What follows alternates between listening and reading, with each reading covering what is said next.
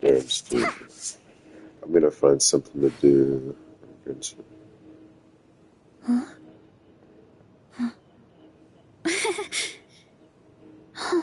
Kind of do.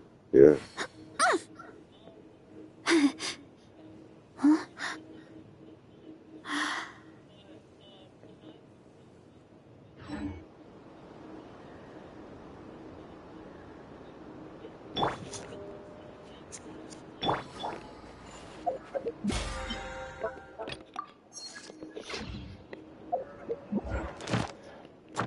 Mm-hmm.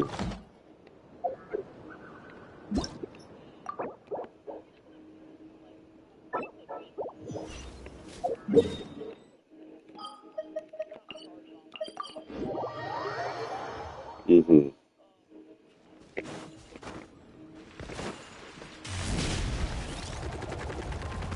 Ad Astra.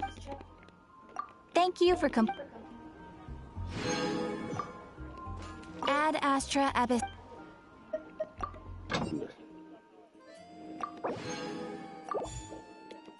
Yeah. Still gotta.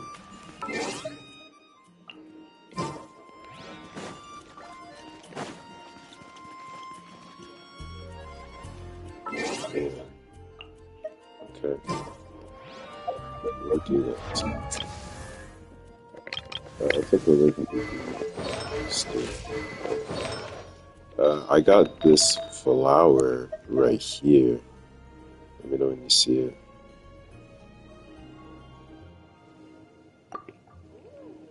Yeah. That is actually really good.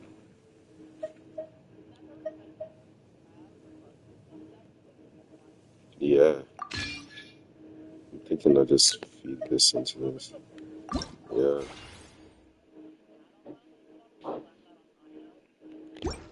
Oh,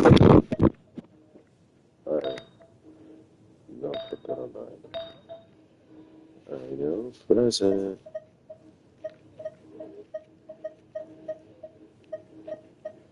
Yeah.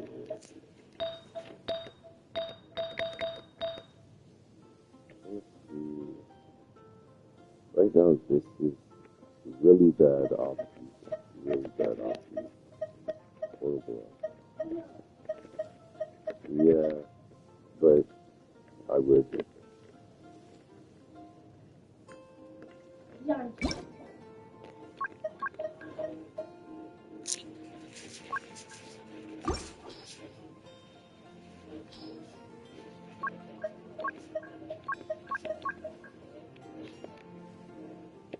Yeah. Oh my god, I'm blooming.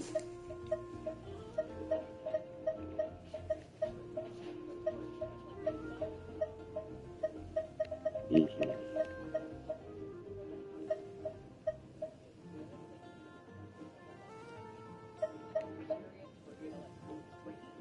Yeah.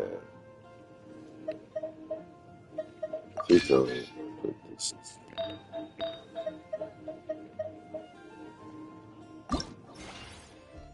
Okay. Yeah. I'll do that.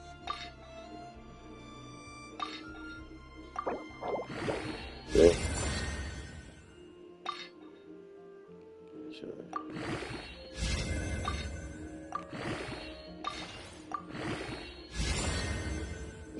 Not great, but it's okay. Yeah. Let me see.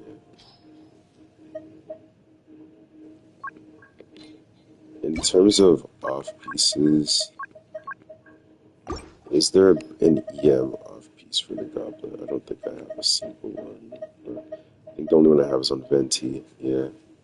I only have one EM goblet, surprisingly. Yeah. I don't know if maybe I fed them into. Get off the table!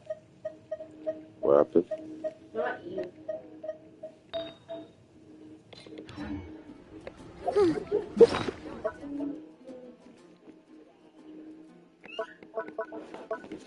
What's in the table? examples. Yeah.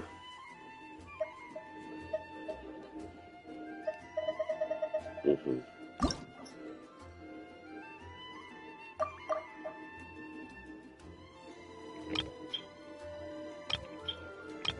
Yeah, I'm in the transmitter, but I reached my limit. Yeah. Forget who I got a piece for. I think it was a Scoffia. Yeah, it was during that time. And it still hasn't reset. This thing takes 300 years just to reset.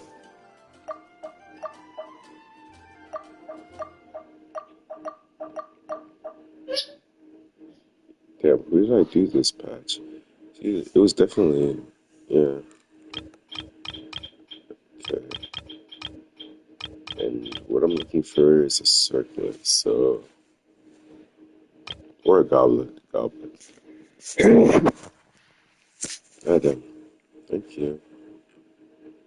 I think a goblet would be nice to spend on.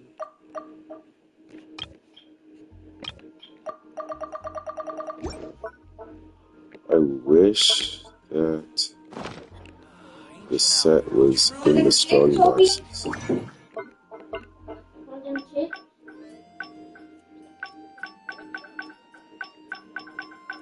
Yeah,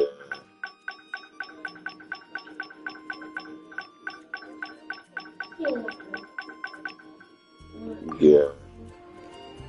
That would be so good if I had it, but no.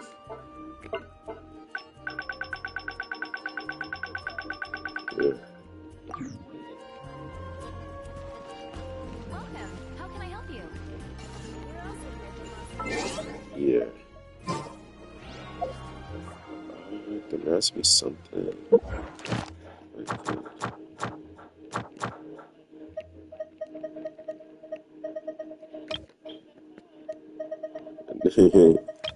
Else for living.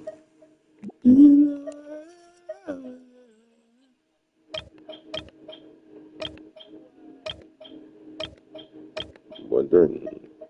Alright, I don't want to do this level up 4 stars thing. I do want that wish, but it's a little like wasteful. Sure. Yeah, it's true. Yeah, it's just a waste. Yeah. Let's see. I'll roll up one of these in the meantime.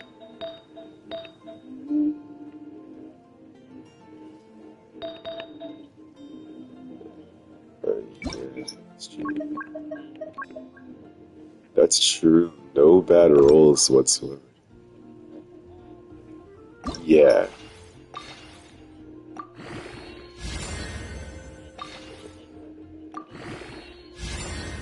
I think so. Yeah.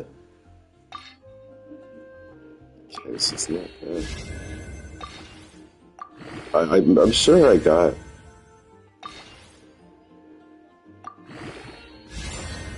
Mm-hmm. Oh, this is not bad. Really good. Yeah. Yeah, there's no bad roll. Oh, this is. I do. I do. I feel the power. Me. Please.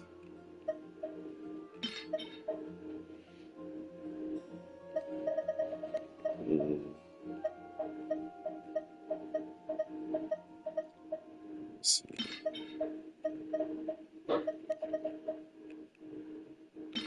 Always have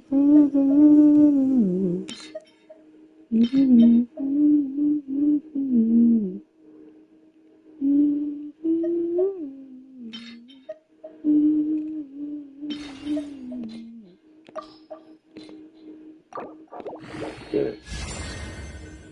Yeah, not bad. Good piece. piece.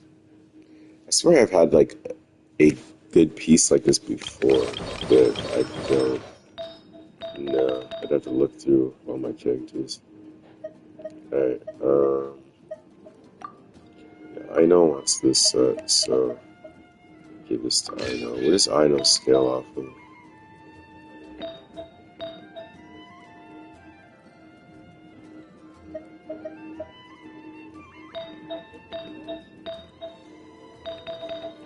Mm, yeah, okay.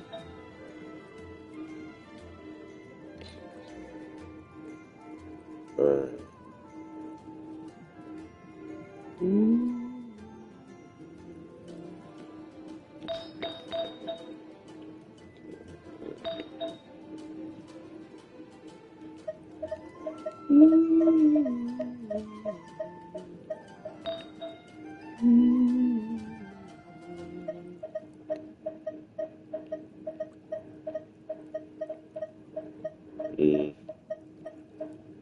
So the attack percentage is good, but okay. Damn.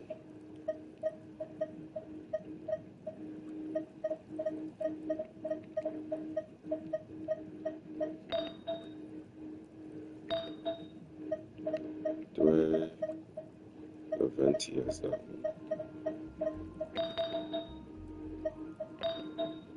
Alright, yeah.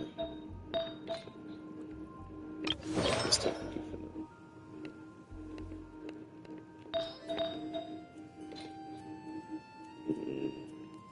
Go with and this will do some. This is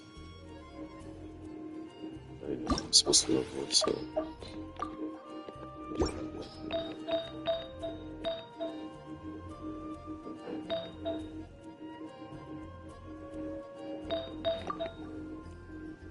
better substance.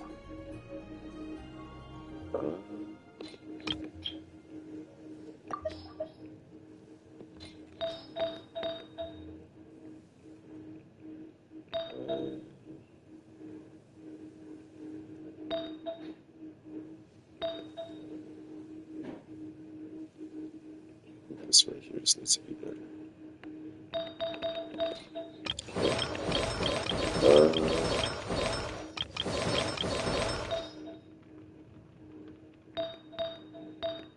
Let me see, which one was the character that had like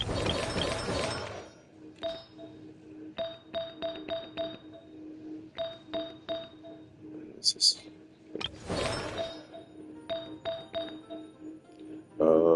It was my Eula, but I don't know if this was a four-liner. Not Eula, what is it? Rosario, but I don't know if this was a four-liner before, or if it was.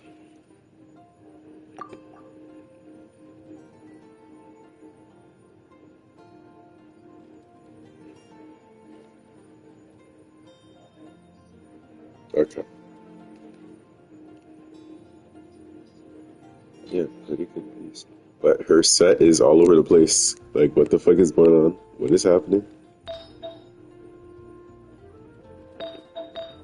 Uh,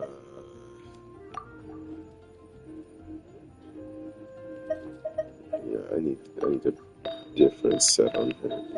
But, I mean, hey, she does whatever she can do. To be honest, like she still helps me out very well. So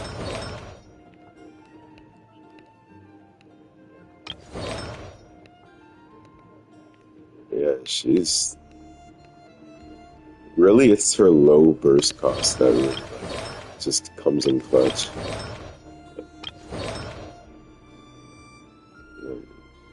Why do I have?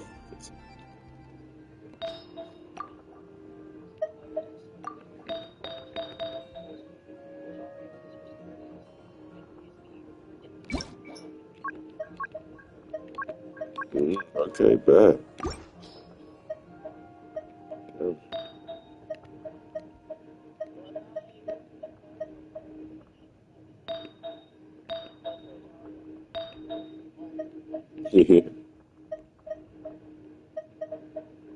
I can change this up.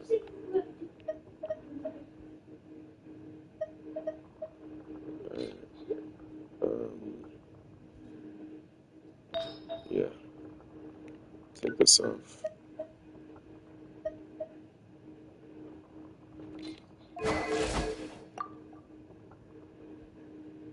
Osmanthus. Damage.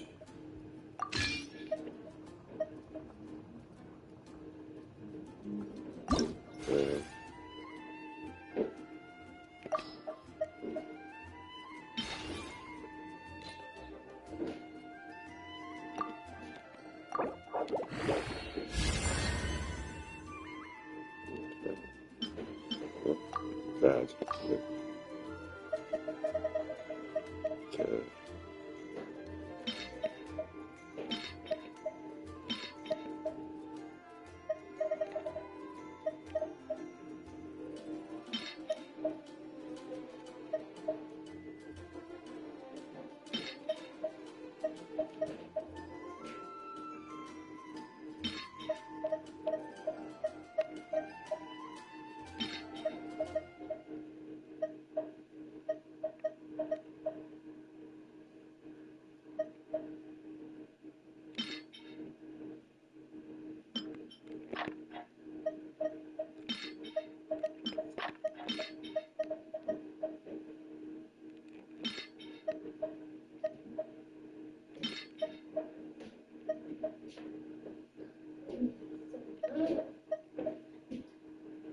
I'm so hungry. What you are? Time for McDonald's. No. Yes? No. Yes? Too early for that. McDonald's time. Nope. Oh, but do you love McDonald's? But you love McDonald's.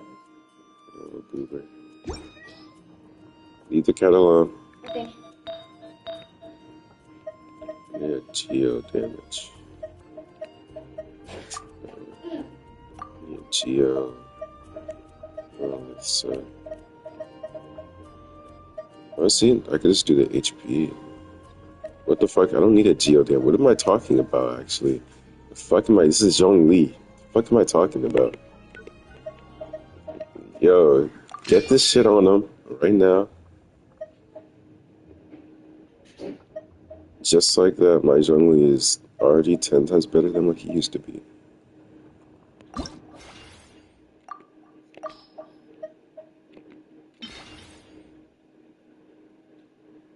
Like, I don't think he needs a geo damage goblin, but even then, this one is not great, so let's give him HP for now.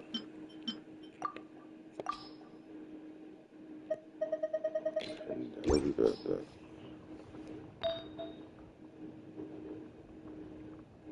Not even this fully.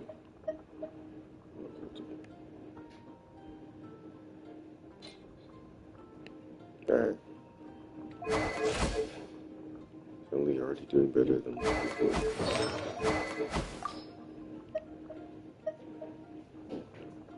Increased by 20% additionally. I didn't go to school today. Leon. Huh? It's Saturday. It's Saturday? Mm. Yeah. So this wouldn't be bad. So that Just put means him. there's no school. He's a little booger. Yeah. It's Saturday.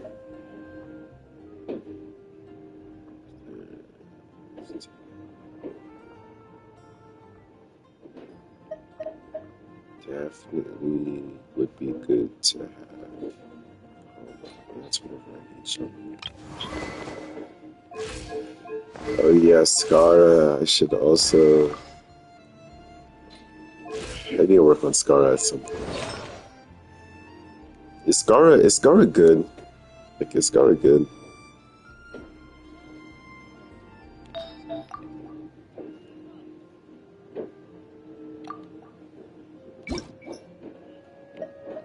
Okay. Yeah, I believe so.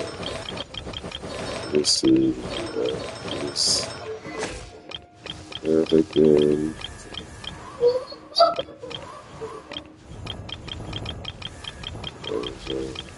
Yeah, I do. Let's just see one. Yeah, I.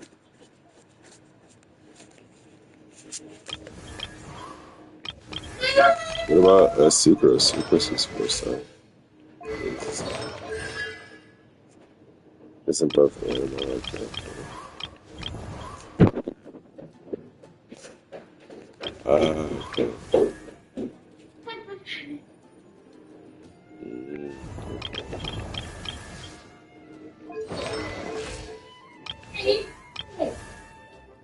Hidden sub. Let's play with Kobe. Let's play something. Go to your room, Kaden. Go to your room. Okay, so if I want to do Skara, sorry, okay.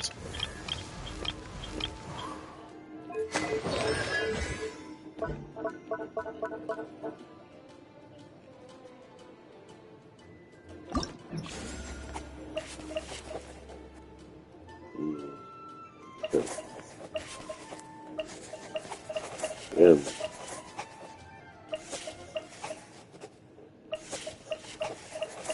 Even Sucrose has one. Okay. What does Mona's do for?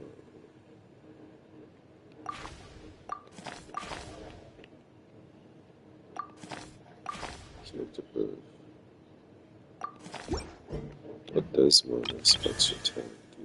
Let's see. Kaden, stop.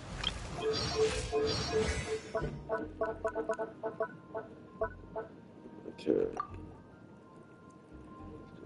Just some kind of hex I can do.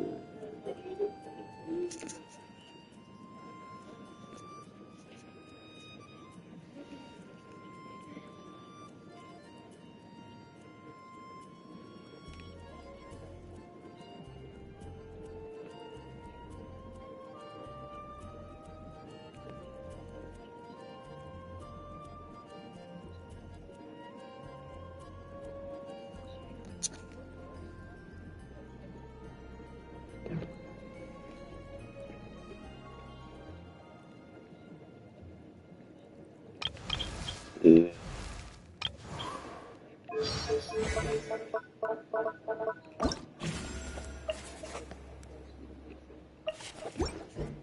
Okay. Officials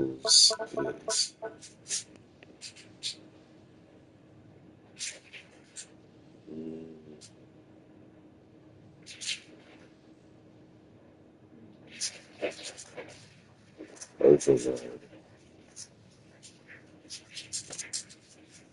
Throw that away. Kidding, throw it away. Okay.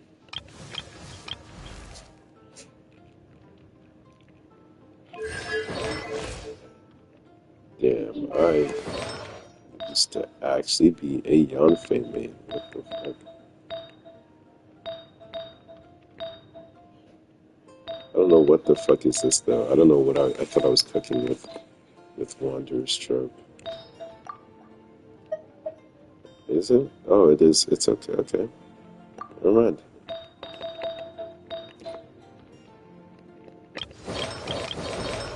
You know what? Fuck it. Let's go. Yanfei team. What would be okay? What would be a decent Yanfei team? What reactions are we looking for with Yanfei? Vaping mount. I can definitely pull up a mountain.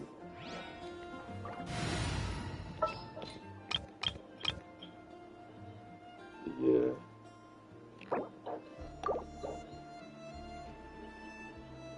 Witness my power.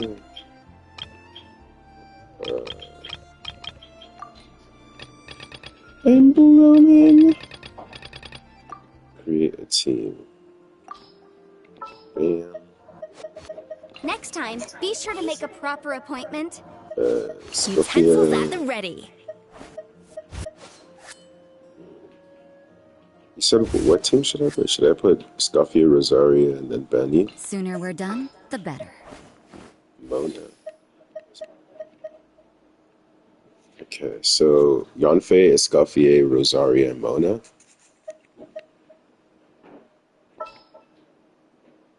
Wait, what? Who? Benna. Okay. It is as the stars foretold. You want me on your team?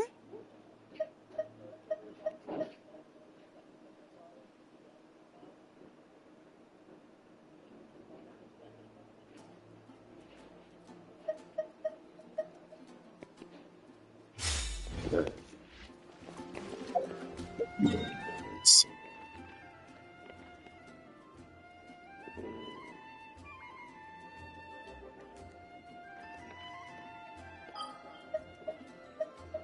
It is. I'm deleting though.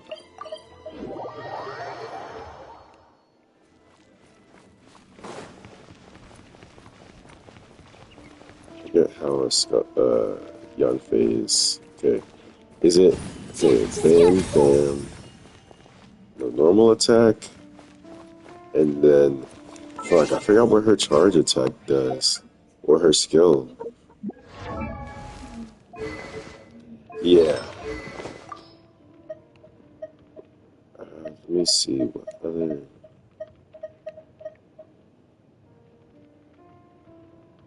Could take this off of Mona.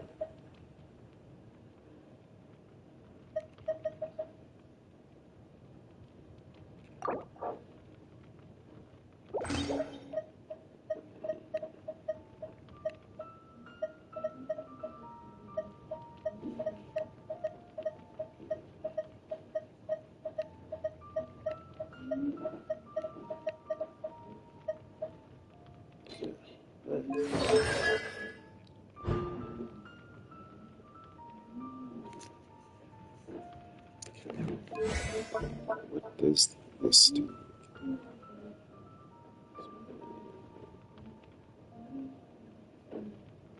Oh yeah, Scarlet Seals. I forgot about this.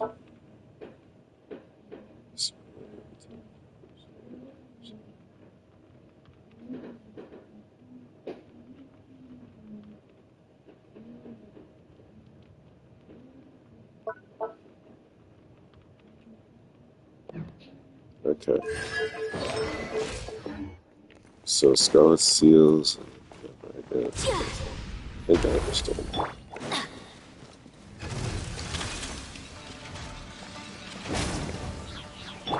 Let me scribe.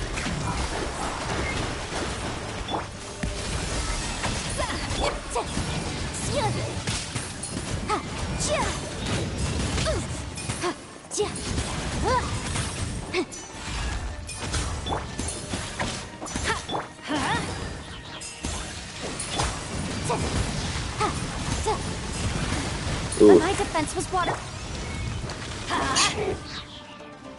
I'm going in! Adaptive frosting! Boom boom!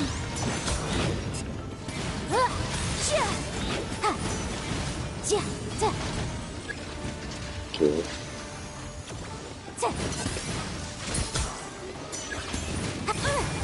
Right here. Let's light it up! A little amuse-bouche! Goose on the loose! Decided by destiny. Delves into inadmissible evidence.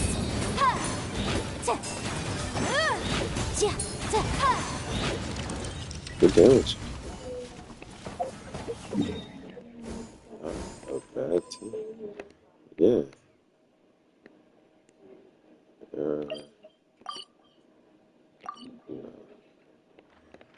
So let's go. Let's go.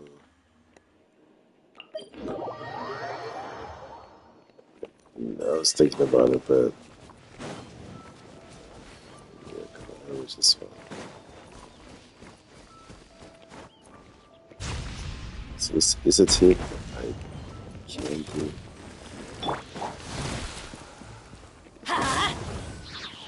Shadows of fate. Adaptive frosting.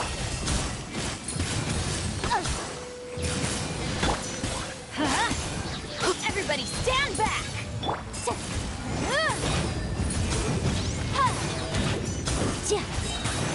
Time for your arraignment! There we go. Yes.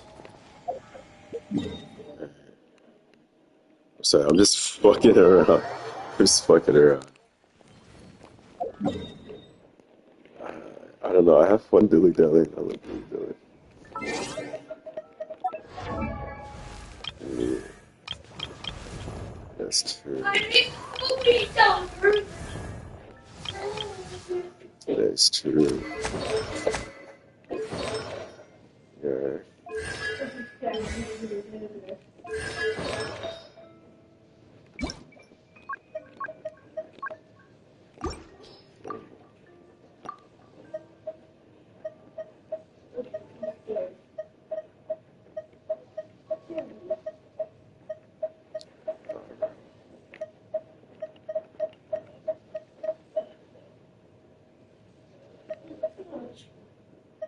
This one uses elemental mastery.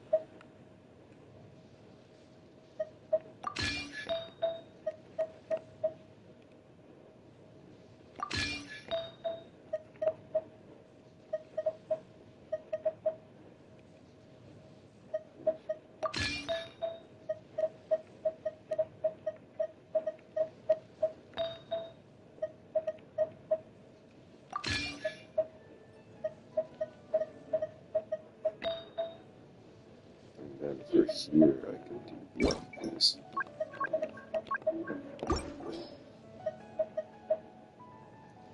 Oh, actually, that.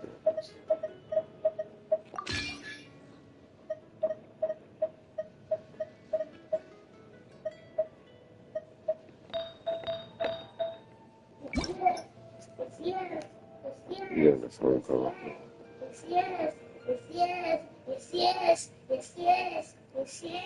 Kaden, can you stop? Stop what? Go to your room. Yeah, hello? No, I'm not. Yeah, he's I didn't give him anything yet. Alright.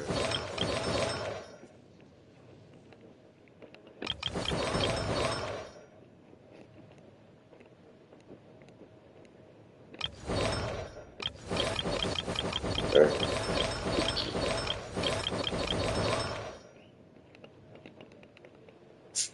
Alright.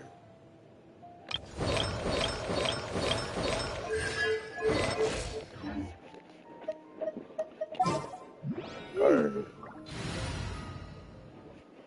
Okay. Alright, I'm back, I think.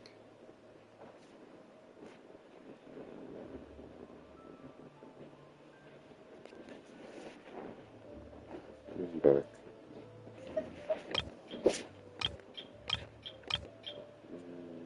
I need to work on my alignment seem bad here.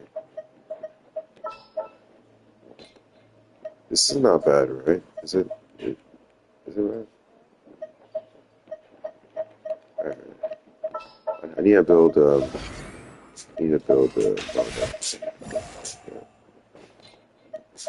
I know first. Let's need more EM.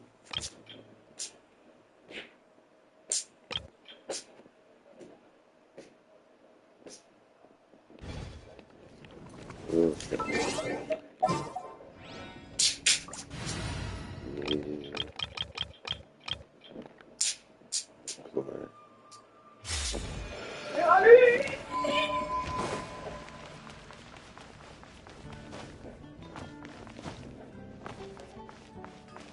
Add Astra.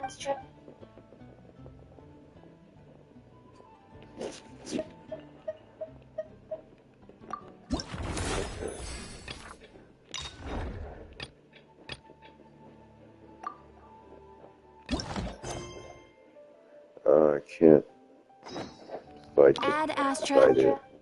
Very good.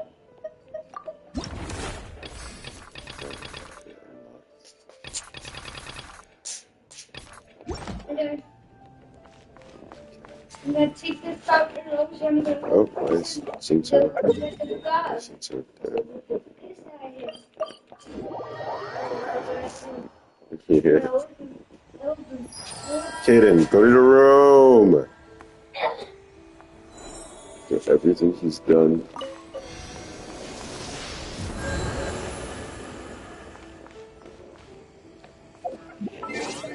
Oh, God. I'm not gonna lie to you, 2 days ago. Not 2 days ago, was it? Okay. It was yesterday. Yesterday, like at midnight.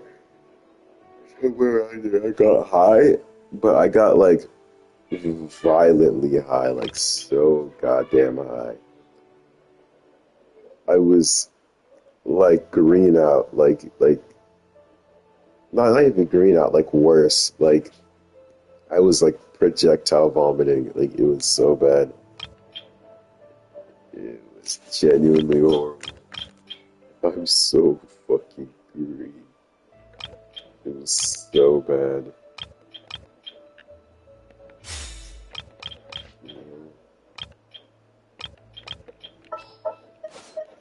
Ready to ride.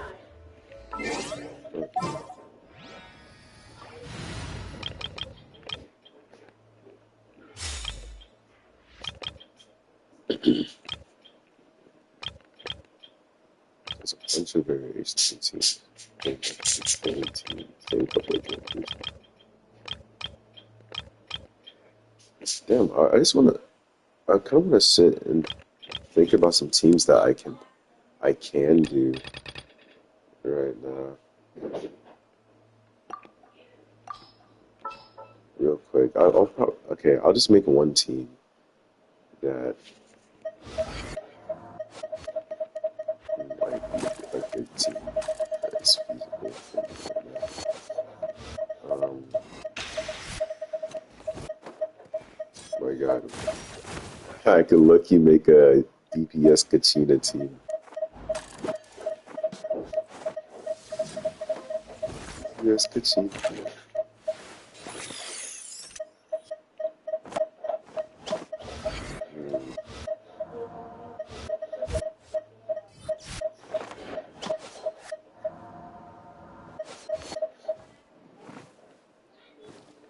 I think it's a character I have.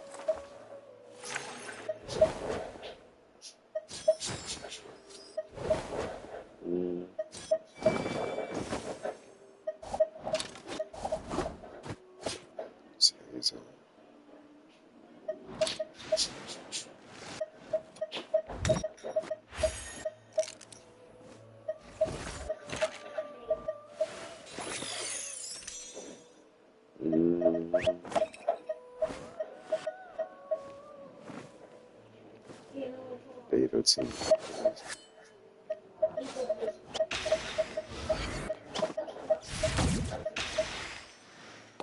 Yeah. Yeah. Alright. Let me make my.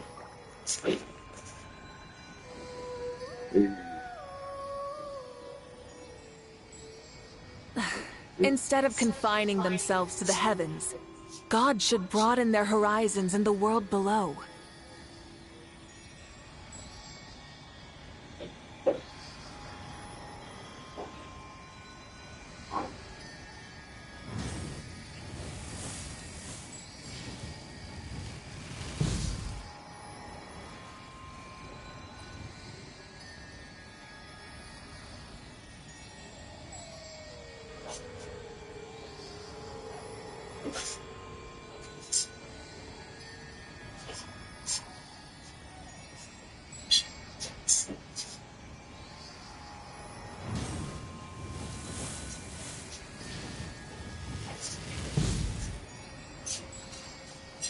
Hey, what are you doing in the bathroom? What are you doing? Out the bathroom, over here.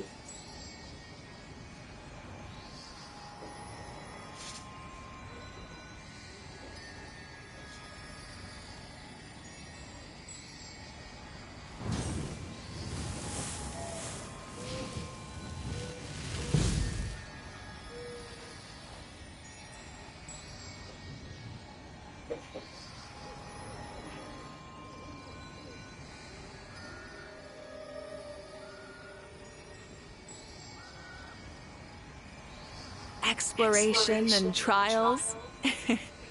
Adventuring is right up my alley.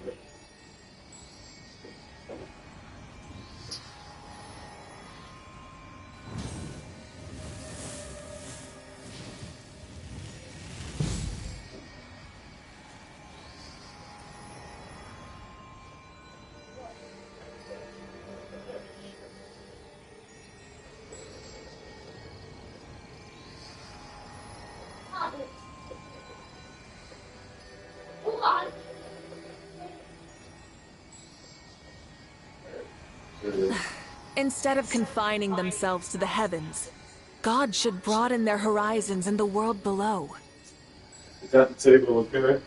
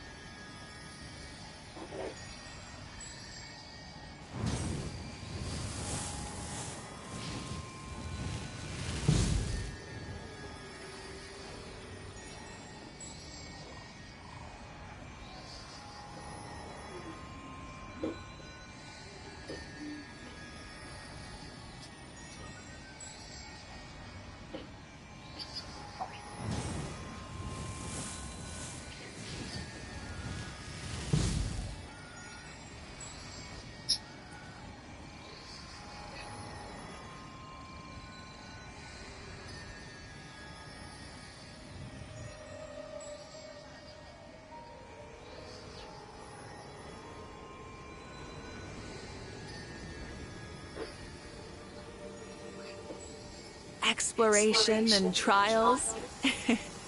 Adventuring is right up my alley.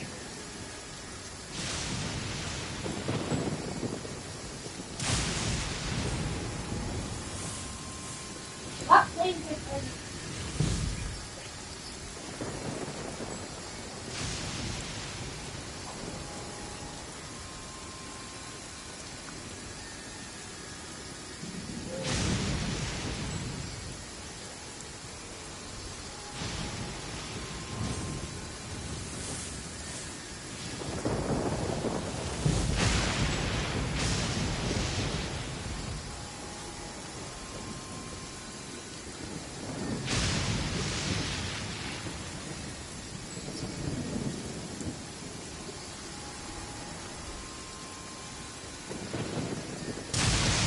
Many insects have a compulsion to follow the light, and humans are the same.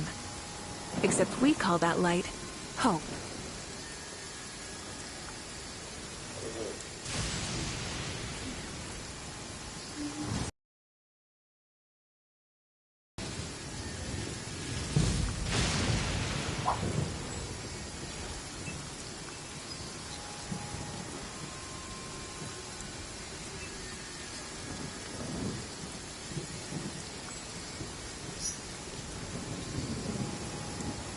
Exploration and trials. Adventuring is right up.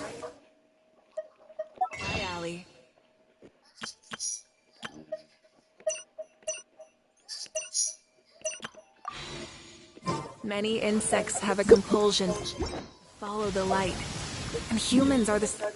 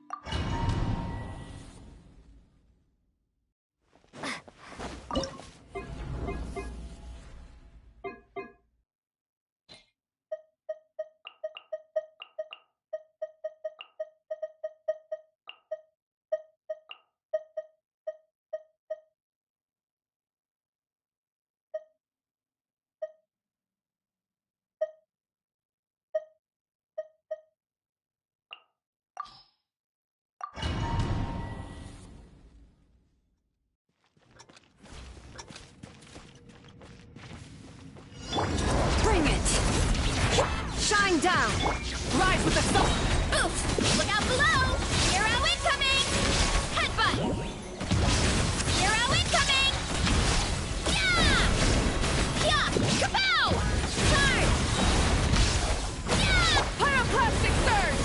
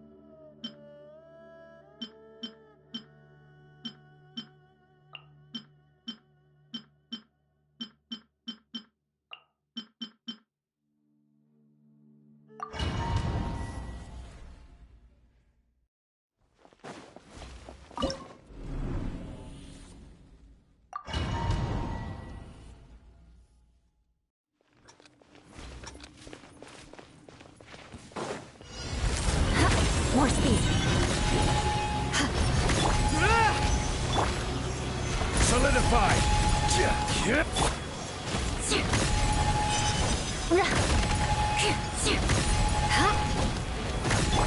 Charge! Shudder. Crush. Yeah. Fall in! Stabilize! Beg for mercy. I condemn you.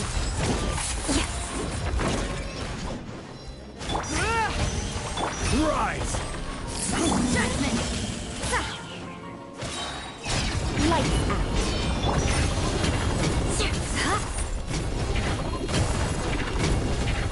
Crush. More speed. Crumble! Order guide you! Careless! Gather! Advance!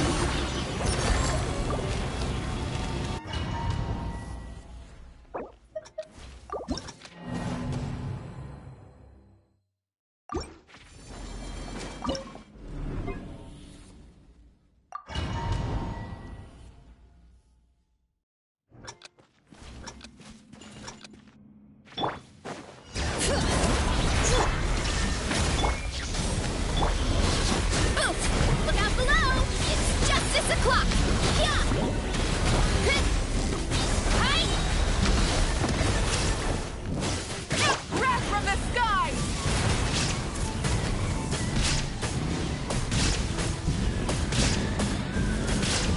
Incinerate! Bring it! Illusion shattered! It's justice o'clock! Headbutt! Charge!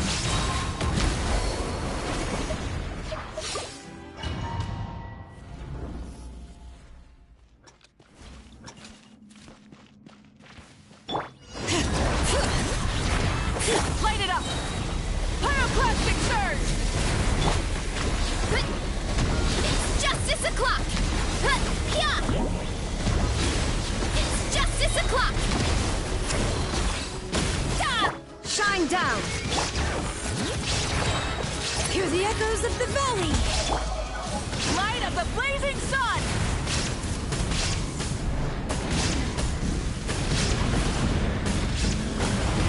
Incinerate! Headbutt! It's justice o'clock!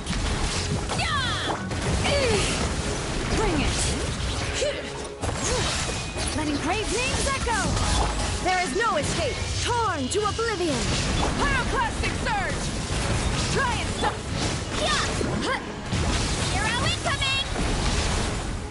Headbutt! Heads up! Charge! Yeah! Hi!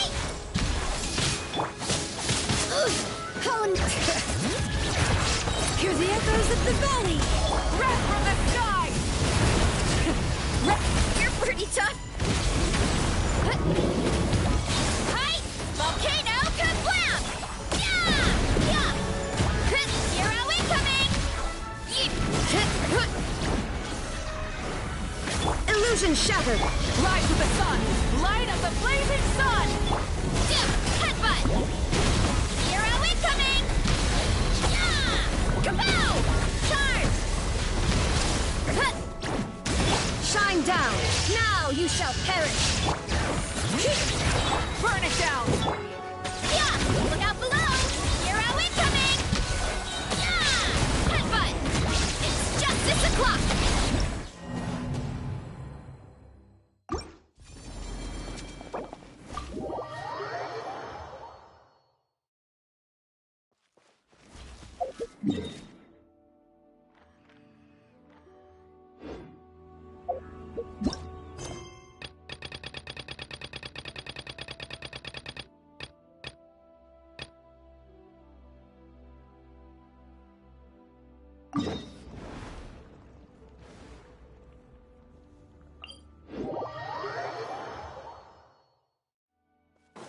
Try and stop me!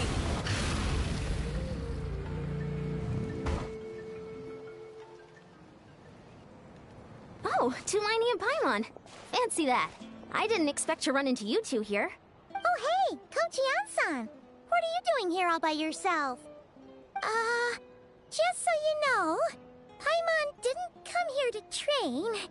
Paimon's not looking to sign up for any diet plan or bodybuilding class right now.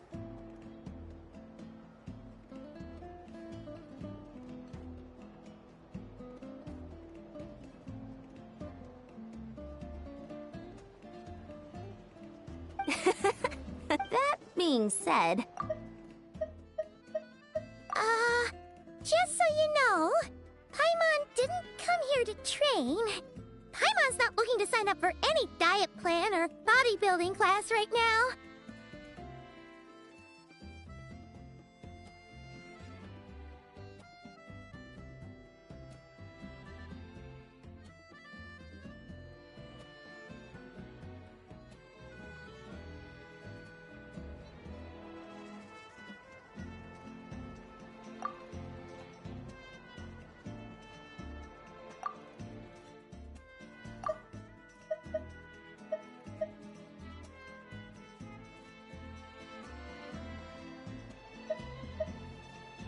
Yeah, all jokes aside, you're right.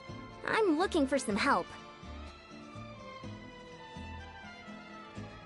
The Collective of Plenty is holding a bodybuilding competition soon, and so many people have been busy squeezing in their last-minute workouts that we've run out of staff for patrols.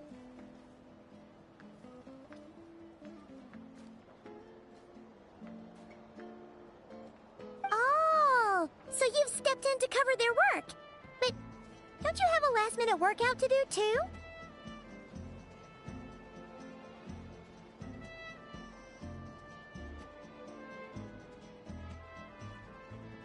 I'm good. For one thing, I believe peak conditioning can only be achieved through consistent training over a long time span. Cramming in a workout at the last minute does next to nothing for you.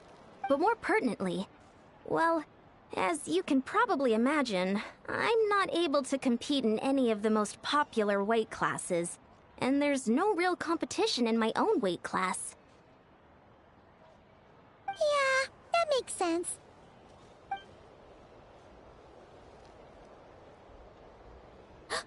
Oh no! Don't look at Paimon like that! We are not the same weight class, and no way is Paimon competing against you!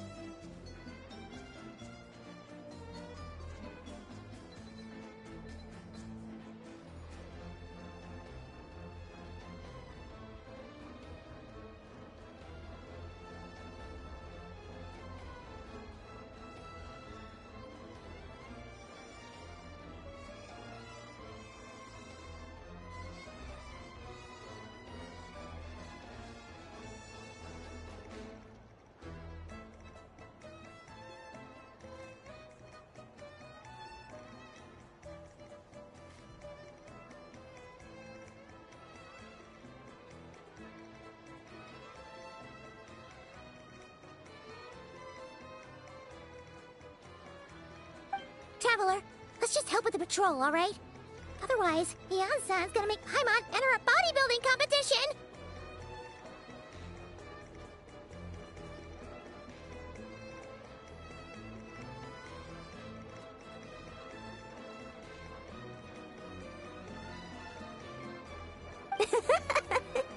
Perfect. I managed to get you on board with just one look. Thank you both. It should be pretty routine. Just keep your eyes peeled and make sure nothing strange is going on in the area. That'll free me up to check the other section. Let's meet back at the settlement when we're both... Sure thing! Just leave it to us. We're experts at strolling and patrolling, don't you worry.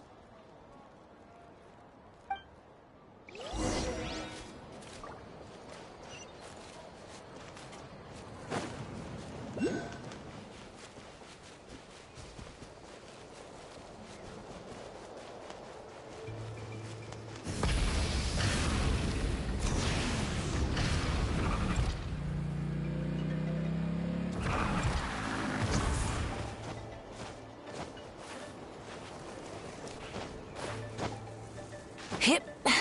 All right.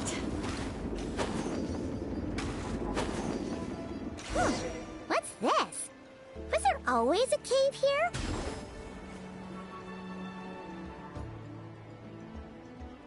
Hey, there's a hilichurl here.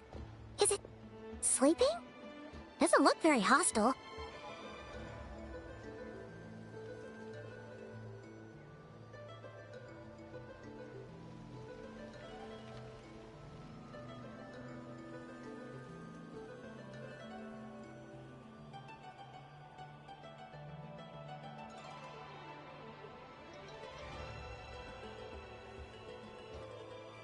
Why is it hiding away here?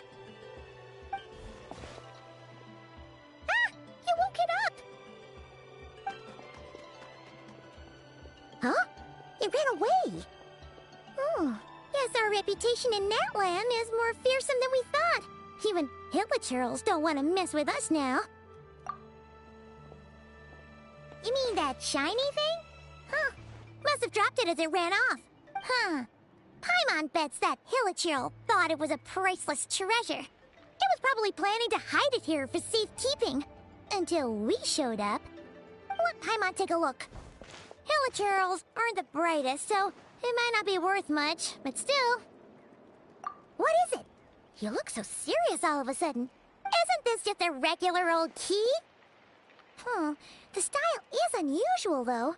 Doesn't look Natlanese. Where do you think it's from?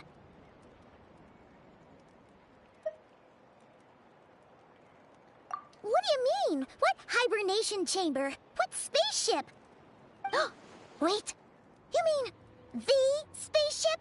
The one that brought you to Teyvat? So, how did that key show up here? Are you sure you didn't just drop it?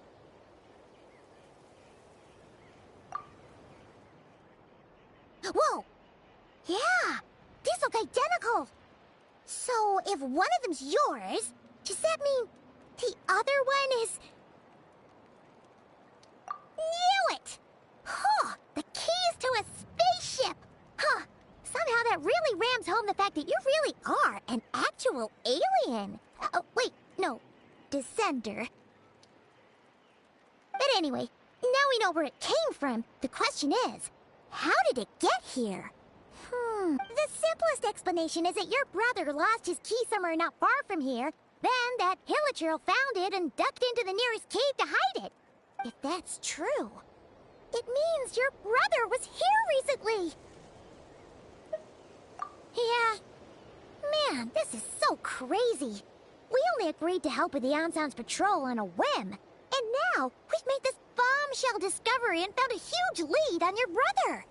Should we keep following this trail while it's hot? Or do you think we should check back in with the Ansan? Ah, there you are. Looks like you went the extra mile today. Thanks for being so diligent. Oh, hey, Ian-san, what's up? Didn't think we'd see you again till we headed back to the settlement.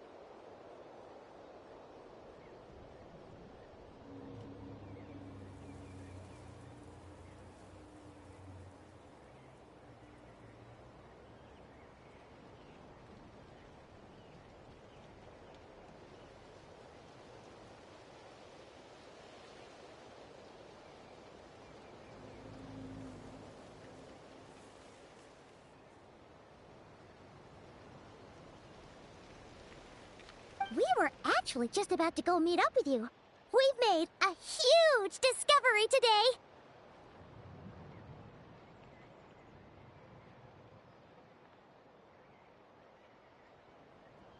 I came here to let you know that you don't need to keep patrolling anymore. The bodybuilding competition has just been cancelled, so the usual squad will be resuming their normal duties. They'll be here to— Wait, canceled? Why? What happened? The Abyss Order attacked! Huh?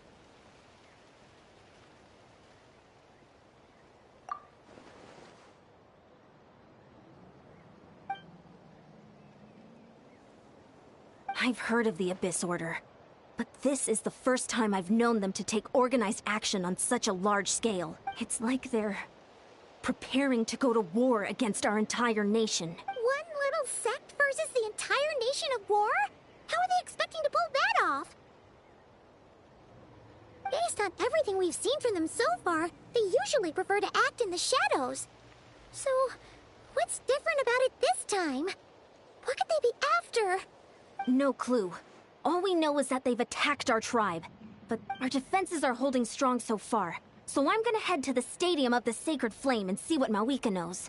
If there's any information out there, she's the one people report to. Oh, want to come with me? I'm sure everyone will feel better knowing that the hero of Natlan is on the case. Great, then...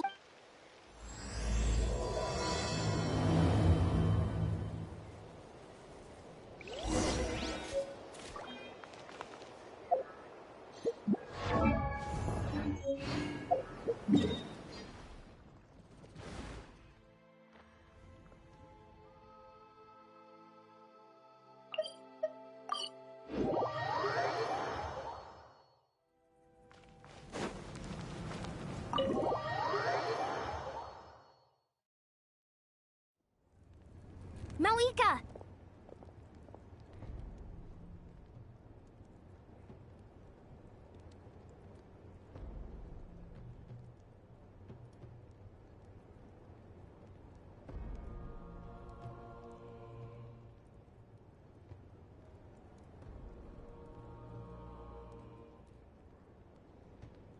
Oh? Ah, great timing, Yeon-san. I was just about to send someone for you. And it's good to see the travelers with you. How are things looking? What's the latest word from the messengers? The Abyss Order has been spotted near several tribes at the same time. Clearly, this is a coordinated strike. Also, their numbers are much higher than expected. Their organization appears to have grown considerably, but because they're usually so secretive, this is the first we're learning of it. It sounds like they're throwing everything they have at us. What are they trying to achieve? That's what I'd like to know as well. Historically, Natlan has not been a hotbed of Abyss Order activity, and we have no particular quarrel with them. Could it be... revenge, perhaps? Would they want to get back at us for our recent victory over the Abyss? Oh, seems unlikely. But then again, Paimon wouldn't put anything past the Abyss Order. It's too early to say anything definite. For the time being, we should continue monitoring the situation. How are the battles going? Not too many casualties, hopefully? Well, even if they're committing all their forces to the fight, they're in for a tough time.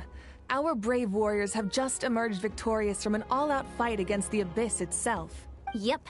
We have a whole nation's worth of seasoned veterans fighting for us. Compared to the true Abyss, the Abyss Order poses a far smaller threat. They cannot endlessly replenish their forces for starters. However, this is still a war, so we must give it our all and do our utmost to minimize casualties. The tribes are organizing their defenses as we speak. Traveler, this is one war that Natlan can handle on its own. If you wish to stay out of it, you'll be safe here at the stadium with me. Oh? In what way?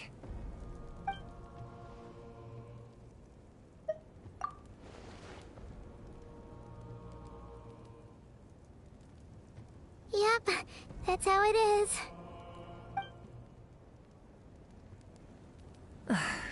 I see. My goodness, that is very personal indeed. If you don't mind me asking, Do you have any idea what his goal could be? Safe to say, they're not exactly on the best terms at the moment. Ever since Paimon met the Traveler, she's been trying to track her brother down and get some answers. But he's been avoiding her. I see. So you two have fallen out. Huh. A pretty common occurrence between siblings. Well, yeah, that may be. But the stakes are a little higher where these two are involved. They certainly are. Although somehow it doesn't surprise me that a spat between the Traveler and Twin could affect the fate of the entire world. Just so I'm clear, you're still on Natlan's side, and you have no idea what your sibling is after. Is that right? Well, that's a relief. When you first mentioned your sibling, I was worried we were about to be thrust into an impossible position. Our reports say that the Abyss Order has focused most of their efforts against the Masters of the Nightwind.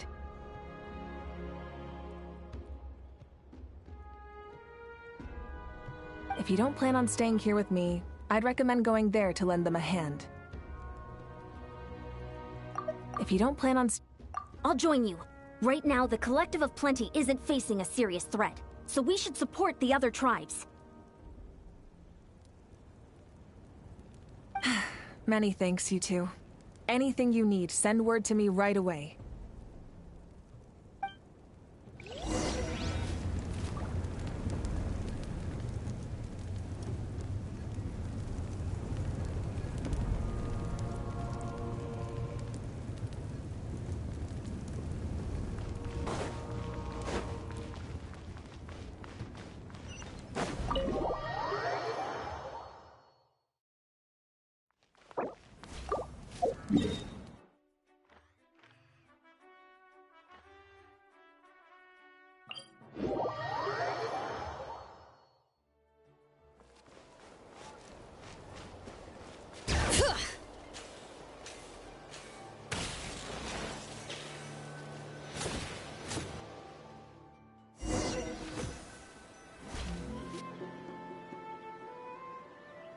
Look, it's Eulalie!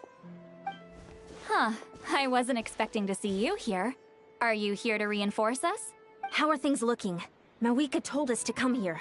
Oh, the situation must be pretty dire if it's managed to get Eulalie out of the house. Dire? No, I wouldn't go that far. It's mostly just irritating. I heard we're being hit the hardest out of all the tribes. What are they trying to imply? They just think we're pushovers or something? The more I thought about it, the angrier I got. I couldn't exactly concentrate on my novel after that, so... well, here I am. So, that's how they earned the ire of Granny Eatsley, huh? They call themselves the Abyss Order, yes? Ugh, so tasteless. It's exactly the kind of two-dimensional name a clueless writer picks because they don't trust the rest of their writing to persuade the reader of who the real villains are. Hey, she's saying your brother has poor taste. Wait, what? Are you saying her brother is a member of the Abyss Order? I only said that because I was mad, but maybe I went too far. Hey, let's save the chat for later. We've got some enemies incoming. Good. A much-needed chance to vent my frustration. Not a moment too soon. Things were getting awkward there. Luckily, I'll never have to find out just how badly the rest of that conversation was gonna go. You didn't have to say that last part out loud, Eulalie. Anyway, let's get him!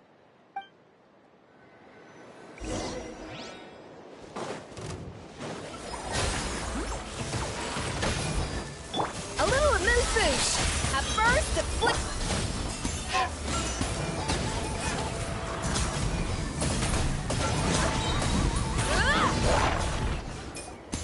Phew, much better. That's more like it. Ooh, impressive work, Granny Eatsley. If I'd known you were on the case already, I might have reconsidered whether your tribe really needed reinforcements. If anyone should be reconsidering, it's the Abyss Order. They picked the wrong target this time. Experience says that if we head in the direction they were attacking from, we should find their stronghold. Why don't we press our advantage and destroy their base? They won't know what hit them. Hey, was there a battle here just now? Need any help? The warriors from the Masters of The battle against the Abyss is still fresh on our minds, so everyone's used to working together. Well, morale's high and everyone's here. Let's go take down that stronghold! Get to work! You can't run! Punishment! Yes! Forward! Crush them!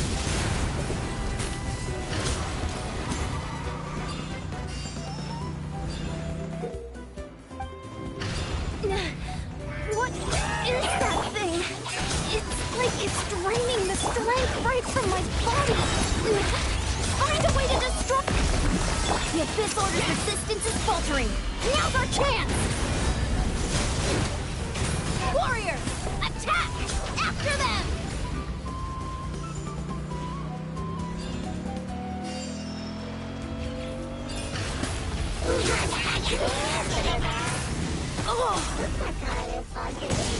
Deuce on the loose! You must be the boss here. Time to show you what happens when you mess with the Masters of the Night Wind! Resist the Abyss will pay the price! Wrath from the sky!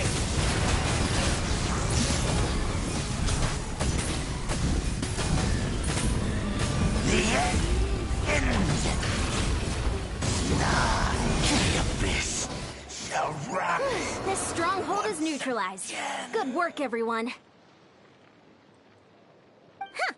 The Abyss Order's all bark and no bite.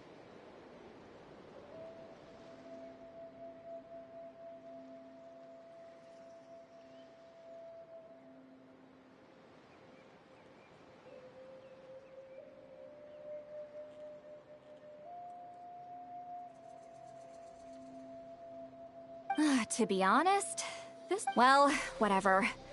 I'll just have to make up for it with some extra wine at the victory feast. With the stronghold cleared, this area should be safe for the time being. But still, something tells me we can't afford to let our guard down yet. Maybe it's just me, but an enemy under siege normally defends their stronghold at all costs. The fighting gets more and more intense right till the bitter end. But this time was different. With a few exceptions, most of the enemies here gave up and fled the moment that... well, I don't know, but it seemed like they sensed something. Huh? Not sure I follow. They did a tactical retreat, that's all. It's just a different strategy.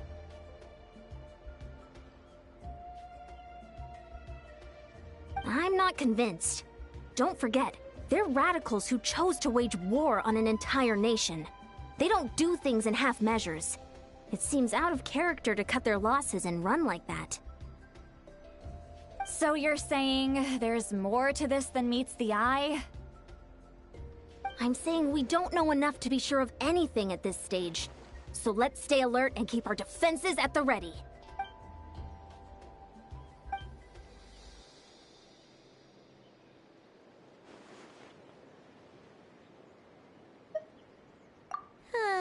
Paimon had a hunch you might say that.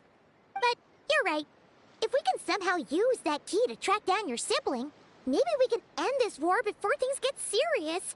And maybe you can finally get some answers. Wait, you're leaving? But I was still debating whether to invite you to the first victory feast. Go ahead, you two. See, Lolly and I will take care of things here.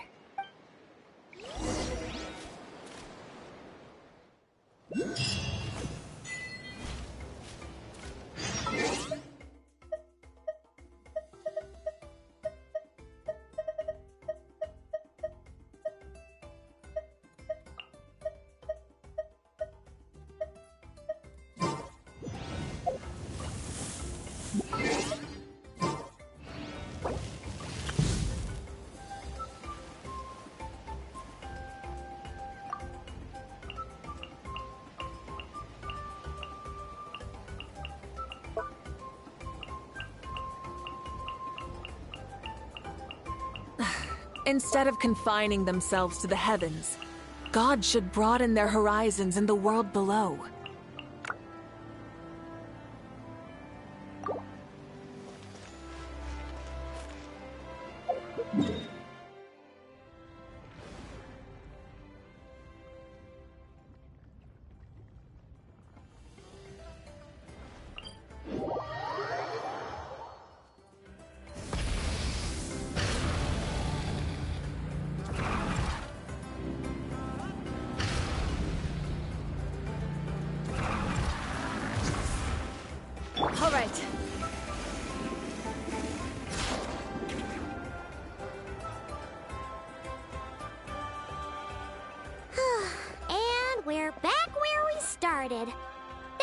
Hilichurl probably found the key nearby, right? Let's look around for clues. There's no time to waste. The Ansan and Lally are waiting for us.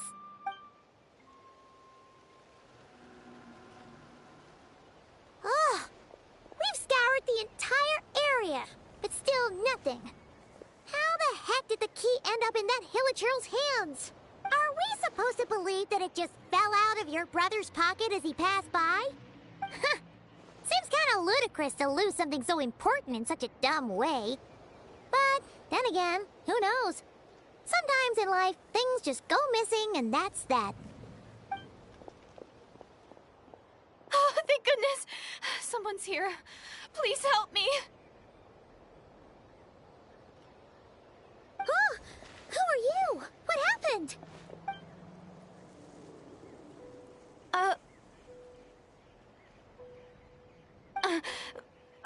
No, now isn't the time. Please, you've got to help me.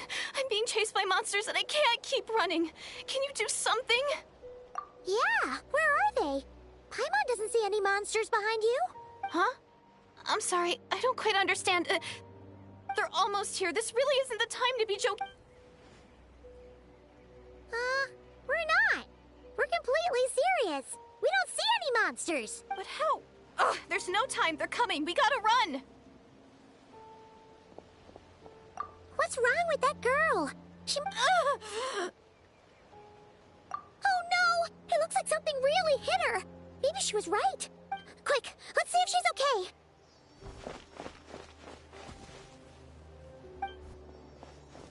What's wrong? Are you hurt? What was that? The monsters! They're right there!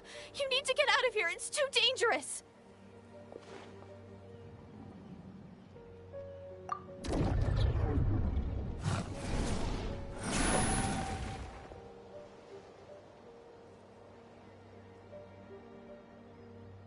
Huh? Oh, now you finally see them. Well, it's about time. I nearly kicked the bucket just now. Great! Savior?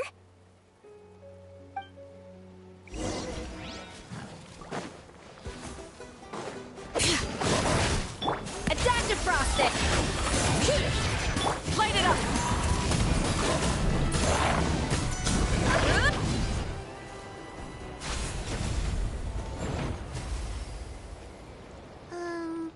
You done? Paimon still can't see anything, so it just looked like you were slicing at thin air. Kinda funny, actually.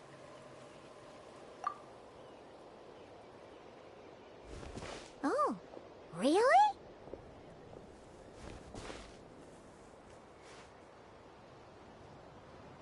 Sure.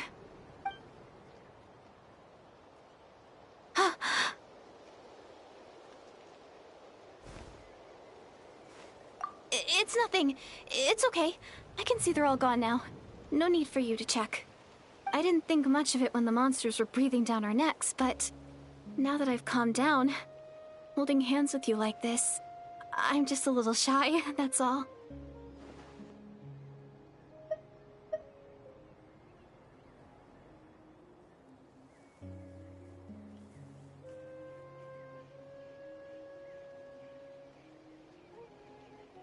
Huh? Have you never shaken hands with someone before? You sure get flustered easily. Well, anyway, I haven't had the chance to introduce myself yet. I'm Deirdith. Thanks for, saving me just now. I'm really grateful for your help. No worries. Paimon's Paimon, and this is the Traveler. With her around, you'll be safe from any monsters. As long as they're visible. So, what was the deal with those monsters just now, anyway? Your guess is as good as mine. I could see them the whole time, so when you said you couldn't, I thought you were making fun of me. Whoa! That must have been scary. The idea that we'd stand by and laugh while some poor girl was being hunted down by monsters?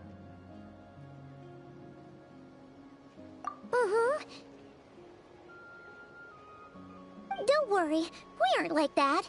When we say we can't see something, it's because we really can't see it. But more importantly, did the monsters hurt you? How bad is it? It's nothing serious.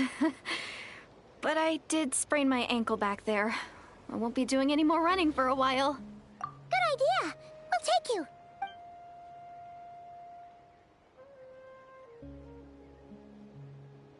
Phew, thank you so much.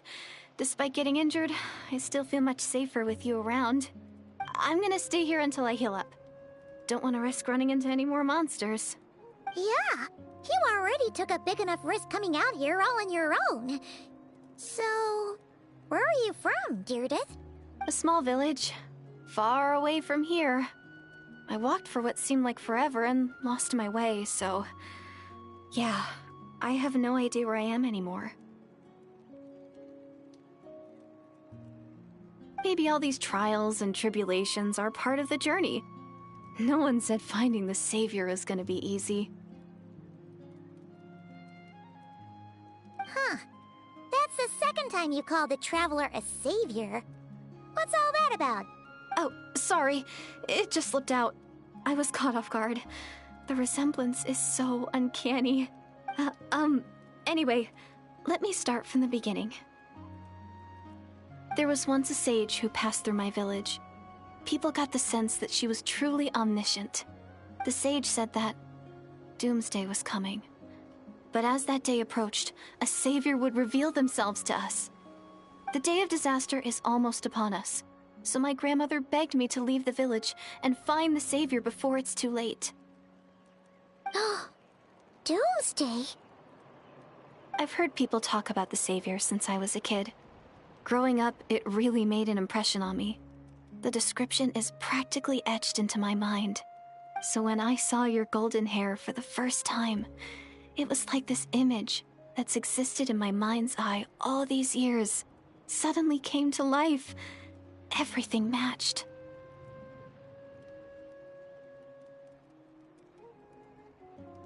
Oh, so that's why you were lost for words when you first saw her. Well, the Traveler's definitely got what it takes to be a savior, and she's already got a ton of titles, so she won't mind one extra. Actually, I don't think it's her. What? But didn't you say that everything matched? Everything except the gender. The savior was described as a young man. Oh, for goodness sake. There are gender requirements to be a savior? Really? Oh, of course. If it's not you, then it's gotta be him. Who? Who is it? You have a brother? Well, then that's it. Oh, it's him. It has to be. Oh, thank goodness. Please, can you take me to see him? Huh. Maybe, if you're lucky. It just depends if we can find him. Huh? But isn't he your brother? Sorry. Looks like Paimon steered this conversation back to the fallout between you two. It wasn't on purpose. Okay, fair enough. But since you're looking for him anyway, why don't we team up? We might stand a better chance if we work together. Yes, everyone says that the disaster is inevitable. But the Savior will rescue us all from our pain and suffering. I've always dreamed of meeting the Savior. Do you really buy this whole doomsday thing?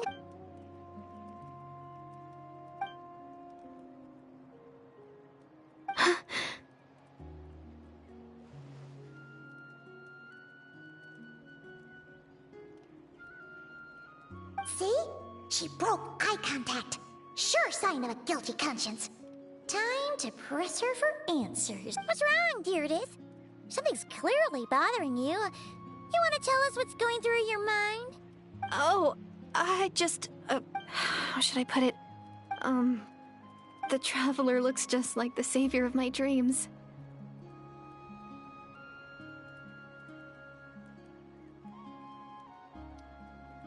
And it's not every day that the Savior of your dreams swoops in and saves the day in your moment of crisis.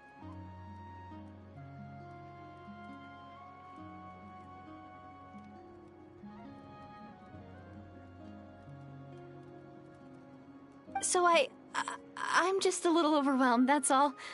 3 seconds of unbroken eye contact is the limit. I don't think my mind and body can handle any more than that. What do you mean, limit? What happens after 3 seconds?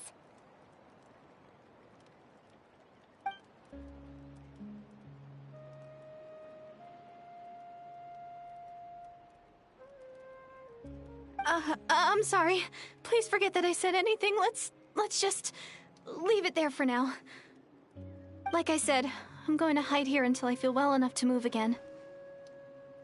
If you manage to find the Savior in the meantime, please come and let me know.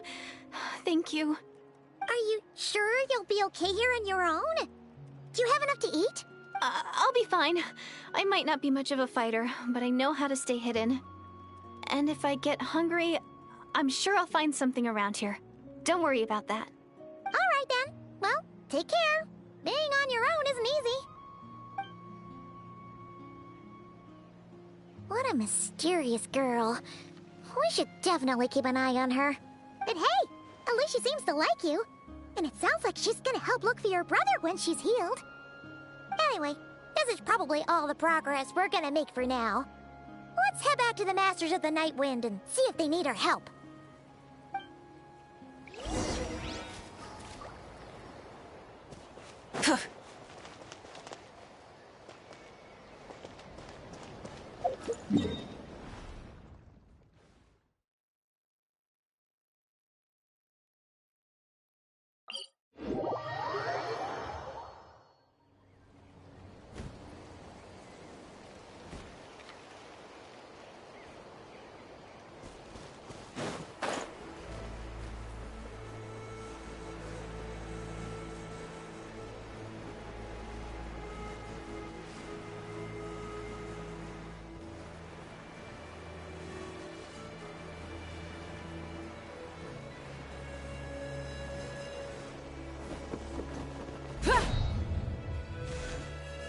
Oh, you're back!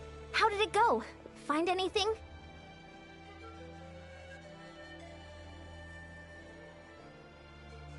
Nothing substantial, unfortunately. But we had the weirdest experience. So I take it that the war's still on?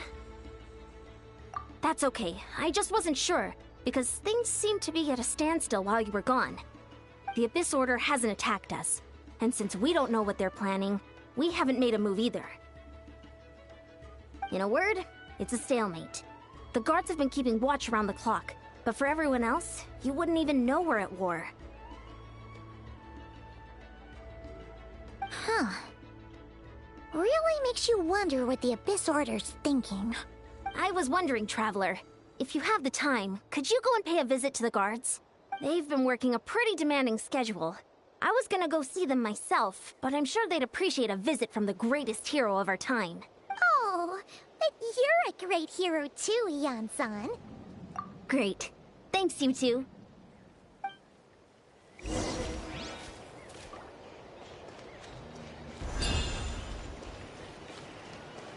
Don't worry, I'm sure they'll show up soon. Wow! Tumaini, our hero. We've actually fought together before. You probably don't remember it, though. You do? Then it's truly an honor to serve alongside you once more. Thank you for standing guard this whole time. It's all good. Honestly, it's not been that much work. Haven't heard a peep from the enemy. Nothing that would indicate an impending attack. I've spotted a bunch of Abyss Order operatives, but they weren't acting hostile, just hanging around. There were even moments when they seemed to be meditating. At least, that's what it looked like to me. Out of an abundance of caution, I asked some shamans from the tribe to take a look and see if there was anything nefarious at work. But they didn't sense anything untoward, so we just put it down to religious ceremony and left them to it. Huh. Interesting. Oh well, the more time they spend meditating, the less time they spend trying to beat us to a pulp. Well, the shamans didn't raise any concerns, so how bad could it be? As far as I'm concerned, so long as they don't pose an active threat, they can do all the cult worship activities they want. Besides, as soon as everything's in place and we're ready for an all-out offensive, they'll be no match for us. Huh. Sounds like morale is pretty high. Guess there's strength and confidence in numbers. Let's keep going, Traveler.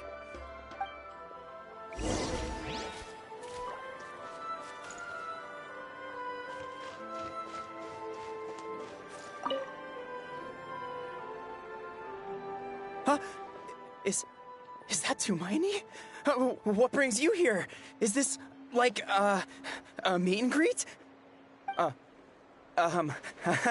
I wasn't...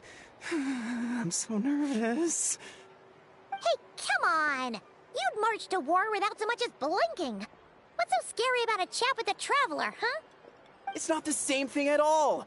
There are plenty of chances to go to war. But a one-on-one chat with our great hero? That could be a once-in-a-lifetime opportunity. How can I not be nervous? What if I say something wrong? Or if my posture's bad? Or if I accidentally make a weird expression with my face? One bad impression can stick for life. No one's here to judge you on your posture or your facial expressions. Relax. All right, then. I'm sorry, great hero, but I have a small favor to ask. Let Paimon guess. An autograph, right? That's easy. May I challenge you to a fight? What? How can you be so audacious and so sheepish at the same time? Huh. Paimon's starting to think your nervousness is all just an act. No, of course not. I just figured that if I don't ask now, I'll regret it for the rest of my life. But I am still on patrol, so please, Great Paimon, if you wouldn't mind taking over for me for just a few minutes? Ugh, again with the sheepish audacity. Just pick one or the other, will you?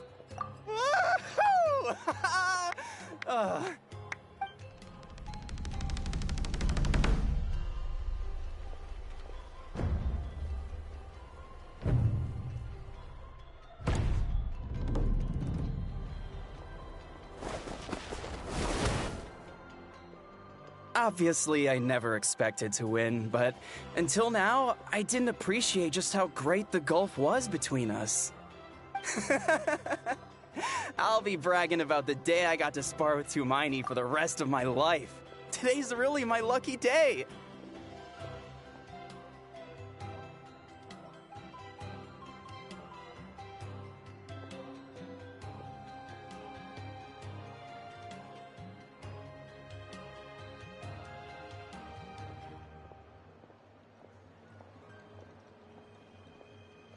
Ugh.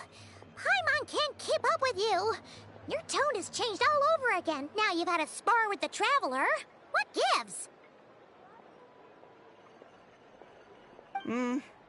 Well, some people connect through conversation, but we warriors bond by sparring. And now that I've had a bout with the hero, we're no longer strangers. Nothing to be nervous about anymore. Okay. Well, to each their own. But Paimon's still gonna stick to conversation. Not at all. We haven't spotted any new enemy movements. As Paimon expected, nothing here either. Let's do another lap and get back to Yan-san. You're back. So, did the guards find anything? Nothing much, no. Someone mentioned that the Abyss Order has been doing some kind of meditation or prayer, but apparently it seemed harmless. Paimon wants to lodge a complaint about one of the guards, though. His name's Kentaro.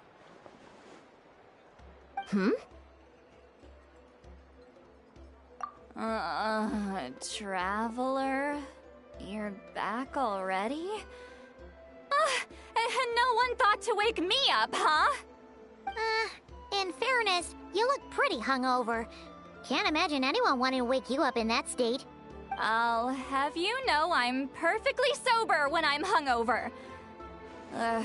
Okay.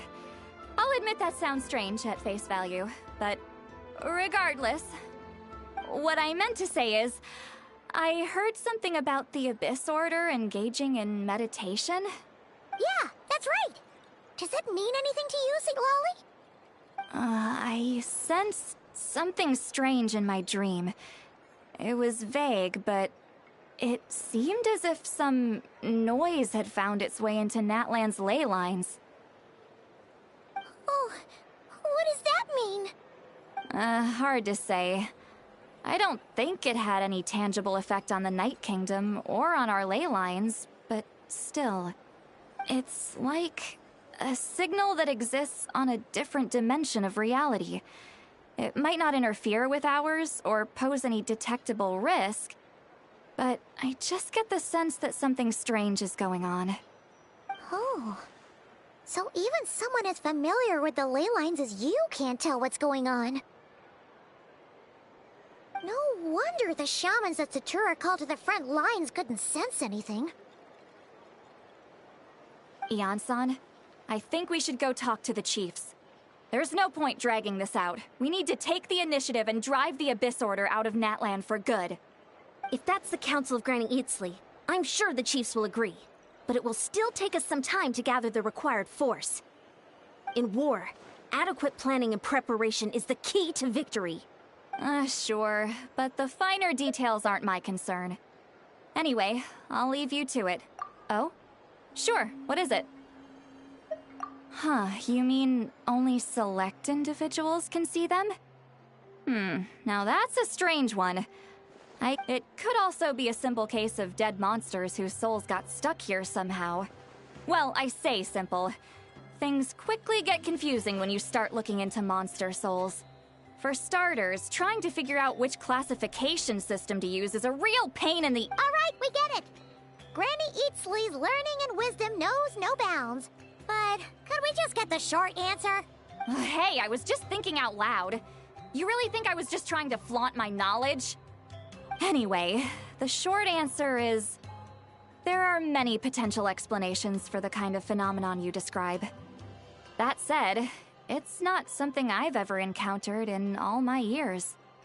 Oh, wow. Okay. Well, if Granny Eatsley's never seen it, it might as well not exist, right? Hey, I'm not that old!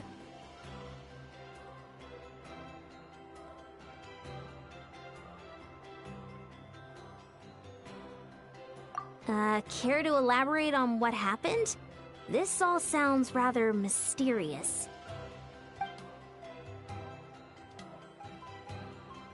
Really? You had to hold her hand to see the monsters? That sounds a little contrived. Huh? That's the part— Maybe the point is more that it requires direct physical contact, whether that be hand-holding or otherwise. But that's neither here nor there. What bothers me is, it sounds like she's convinced that your sibling, the leader of the Abyss Order, That really makes me question whose side this girl is on, and whether what she told you about her background is actually the truth. Sorry if that comes across as paranoid. It's just hard not to be suspicious of everything when we're in the middle of a war. Actually, Paimon feels like you make a fair point. Whoever this girl is, she sounds like bad news. Okay, well, you're clearly just jumping to conclusions. It's hard to know what to make of it. A young lady all by herself, lost in the middle of nowhere, sees monsters that no one else can, calls the leader of the Abyss Order her savior. At the very least, we should remain vigilant. Keep a close watch on her. Sounds sensible. On that note, we probably shouldn't have left her by herself in that cave. Traveler, we still need some time to muster our forces. Maybe you could check on her if you're not busy. Just be careful. It's settled then. Let's go check on her.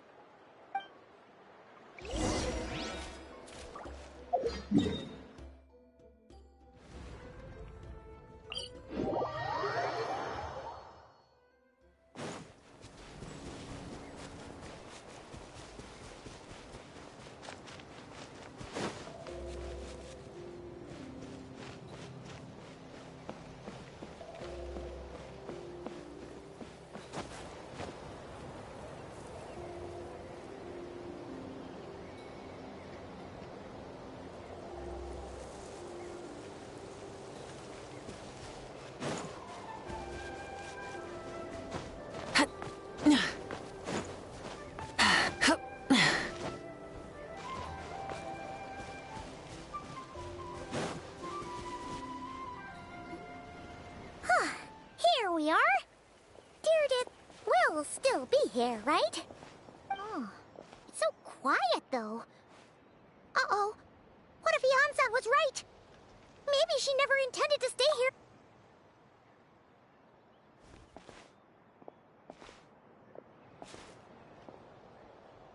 Traveler, watch out!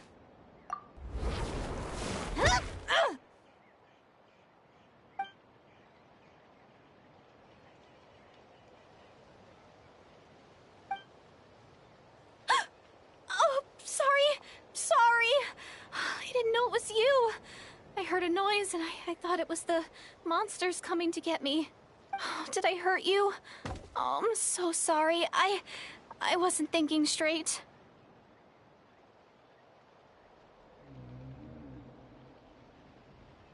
Phew. That was scary. Paimon thought we'd walked into a trap. Maybe we shouldn't have sneaked in without announcing it. Then you would have known we weren't monsters. To be honest, I've been really on edge since you left. I just have this constant feeling that any second, the monsters are gonna come back and get me. And it's not like I can run from them. There's also no way to cook here. It's good you got back when you did. Another hour and a half and you probably would have found me starved to death. Oh, that's weirdly precise.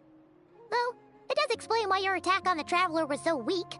Wait, if you really thought you were gonna starve or get killed by monsters, why'd you promise that you'd be okay here on your own? I just didn't want to lose face in front of my hero. She already saved my life once. That's more than enough. I just don't want to come across as a constant burden. Huh. For someone on the brink of starvation, you're pretty preoccupied with your image. What's the real reason? What? That is the real reason. I'm kind of bearing my soul here, you know?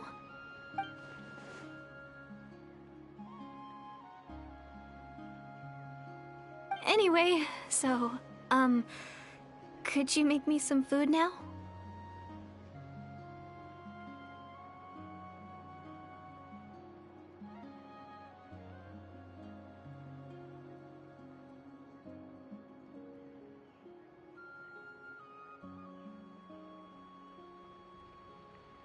Oh, Paimon's getting hungry now, too. Go on, then. You can join us for dinner.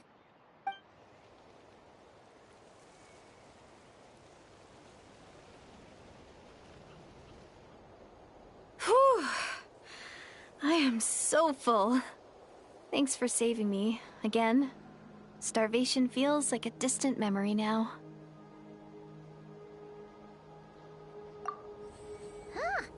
You can really pack it away, Deirdith.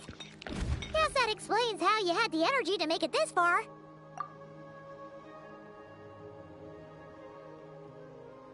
I tried so hard to hold back, but it looks like I still came across like a total glutton.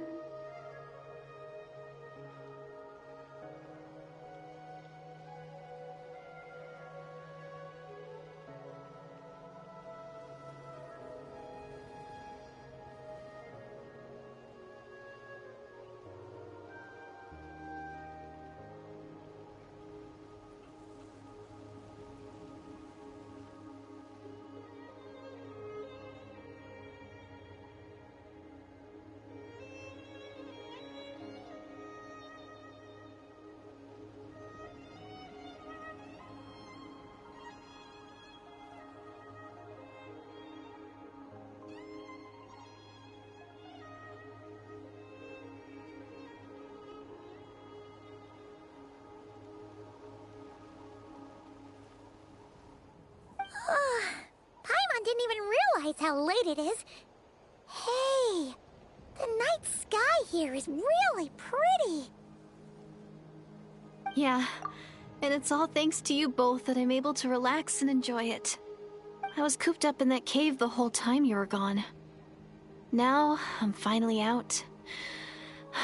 The air seems fresher, and the stars more beautiful than ever before. You weren't in there that long. When I was young, I used to lie on the roof of my house, gazing up at the stars. And often, my mind would drift to this question.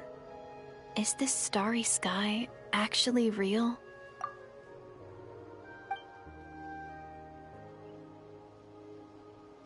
But my grandma would tell me the answer to that question doesn't really matter. Think of all the people in our village who spend their entire lives here, she'd say. To them, that little village is their whole world. And so, if it's our destiny to live beneath this sky all our lives, then whatever may or may not lie beyond, this is our world. And that sky is real to us. Paimon kinda gets you, but also not really. Is it kind of like how journeying with the Traveler is everything to Paimon right now? I really treasured my world for a really long time. The village was my everything. The houses, the scenery, stories I always loved to hear about the Savior. But I could never bring myself to agree with Grandma. Even if the village was my entire world, I still had to know what lay outside its borders. Yeah! Go you! So, I finally ventured out and set off on my journey to find the Savior. I'm going to make my world bigger, one step at a time. And I'm not going to stop until I've seen what's beyond the stars. Maybe then, I'll finally get an answer to the question I had as a child. Who knows? Maybe one day, I'll be sitting and chatting just like we are now, but with someone from another world. Yeah, one day. Oh, if only we could tell her. But it's probably best not to open that can of worms right now. I need to find the Savior and protect my world. Then, I can make sure it continues to grow. That's the most worthwhile thing I could think of doing, so I've been giving it everything I've got. You know what? That's pretty cool. Paimon kinda wants to root for you now. Oh, sorry. I got a little carried away. I always get chatty after a hearty meal. Just like my grandma.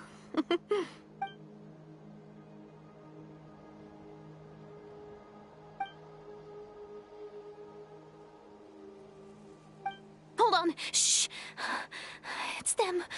The monsters are back. Where?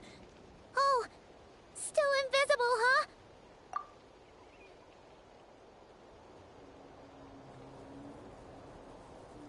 Can you see them now?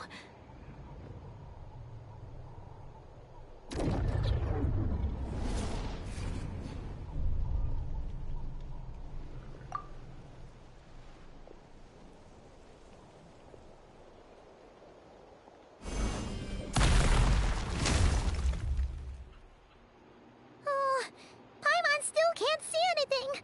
But please, be careful.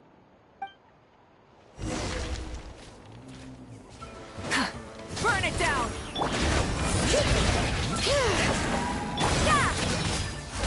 A little amuse-bouche! Try and stop me!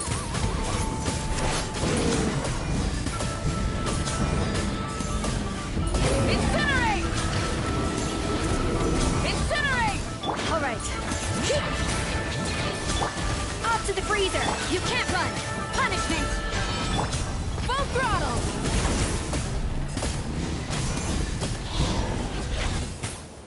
Huh?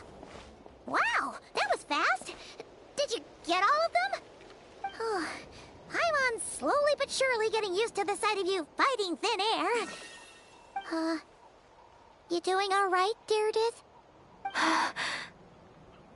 Deirdith? Hey, it's okay. There's nothing to be scared of anymore. Oh, I'm fine.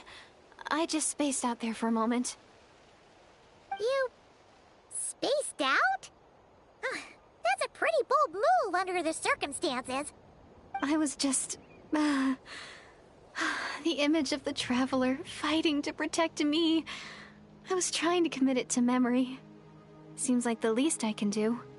All right. Whatever floats your boat. Anyway, there are no more monsters in the area, and it's getting late. Why don't you stay here tonight? Sounds reasonable to Paimon. What do you think, Traveler?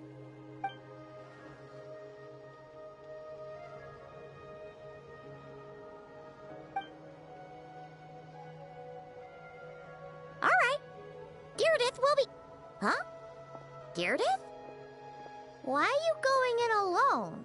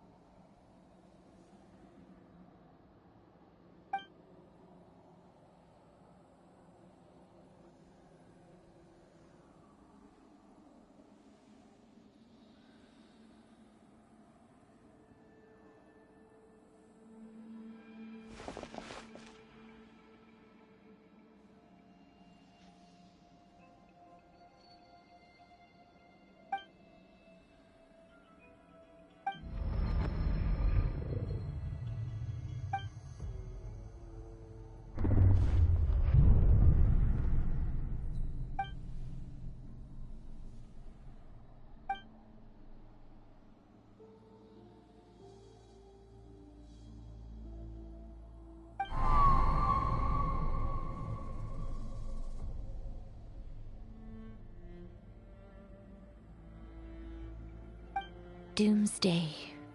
A fitting name indeed.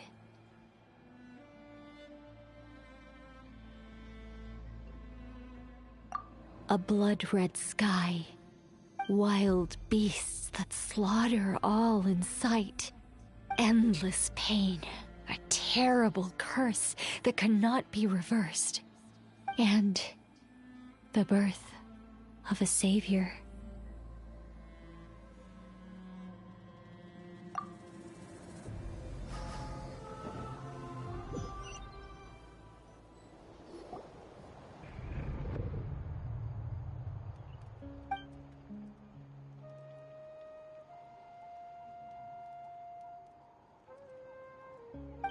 You're awake.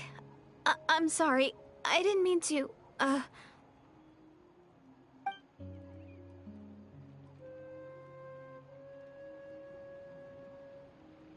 You just look quite distressed, like you were having a nightmare.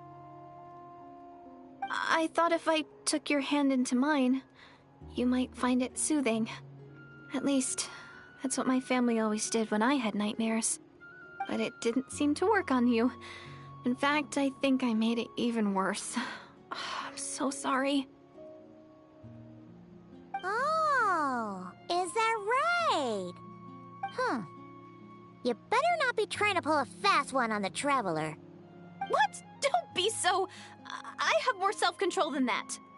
Self-control? What does that have to do with it?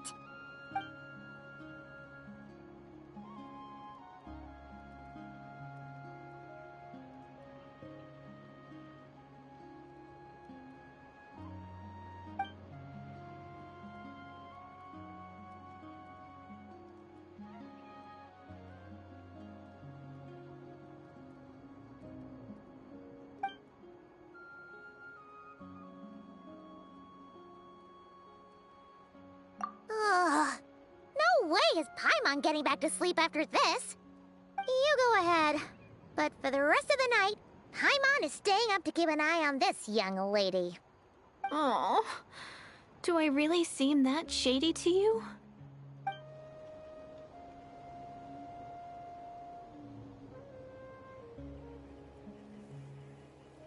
Well, Deirdre, there should be enough food for 3 days. Make sure you eat the perishable stuff first, so nothing goes to waste. You can't tell which stuff is perishable, right? Yeah, I can tell from the ingredients. Thank you so much for making all of this for me. 3 days will definitely be enough time for my ankle to heal. Then I'll continue on my journey to find the savior. All right, then we'll be off. Bye for now, Deirdre. See you? Wait! But if this is goodbye, how am I supposed to find you again? Oh, I mean, what if I find your sibling? How am I supposed to let you know? Ah, that's a good point. We share the same goal, but we're constantly on the road, so we've got no fixed address. How about this? When the time comes, you can just write a letter to Mawika. She'll be able to find us for sure.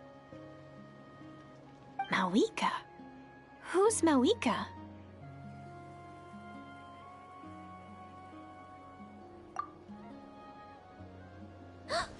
It's the Abyss Order! They're here! But it doesn't look like they're marching to war. More like they're running away? Where? What are you talking about? A bunch of Abyss Order thugs! You don't see them? They're heading right this way!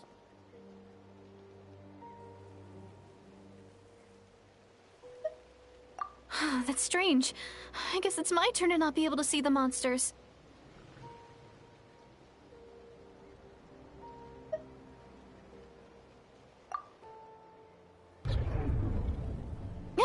You're right! I see them now. You weren't joking after all. So this is what it's like. What a weird situation. What is making these monsters invisible? Is it Deerdeath? Or the monsters themselves? Or is it us? Well, might as well mow these ones down, just so they can't pose a threat to the tribes.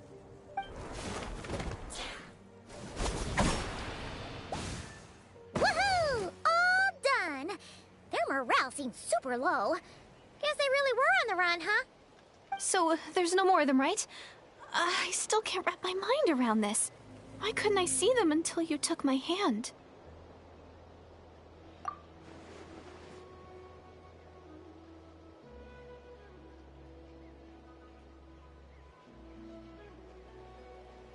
So, any ideas on why those monsters might have been running away? Maybe something went down on the front line. Oh, Paimon's getting a little worried about Eon-san and the others. Let's head back to the Masters of the Night Wind right away. We gotta go.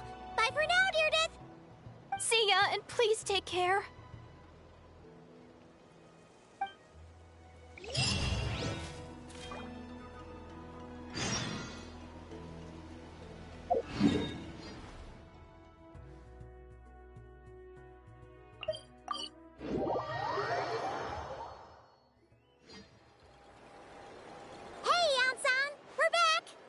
We ran into quite a big group from the Abyss Order just now.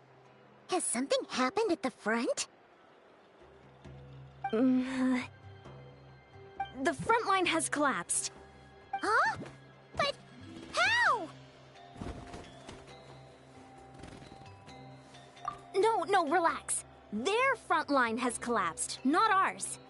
Oh, feels like you could have phrased that more clearly at the start. But this is good news, right? Why'd you still look so— No, we're still mustering troops. Nowhere near ready to go on the offensive. So at first, I was also confused about what exactly happened out there. But just now, I got the full story from a guard who was on the scene. He watched the enemy lines crumble in real time. What did he see? One person. Just a single individual. They stormed the enemy lines and attacked with a vengeance, cutting them down like paper dolls. They wielded an unknown power and fought with a sword style that no one recognized. The guard who relayed this to me said that before he even had time to react, the enemy was decimated. I'm only recounting what I heard, and I'm sure the guard in question must be exaggerating to some extent. But still, we have to identify this, and assuming they're a neutral party, we'll need to figure out how to engage with them. Clearly they're— You don't need to sweat it, Eon-san. From your description, we're already pretty confident that we know this person. Honestly, with the Abyss Order acting out so publicly, it's about time he showed up. Dainsleif!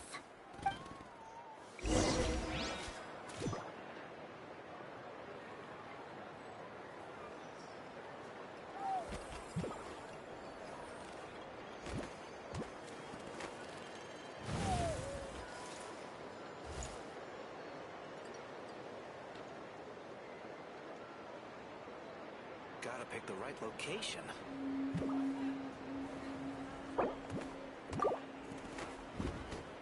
Gotta pick a good date.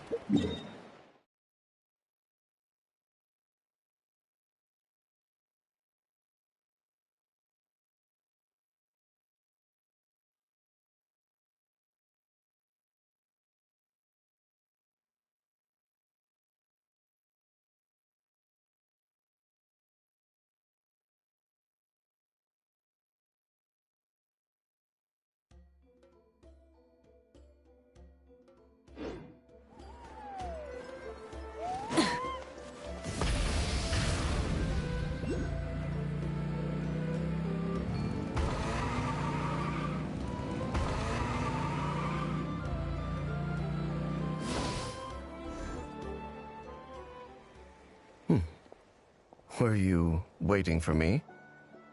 It's been a while, Dane. And yeah, after we heard what went down, we figured you'd shown up. You caused quite a stir, you know. Oh, this is a friend of ours from Natlan. Her name's Ian-san. She insisted on coming here to thank you in person.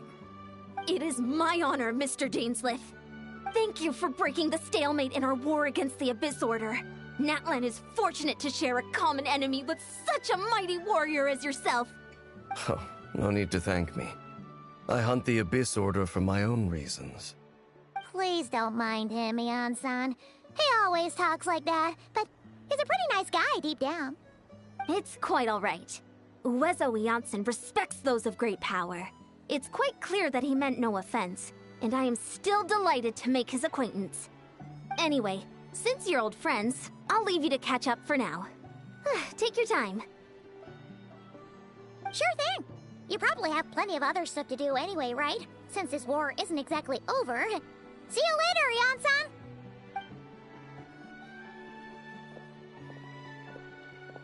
Hey, Dane! Would it have killed you to be a little more polite? She's our friend!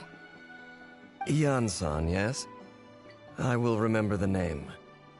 But I will not invest more emotion than is necessary when dealing with the citizens of the Seven. It is a matter of principle for me.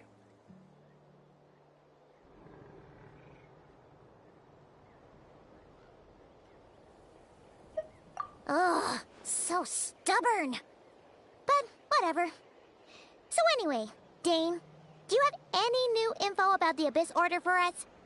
Any idea what they're trying to achieve with this war, for example? Never before have I seen the Abyss Order take action on such a large scale. Taken at face value, it seems highly illogical.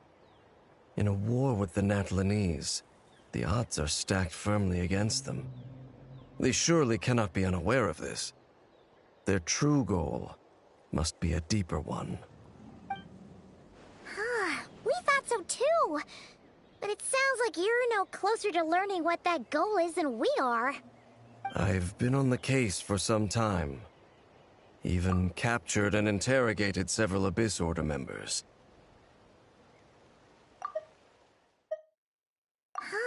We thought so too. Taken at face value, it seems highly illogical. In a war with the Natlanese, the odds are stacked firmly against them. They surely cannot be unaware of this. Their true goal must be a deeper one. We thought so too. But it sounds like you're no closer to learning what that goal is than we are.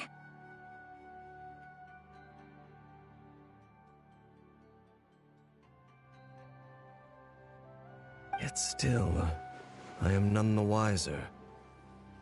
I can only assume they have gone to great lengths to keep their real operations a secret. I have a bad feeling about this. The Abyss Order is wasting a lot of its forces attacking Natlan. So whatever they stand to gain must hold enormous value to them. What do you think we should do? Since we lack actionable intelligence, for now we might as well continue to focus on the fighting. Leave them to their secret plots. If they're so willing to sacrifice manpower for it, I intend to make that sacrifice greater and more painful than they ever could have anticipated. If we use this opportunity correctly, I believe we can eliminate the vast majority of the Abyss Order's forces. They'll never be able to mount such a large campaign ever again. That outcome is well worth our time. That's right.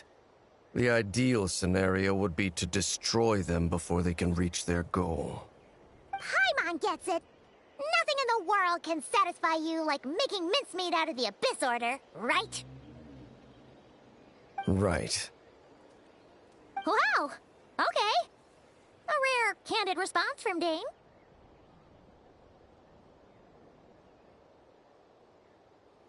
What about you? Any news to share from your end? Well, actually, we found her brother's hibernation chamber key near the Collective of Plenty. He must have lost it. So he's here in person.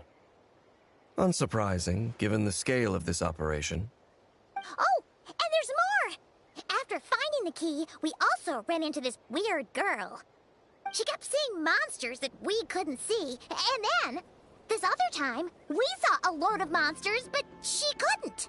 She also said she was on a journey to find the Savior. Her description of this Savior matched the Traveler pretty closely, so we figured it's probably her brother. Hold on. That girl called him the Savior. Yeah, that's right. Is something the matter, Dane? The last time I heard that term was before the Cataclysm. And not just that. It referred to your brother then, too. But who would still believe in the myth of the Savior when the Cataclysm has already taken place? It makes... Wait, wasn't her brother called the Prince, though? Where did this Savior thing come from? Well, when he was first granted the title of Prince, the Vinster King and the entire court of Conria set about loudly proclaiming the might that he would bring to the nation. They made it sound as if, with him there, all pain and suffering would be washed away, and the future of Conria would be brighter than anyone could imagine. The Savior was the celebratory title given to the prince by those who believed this rhetoric. Of course, you know how that story ended. In hindsight, the cruel irony is glaring. All that title really stood for was the Vinster King's lust for power. Huh. Sounds like the people of Conria really believed in him.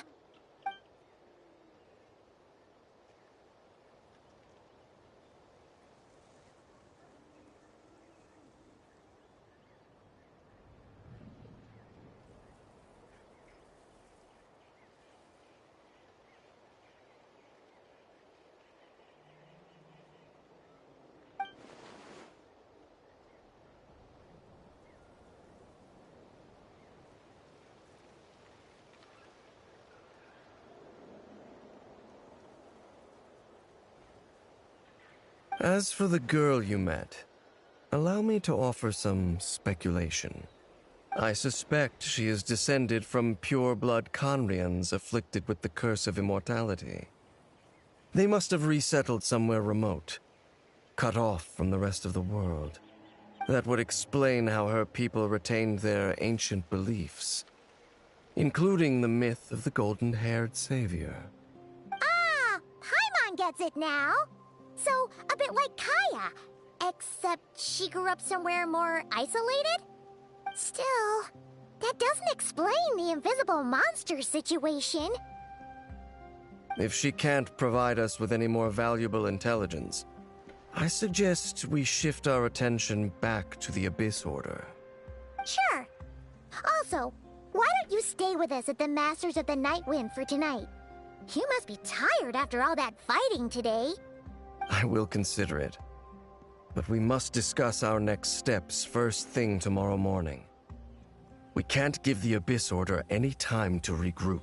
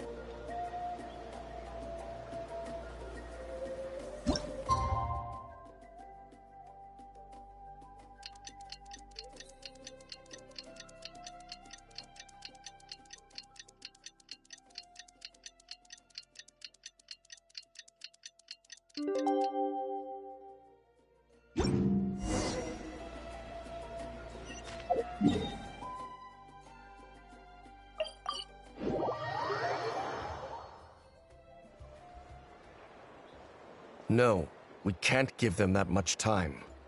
Is that Dane and Eon-san discussing strategy together? Huh. Looks like they're getting along just fine.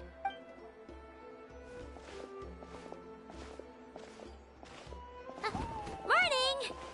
What are you guys talking about? Ah, you're here. I have some good news to share with you. We just got word from the Scions of the Canopy. Their intelligence has reported that they've discovered the Abyss Order's headquarters in Natlan. After their front lines dissolved, the bulk of their forces fell back to that area. It's also where their central command is located. The location? The Cinder City. Cinder City, huh? That tracks. Seems like their kind of place. Hey, this is great! This could be our chance to crush the Abyss Order once and for all! And with any luck, maybe we'll find your brother there too! Yep, our army is almost ready, and we've sent a message to Mawika to let her know the plan. We can't really launch an operation this big without the okay from the Archon. I beg to differ. This is wasting time. You have the intel you need, so act on it. Every second you delay only increases the Abyss Order's odds of survival. I've already explained my reasoning, Mr. Dainsleif. I understand your concern, but an immediate strike is not on the cards for us. Very well. Then I will go there alone. Thank you for the intel, Yan-san. You're gonna go on your own? Come on, be sensible. Just wait a tiny bit longer, and you'll have a whole army going with you. It's all right. I support your decision, Mr. Dainsleif. Huh? Shouldn't you be talking sense into him? I admire his courage, and I believe he is strong enough to take on the Abyss Order on his own. And even if things don't go to plan, he just needs to bide his time until we arrive with reinforcements. Mr. Dainsleif, I wish you the very best of luck. Thank you. Looks like he's waiting for you to say something, Traveler. Oh, for a second there, Paimon actually thought he was gonna brave it alone. And then he called his own bluff.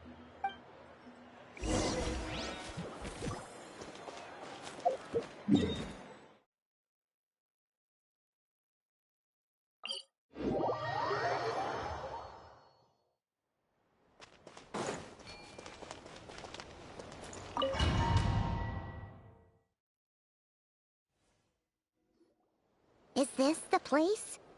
The Abyss Order's hideout in Natlan?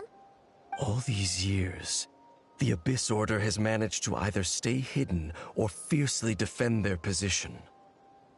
This may be the first chance I've ever had to finally make a serious dent in their forces. Once the fighting starts, I can't promise I'll be able to have your back at a moment's notice. But if you run into any Abyss-powered mechanisms, feel free to leave them to me. I'll take care of them when I can.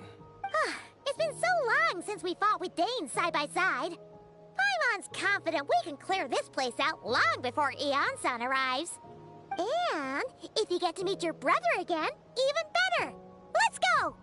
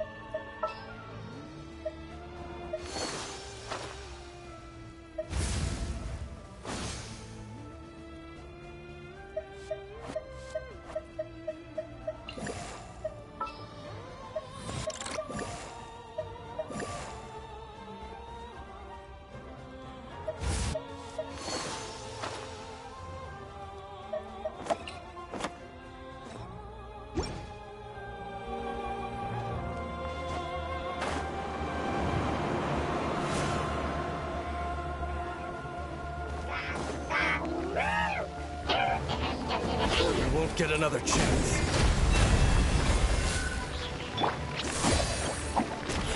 Delved into destiny. Heal on it! Forest, protect us. Yeah.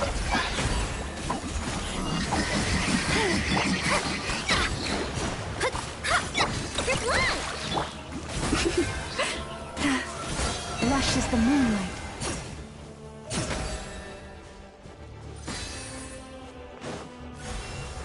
Yeah.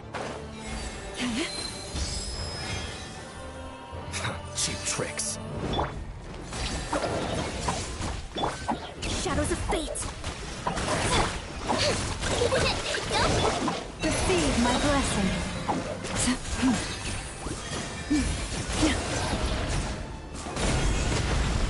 You won't get another chance. The stars are fading. Stay put!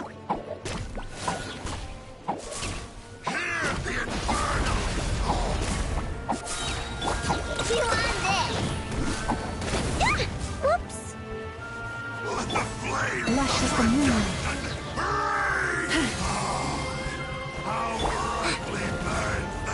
Fueglade, you're up! Go get him, Fueglade! You're blind! Stay your hand.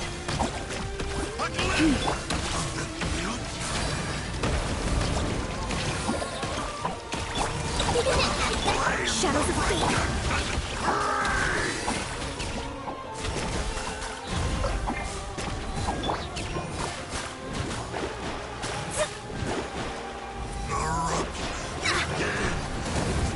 My reckoning has come.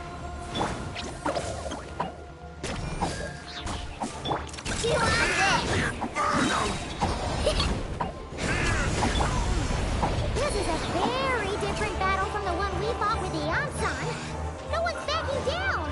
They're fighting back with everything they have! Given the construction of their headquarters and the tactics they're using.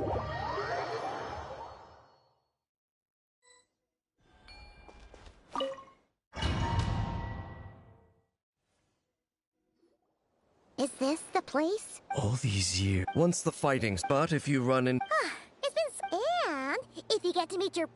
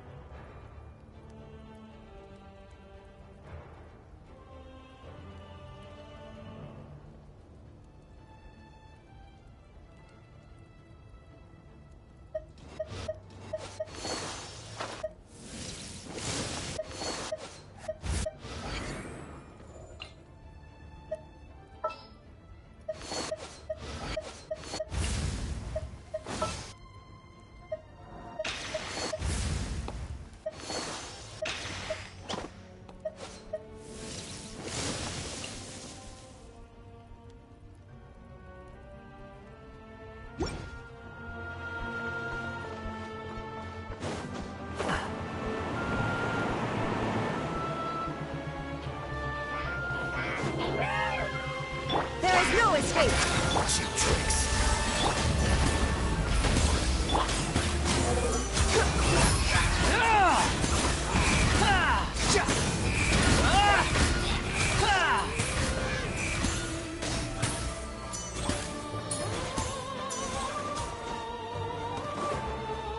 Cheap tricks. Try and stop me. Swarm Fury.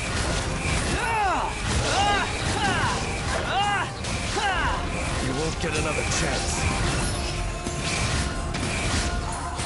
Wretched vermin. Shine down. A little of this.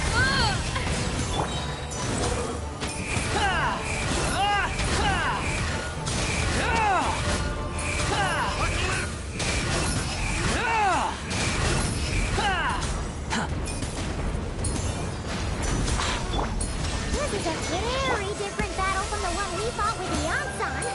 No one's backing down! They're fighting back with... Given the construction of their headquarters and the tactics they're using, I suspect they never intended to survive this battle in the first place. Suits me. Cheap tricks. Far enough. The power of Lure is opened unto you.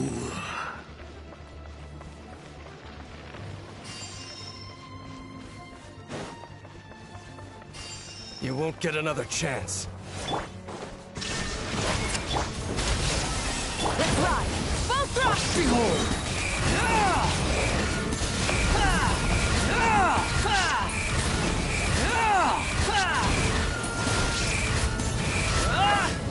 Unsightly insects!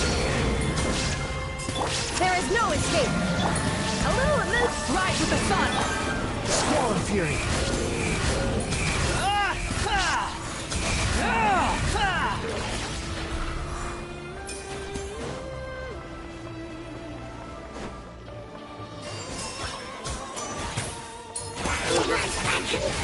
Light it up! Out to the breach! Show no fear!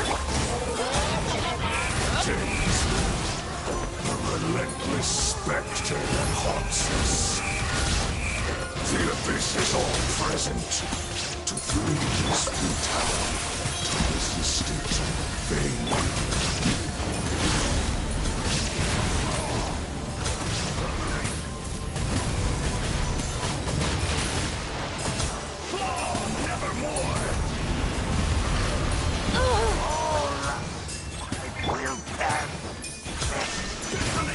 Inazuma shines eternal!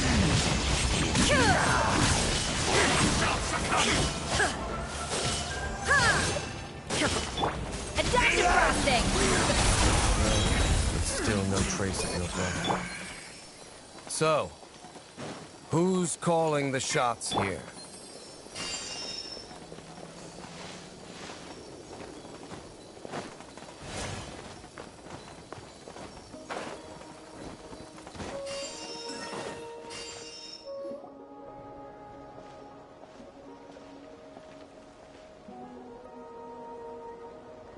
Twilight Sword Dainsleif.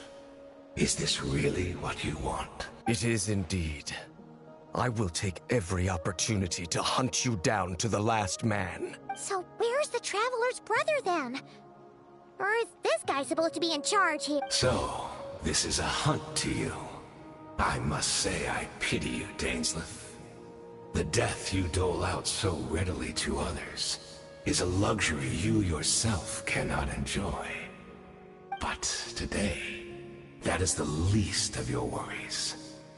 Do you realize that all your years of pursuing us are being rendered utterly meaningless, even as we speak?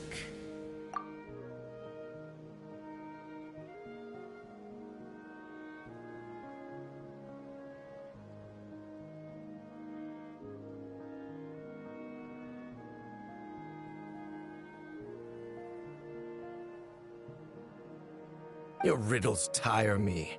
The overwhelming advantage is ours, at least for the moment. You know what that means for you. I'd like to see what makes you believe you've already won. Or that you can still turn the tide of this war. Then allow me to be frank. As far as we are concerned, our prince has already won by other means. And I do not merely mean this battle. No. His Highness has achieved something far greater. For today, the Abyss Order's greatest wish has finally been fulfilled. Our Highness quietly infiltrated the Night Kingdom to exploit that realm's past experience with ley line reconstruction. And then used the Loom of Fate to reweave the ley lines of Conria. What? He used the Loom of Fate? Wait. Does this mean the attack on the Masters of the Night Wind was all a smokescreen to give him some cover? Oh no! This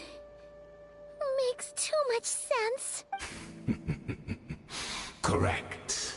As of now, our homeland has been revived, and all of my comrades that you have slain, Dainsleif, they shall forget the struggles that have beset them these past 500 years, and begin their lives anew in a Khaenri'ah restored to life. What a load of drivel. Your falsehoods are riddled with flaws. My ears tire of your tedium.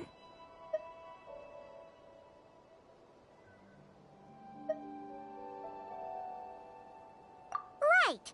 You still need a few steps after that, such as finding a place to host the ley lines you just re-wove. Plus, if it was really so easy, Moika and the captain would have had a way easier time during the war. I have one simple question. If Khaenri'ah has indeed been revived, as you claim, then where is it? Oh, you poor fools. Clinging to delusions, even after the truth has been plainly revealed to you. Think back on the past few days. Have you truly not noticed anything amiss since the start of the war?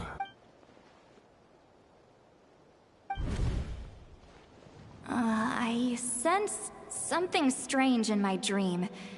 It was... Oh, what does that mean? Hard to say. I don't think it had any tangible effect on the Night Kingdom or on our ley lines. It's like a signal that exists on a different dimension of reality. It might not interfere with ours or pose any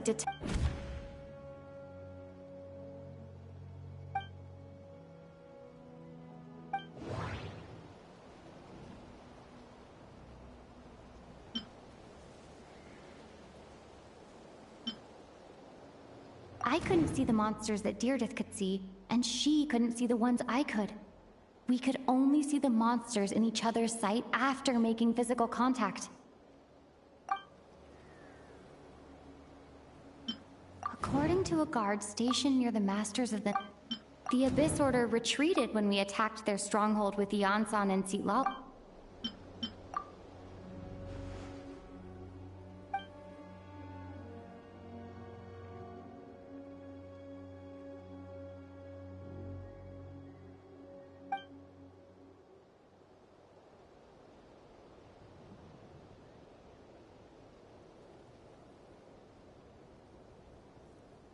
Whatever may be going through your mind right now, do not trust it. I urge you not to believe his lies. The notion that Khaenri'ah has been revived is preposterous. Unless I see it with my own eyes, I refuse to entertain it. There is only one thing that should demand our attention in this instant, and that is silencing this man for good. Obstinate fools! A little loose. Let's ride. Rep. The wind rises.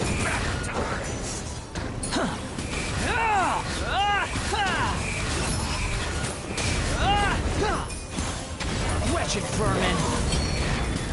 There is no escape. Off to the freezer. Squall and fury.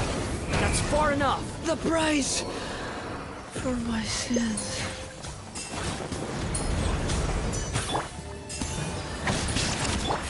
Throttle!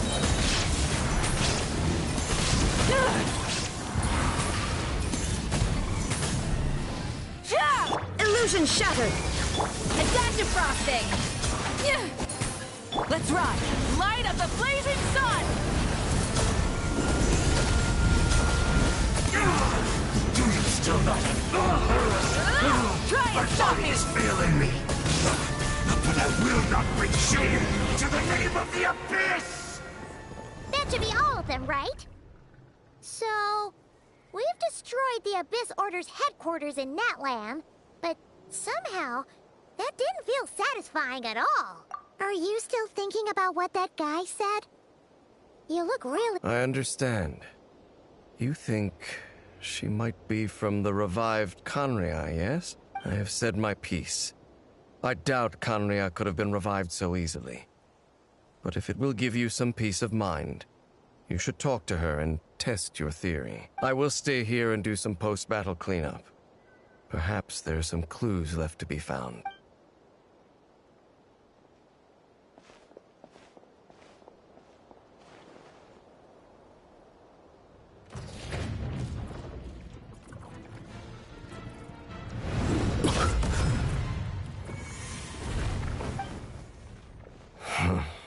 I thought your voice and attitude seemed familiar. My mistake.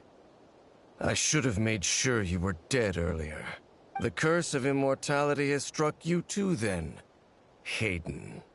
500 years on, and you still refuse to address me as master. Don't forget, Dainsleif.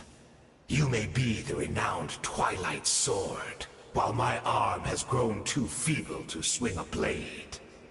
But I taught you everything you know about wielding a blade. Your arrogance and malice cost you all of my respect long ago. Be that as it may, under the circumstances, I see no further reason for us to fight. The curse of immortality means neither of us has a way to completely destroy the other. Speak for yourself. I intend to kill you 100 times over.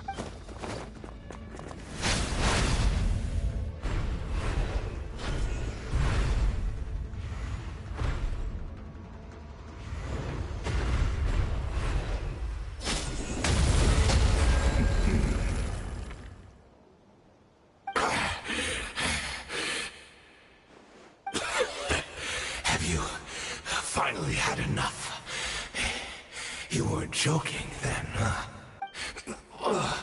Never, in all my worst nightmares, have I experienced anything close to the pain of 100 deaths. Surely, there's no point taking out all your hatred on me alone. That was just for your actions in the Abyss Order. If I took into account what you did in Khaenri'ah, you'd soon find out how much darker your nightmares can become. All right, I believe you. Still, aren't you at least a little tired now? Why don't we sit down, perhaps? Chat a little. What? Not a fan of reminiscing about old times? Well, I suppose you don't have many fond memories to look back on. I never thought you'd side with the Abyss Order, Hayden. You could have easily blamed the Prince for his betrayal. Indeed. When the cataclysm first struck, everyone prayed for the Savior to deliver them, but he was nowhere to be found. Yes, we knew that the great abyssal power within him had been divided up, yet we still despaired at his choice to leave us. Still, I believe that everything he's doing now, including his regret over what happened, comes from a genuine place in his heart. And besides, who else can we place our faith in? We are proud Khaenri'ahns, are we not? I mean, we can hardly turn to the gods.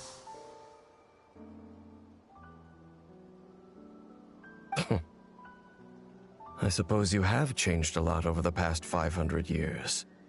Otherwise, I'd have never expected you to forgive him. Had you been so generous during your time at the Knight Academy as my instructor in Black Serpent blade work, I might not have come to loathe you so much. Is that so? All my good deeds were clearly in the spirit of the Academy's code of chivalry. Yet I received corporal punishment for being restless and brash. And as much as it pains me to bring up his name, even my co-student, Sir Telogi, was prosecuted for following the spirit of knighthood. He even lost limbs over it. There's little point in discussing it now, of course. But All of this was your doing, wasn't it, Hayden? You wore a mask of benevolence as you viciously suppressed the next generation of knights, all to bolster your own position and reputation. What? Too cowardly to admit it? Oh, I'm sorry, Dainsleif. I would apologize to you for those actions, truly. But the fact is, I honestly can't remember them anymore. Look at me. Look at what has become of me. Only by the Abyss's grace have I managed to maintain this physical form. But as for the rest, memories, spirit, emotions, personality, they have long become eroded, fragmented beyond recognition. Even if mine was a past steeped in sin, or in shame I once longed to hide, I would wish to remember it. Without my history, I fear I will become another person entirely. I would like to apologize for any misdeeds that are mine. So please, tell me everything. Tell me about the Khaenri'ah we once called home. No wonder your personality struck me as different. Memories are indeed a crucial part of a person's identity. So, the Khaenri'ah we once called home.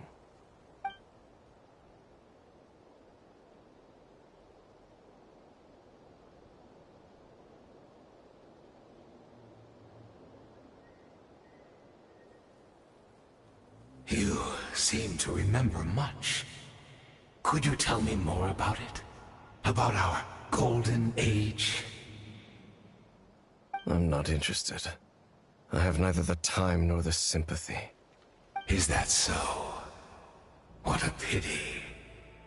But this will be quite sufficient, as long as the loom of fate heard what I could not. The loom of fate? What have you done? Tell me. I'm afraid I owe you yet another apology, Dainsleif. You were right. I lied to you earlier. Your wits are too sharp to be fooled by me. The homeland hasn't yet been revived. In fact, even the ley line weaving is not yet complete. Think of ley lines as the collection of memories concerning a given place. To reweave Khaenri'ah's ley lines as they were 500 years ago, we would somehow need to retrieve almost all the memories of Khaenri'ah from that age. The loom of fate cannot weave without an abundant supply of memories. And so, we relied on everyone in the Abyss Order to provide what they could. Even though fragments are all that remain in most cases, the more we all share, the more that can be restored. So the loom of fate is running as we speak. And the so-called meditation your members have been performing. Its purpose was to supply the loom with memories, wasn't it? Indeed. We, a people in exile, stranded 500 years in the future, will weave our homeland anew and bring the nation of our dreams back into the real world. Ah, what a glorious undertaking. What a shame it had to take this long. After 500 years, most of our memories have faded, and a world woven from broken memories shall itself be broken.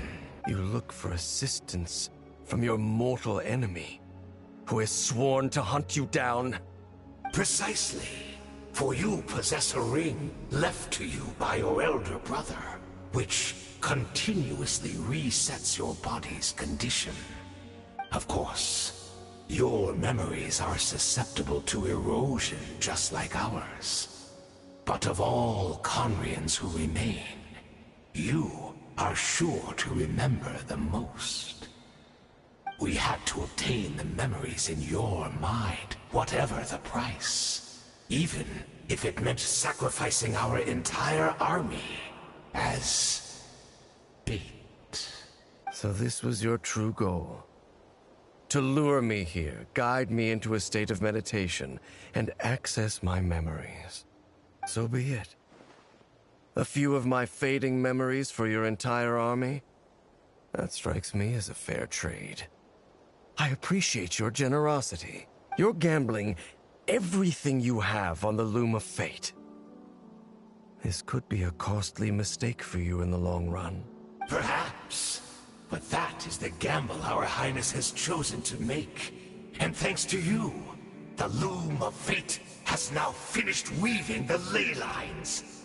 New Conria is complete! Enough about your beloved leader. You said you would pay any price for my memories, did you not? In that case, prepare to be slain another 100 times for your deception. I hope it was worth it.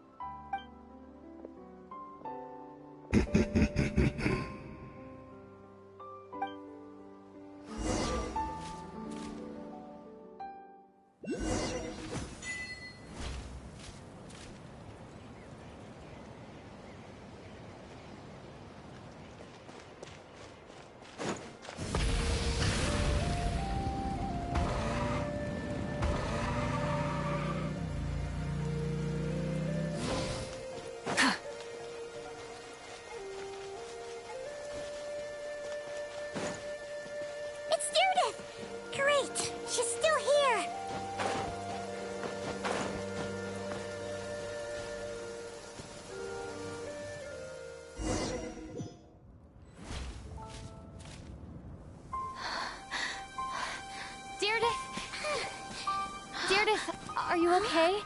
Did something happen? Huh?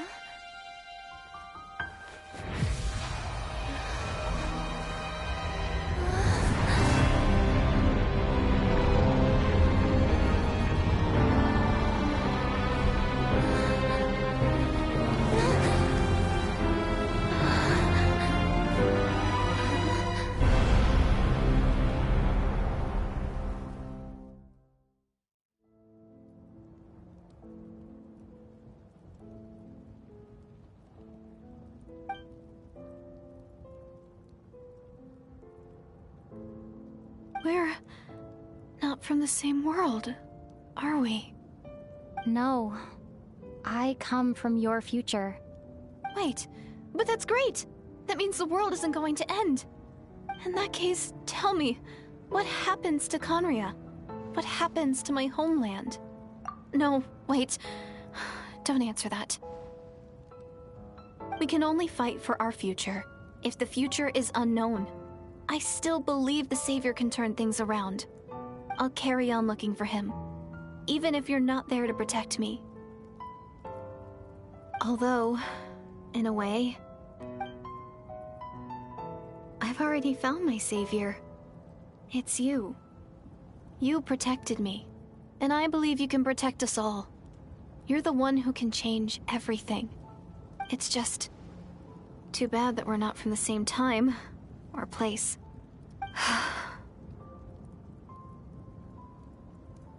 Oh, one last thing before I forget. I know how much you want to find your brother. Surely he must be desperate to find you too. So, is there anything you can give me as a memento? Proof that we met? That way, when I do find him, I can convince him that you're also searching for him.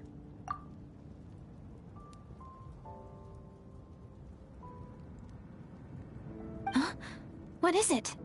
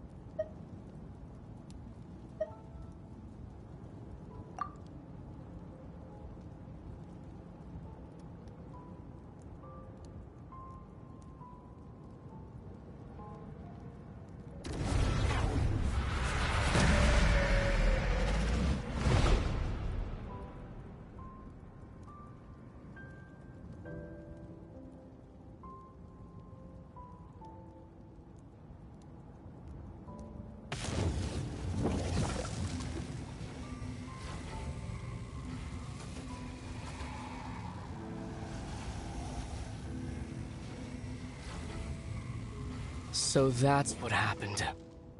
Istaroth, the ruler of time, must have had a hand in this. There's no other way that this meeting could have taken place. I knew only the ending. I've always been curious about the events that led to it. When the Cataclysm first began 500 years ago, I, as the Prince of Conria, was preparing to do my part, to fight back with all my might. But then this girl, Diridith, she found me. The irony was that even as she desperately begged me to save the world, she brought me news of you. I was stunned, and I was suspicious of her claim that you were searching for me. But then, she showed me the key to your hibernation chamber.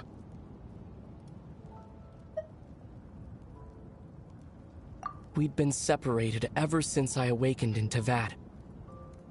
I searched the whole planet and found no trace of you anywhere. And then she brought me that news at the worst possible moment.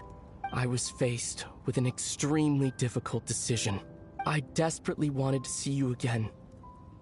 But Conria was in equally desperate need of my help. I knew that no matter what I chose, I'd regret my decision for the rest of my days. So I steeled myself against the guilt and made my decision. I went to see you. But when I found you, you were still in hibernation. Even the key to the chamber was still secure on your person.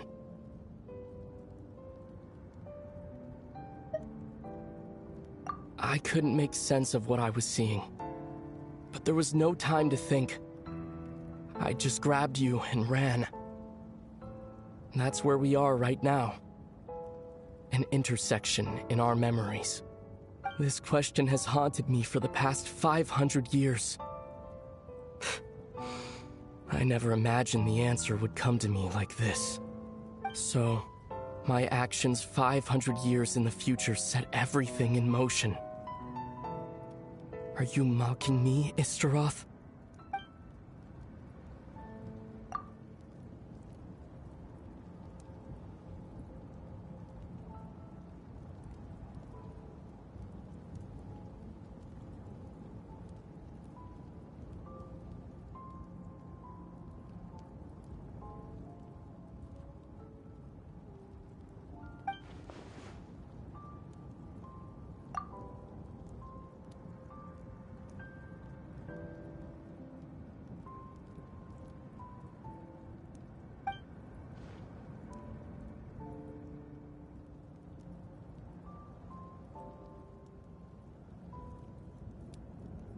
Not yet.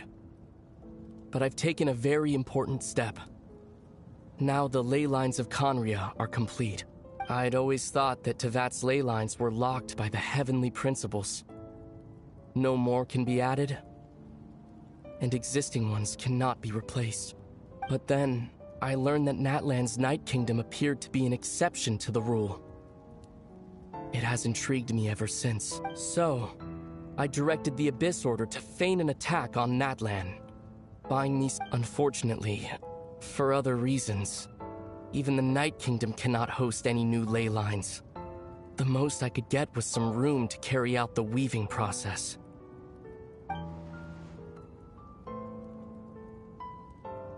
Still, I received the Lord of the Night's permission and activated the Loom of Fate, using an Intivat as the base. I was able to grow a realm based on the Conria of 500 years ago, superimposing it over present-day Natlan's space-time. That superimposition is what allowed you and Diridith to cross paths.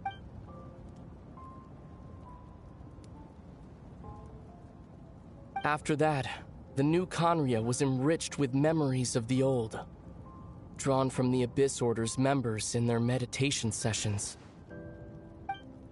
With those memories as raw materials, and the superimposed realm as a template, the Loom of Fate finally finished its work. What I now hold in my hand is the Atlas of the New World. This is the product of the Loom of Fate, holding within it the entire network of new Conria's ley lines. With this, the nation once known as Conria can rise again. One day, I will find a suitable host location for it.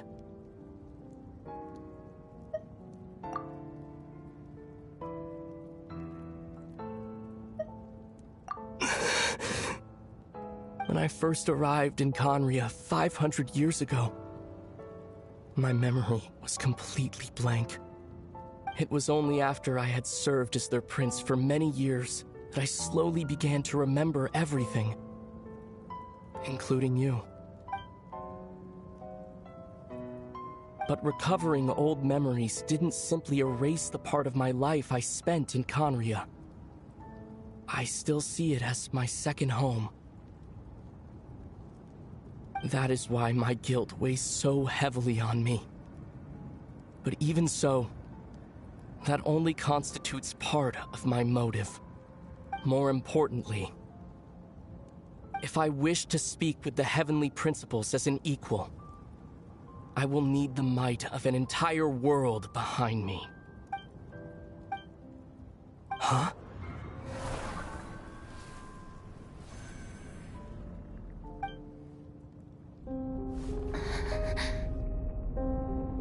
I don't know why, but the way you're talking just doesn't sound like you at all. Either. This whole thing, your plan, what does it have to do with us?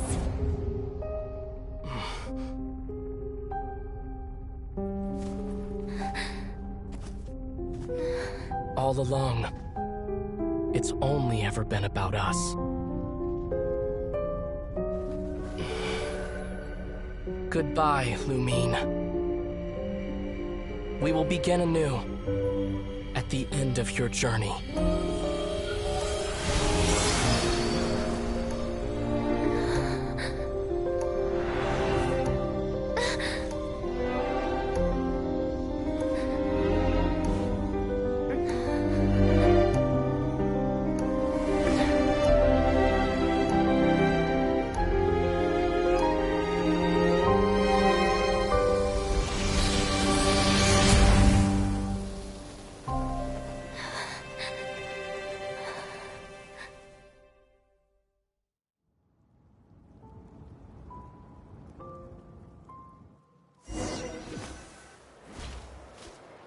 Our hero is back! Everyone's been waiting for you. The Abyss Order made a full retreat before our forces even arrived on the scene. All thanks to your efforts, no doubt. Oh, and Mr. Dainsliff's, of course. What's wrong? You look upset. Paimon doesn't know the details either. The Traveler just disappeared after taking Deirdre's hand. It was like they got sucked into another world. Paimon was looking all over for her, and then she suddenly reappeared, right back in the same spot. But looking a lot more glum.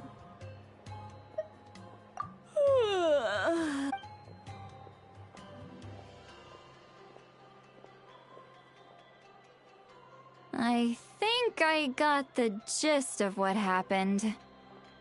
Something to do with your brother? I spoke with the Lord of the Night in a dream just now, and learned quite a lot. Huh? You met your brother? And you didn't think to tell Paimon right away? Well, never mind. Paimon can see that you're pretty down right now. But let's go over everything later, alright? What your brother accomplished? It all but defies comprehension. I was stunned when I heard about it too. But what surprised me the most was that the Lord of the Night actually chose to allow it. The Lord of the Night did try to explain it to me, but in a word, it's complicated. During the war with the Abyss, Mawika had an argument with the captain. Mawika believed that we should fight to protect our culture and memories, while the captain believed the preservation of the ley lines should come before all else. So, the Lord of the Night was very intrigued when presented with the Loom of Fate, and informed of its ability to weave ley lines. She saw your brother's actions as a potential third option, namely to preserve an entire nation in the form of an atlas. Preserve a nation? You've definitely lost me now. You're not the only one. Paimon's got no idea what's going on either. With that in mind, the Lord of the Night gave the go-ahead once she was satisfied that the Loom of Fate wouldn't have any real effect on Natlan. However, I believe she imposed an additional condition of her own. An additional condition? Did she ask for something in return? No idea. She wouldn't tell me what it was. Huh. Alright, well, let's not overthink this for now. We just won a war! Time for a well-earned drink to celebrate. I trust the Lord of the Night unreservedly. I'm sure she only involved herself to take a problem off our hands, so it's one less thing for us to worry about. Don't you agree, Traveler? Come on, let's head back to the Collective of Plenty. Oh, Veressa should be there too. We'll treat you to a real feast.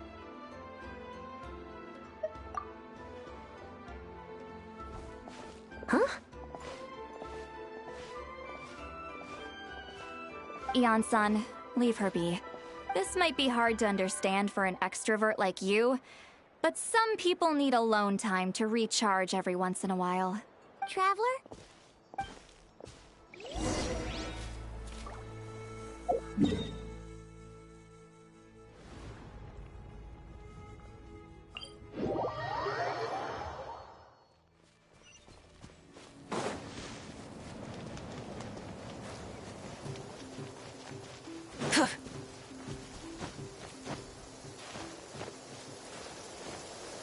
Full throttle!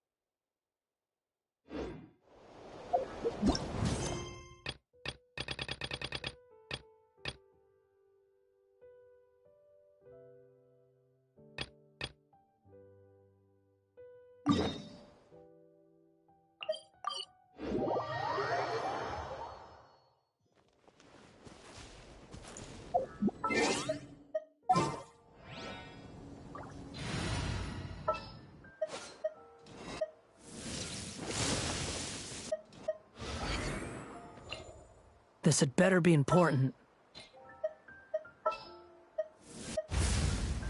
Archon reporting for battle. Stay close and you will...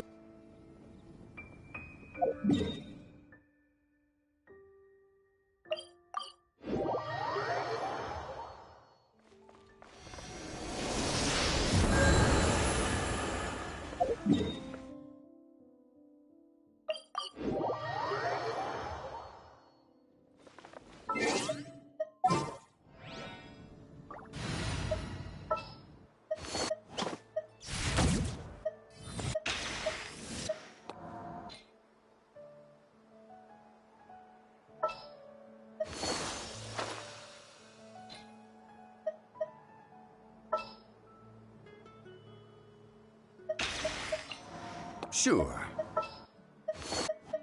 What is the situation?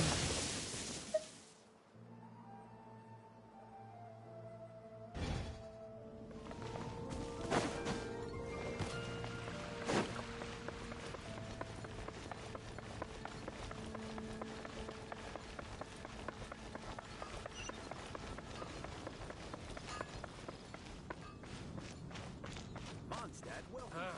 Finding someone to chat to would be better than just standing around.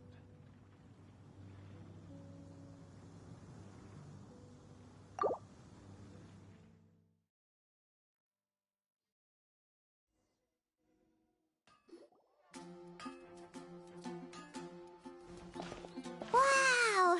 The city is all decked out! Oh, it's beautiful! Festival season means no commissions, which means no Mora. But Catherine's always looking out for us, so we should still drop by and say hello.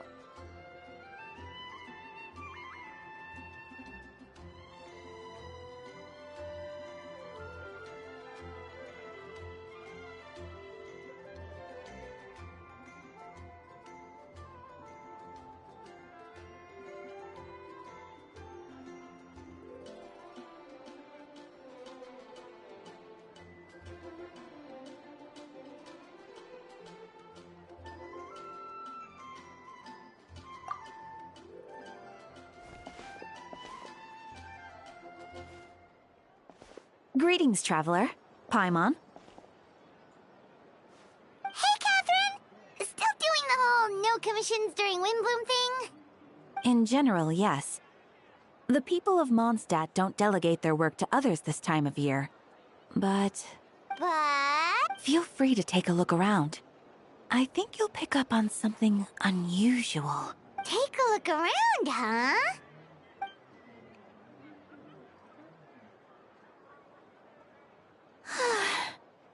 It's finally Windbloom. And here I am ruining everything. You're a bit tired. No big deal. Give it some time. How about doing something fun tonight? We could take a stroll or go stargazing. Stargazing? Like we'll find a spot. You know people start reserving places on Starsnatch Cliff the moment the sun goes down. Sorry, I'm just not in the mood. I should... Whoa! Something's off with Beatrice. She would never give up a chance to talk to Quinn. This is weird. Oh, you're leaving? I can walk you home. No, it's okay. Thank you. I just need some time to myself. Besides, there's still something I need to do.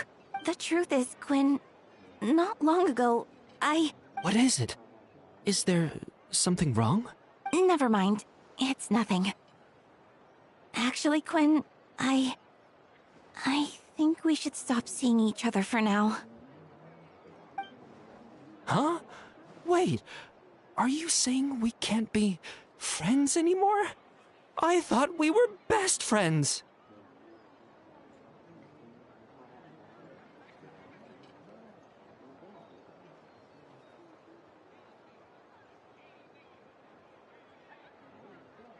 Did you see that? Beatrice ran off without looking back. Oh, we go adventuring in other nations for a bit, and one of Mondstadt's best friendship stories is already over?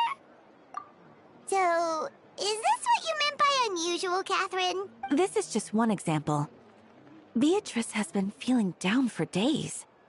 But that's not all. Oh, it's the honorary knight in Paimon. Is something wrong? You don't look so good. I know a knight should be stronger than this. But I haven't been feeling right lately. I just can't focus. I started sleepwalking out of nowhere.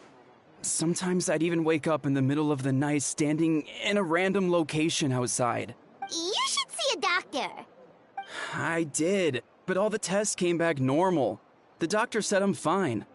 Yeah, I even consulted Miss Barbara at the church, but her conclusion was the same. In any case, she was kind enough to pray to Lord Barbados for me to get better. Is it because I saw something I wasn't meant to see? Sorry, this is for me to figure out. It is Windbloom after all. Anyway, I have patrol to finish. Until next time, you two. Huh. Is it something in the air, maybe? It appears Miss Donna is also out of sorts. Oh, where can I find a truly fascinating man? Wait, but Donna is the one who has a huge crush on Diluc, right? That's what I thought too. But she seems to have changed her mind. Is that Captain Kaya? Huh. Now that I look at him, he's exactly my type. How come I never felt this way before? I'm flattered, Miss Donna. Although, I do wonder whether that was intended for outside ears. Oh, no. Of course not. I'm sorry, Captain. Just pretend I didn't say anything. And, have a happy Windbloom. I intend to, my dear. But first, a question, if you don't mind. Why the sudden change of heart? I was under the impression Master Diluc was the object of your affections. Good question, Kaya.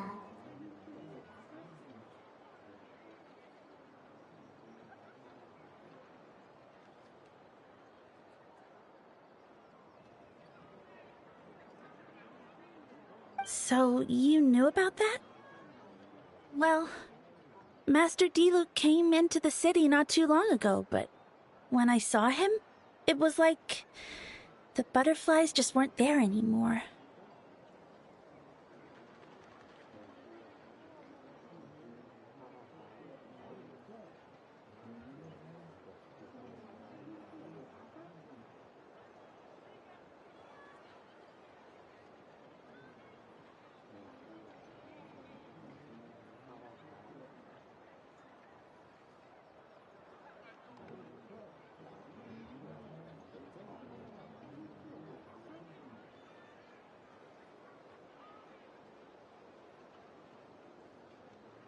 If I had to compare it to something, it would be like waking up and realizing you're married to a man you don't love. But then I saw you, and it wasn't that something was different about you. I can't really explain it. It was just a feeling. I understand.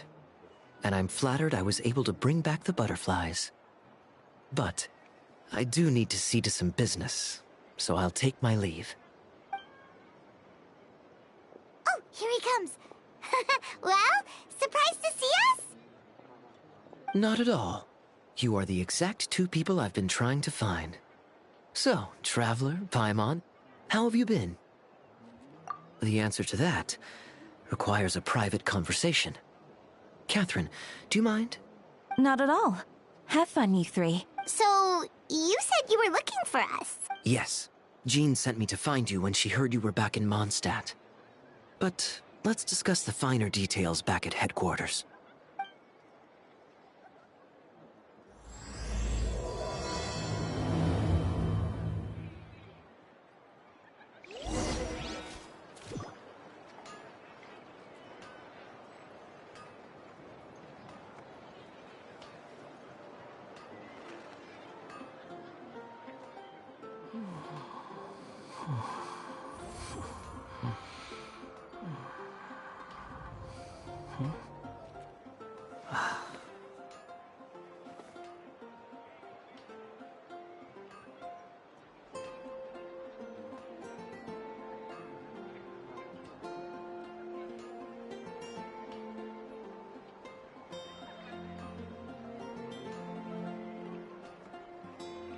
You think I've got a sharp tongue?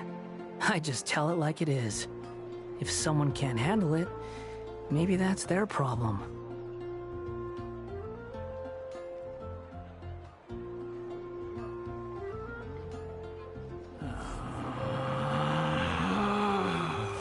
Relax.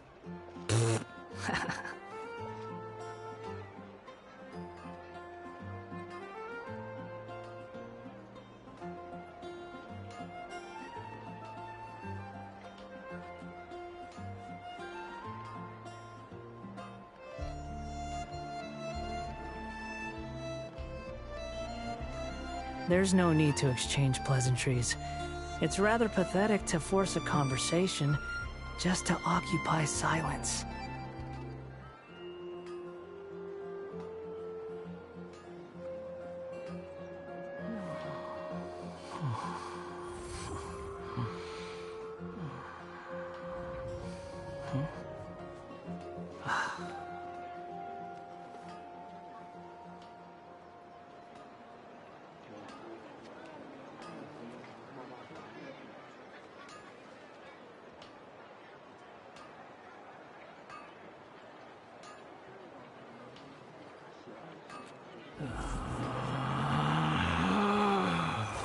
Relax.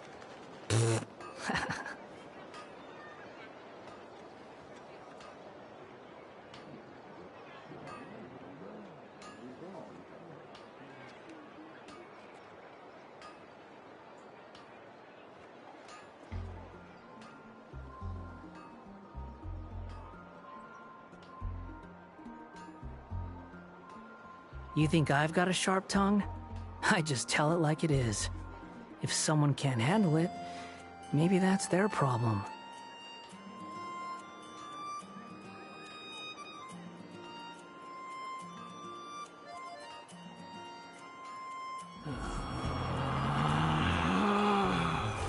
Relax.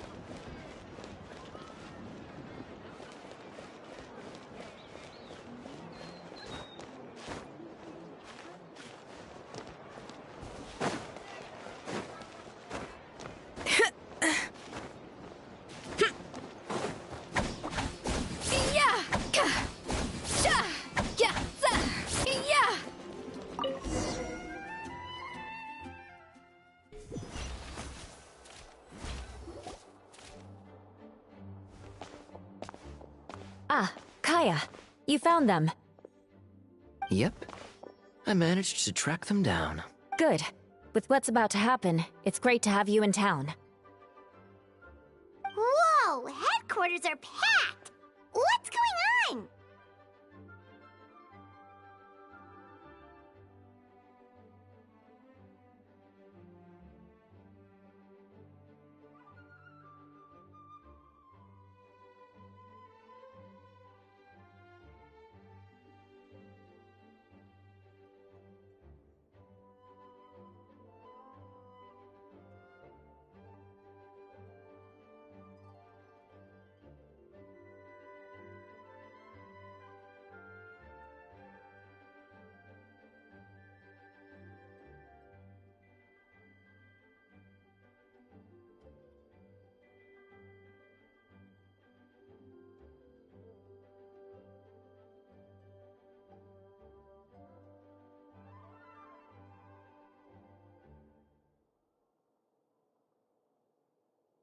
Honorary Knight Paimon. Oh, it's an honor to meet you. I believe introductions are in order?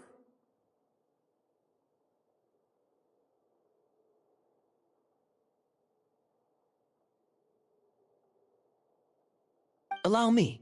You have Note, captain of the 2nd Company, Skyron, captain of the 3rd Company, Eula, captain of the 4th Company, and me, of course, captain of the 9th Company. Oh, you're all captain? That's right. Master Jean is waiting for you inside. She'll explain everything.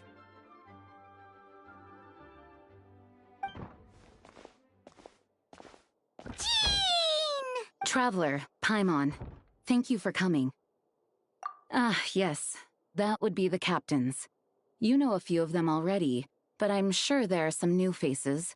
There have been a number of incidents in Mondstadt. In order to wrap up the case, I gathered all the captains of the Knights of Favonius together to hold a trial. A trial? But this is Mondstadt, not Fontaine! I can understand the confusion. You've never participated in one of our trials before. In truth, we haven't had to conduct one in quite some time. The Knights of Favonius oversee most matters of law and order in Mondstadt. Of course, in the interest of fairness, major cases are tried jointly with the Church. Under the guidance of Barbados, the Knights uphold chivalric justice in the spirit of our order, and the Church carries blessings and goodwill wherever the wind can reach. In today's case, requires a joint trial by both parties. Which means it's a serious one. So, do you need our help?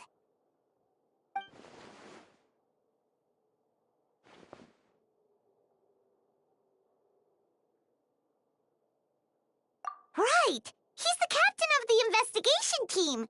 But we didn't see him out there! A keen observation, Traveler. That happens to be exactly why I called you here. In the upcoming trial against Captain Albedo, we will do our utmost to understand the facts of this case and deliver a fair and impartial verdict. Albedo is the one on trial? What did he do? Jean, it's time.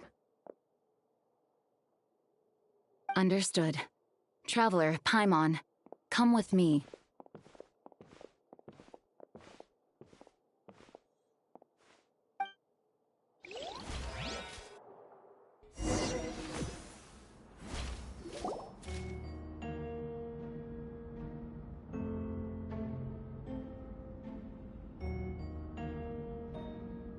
Please, sit wherever you like.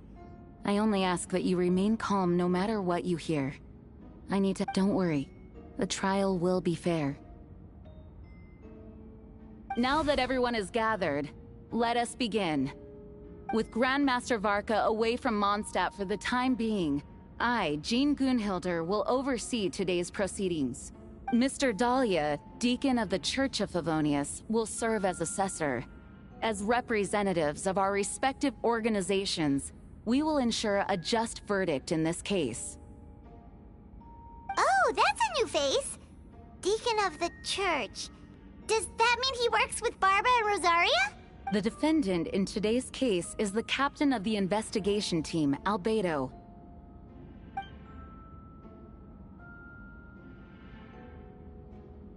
Certain aspects of this case are classified, and it remains uncertain whether the alleged victims are citizens of Mondstadt. As such, this trial is not open to the public. If guilt is established in this case, all facts will be made public after the final verdict is delivered. Now, the captain of the logistics company, Miss Hertha, will present the charges. The court appoints Mr. Kaya to speak on Mr. Albedo's behalf. Are both parties ready to proceed? Yes. Ready to proceed. Miss Hertha, the floor is yours. Prior to this trial, the Knights of Favonius, in conjunction with the Church, launched an investigation into Mr. Albedo for suspected murder and unlawful disposal of human remains.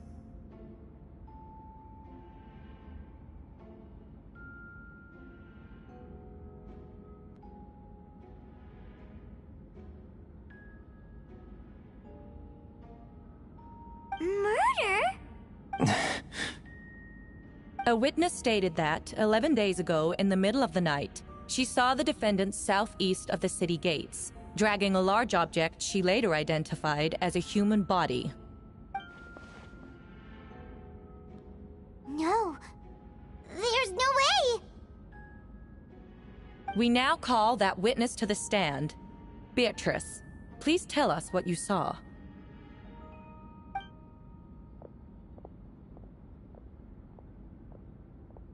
Well, I was out late that night on business. And when I came back, I saw someone in the moonlight that looked like Mr. Albedo. He was dragging a huge bag of some kind. I thought it was strange, so I followed him. Then, there was a sudden flash of golden light. The bag opened, and inside there was a body. Mr. Albedo's vision allows him to manipulate the ground with ease. So he buried it, and then removed any traces on the ground. Before he left, it seemed like he looked in my direction. Maybe it was just my imagination, but I was terrified thinking he might kill me too. Luckily, he didn't see me. I now turn to the defendant. Describe your whereabouts that night. I was working in my office, on the second floor of the Knights of Favonius headquarters. That's right. The next day, the defendant submitted his latest environmental report on the Dragonspine region. Considering the length of the text, it must have taken a considerable amount of time to finish. Can anyone attest to the fact that the defendant was working in his office that night? No. Then the length of the report is not a sufficient alibi. This isn't looking good.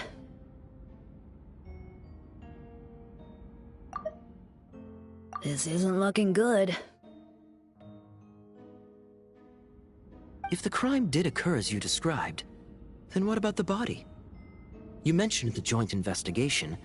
Well, was the body recovered? Not yet. In other words, you dug up the location Miss Beatrice described and found nothing. You don't find that suspicious?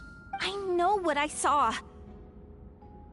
I'm telling the truth, Miss Hertha, I swear. Also, didn't you say that speaking out would help protect the people of Mondstadt? Otherwise, I'd never put myself out here like this. You're doing the right thing. Besides, the investigation wasn't fruitless. A single man's shoe and a torn piece of fabric were found in the bushes near the crime scene. The same location the witness described. If no crime occurred, then is all this just a coincidence? And yet, no victim has been identified, correct? It's true. No one has been reported missing. However, Miss Beatrice harbors no ill will toward the defendant. Her testimony clearly points to a crime, and she has no reason to lie. Does the defendant wish to say anything in response? You may believe otherwise, Miss Hertha, but I did not kill a single person. As a knight and the captain of the investigation team, I have a duty to protect Mondstadt and its people. You accuse me of murder, but there's no body or motive. The defendant raises an important point. Motive. Yet, I must be frank, not all murders are premeditated. Spontaneous conflict can also have unforeseen consequences. Nevertheless, I don't intend to prosecute this case on circumstantial evidence alone. Which brings me to the second charge against Mr. Albedo. Second charge? Please proceed. 7 days ago, at dawn, a witness saw the defendant dispose of the body of an adult male in the area between Dragonspine and Dawn Winery. I now call the second witness to the stand. Wait, that's... Diluc Roggenvinder. Please tell the court what you saw. At around 3:40 in the morning, I saw Mr. Albedo dispose of a body beneath a cliff. It was dark, but he used the power of Geo to illuminate his surroundings. From what I could tell, it looked like the body of an adult male. Tall and thin, but I couldn't make out the age. He buried the body underneath the cliff and smoothed out the ground to remove any traces. We now have accounts from 2 separate witnesses that describe the same modus operandi. Would you call that a coincidence?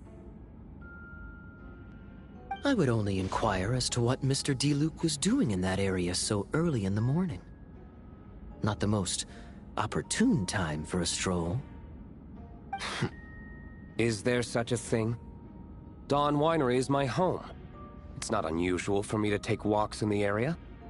I just happen to be in the right place at the right time. That's all.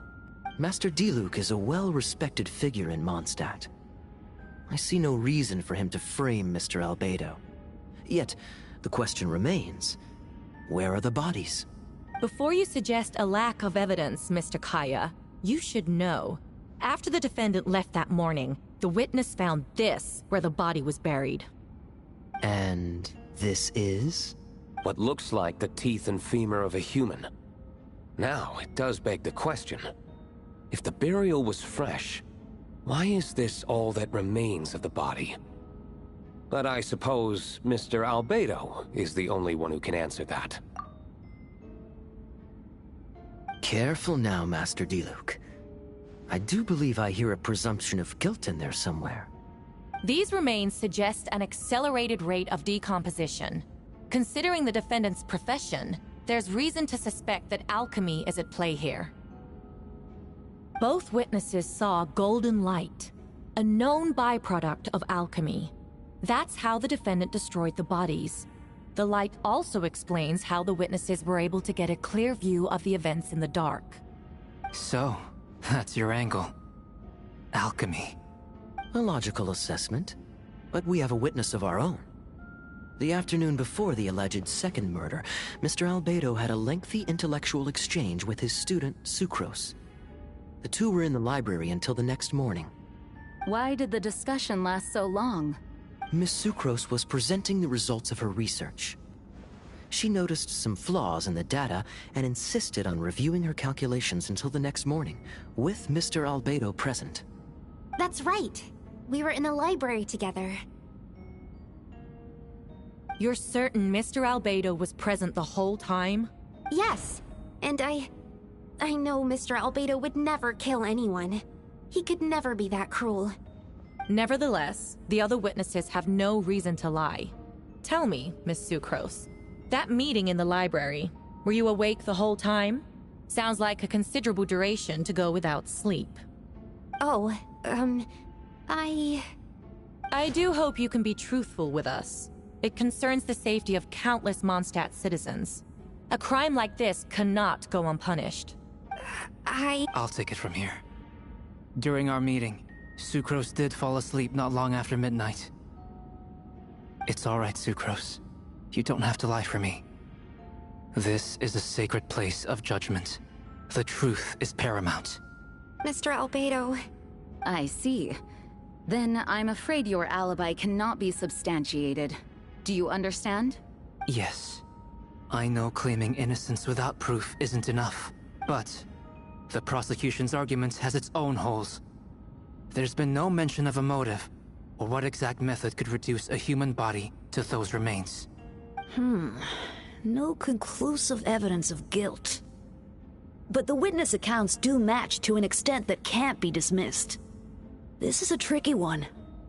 Allow me to submit another piece of evidence. The investigators intercepted one of Mr. Albedo's correspondences. I will now read the pertinent parts to the court. A correspondence. Oh no, that envelope does look like it belongs to Mr. Albedo.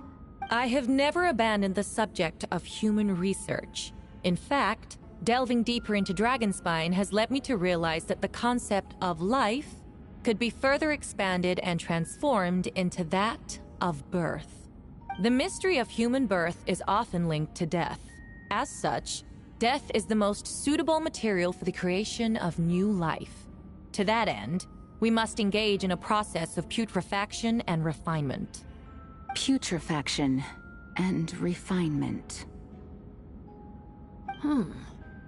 Is that in reference to an alchemical process?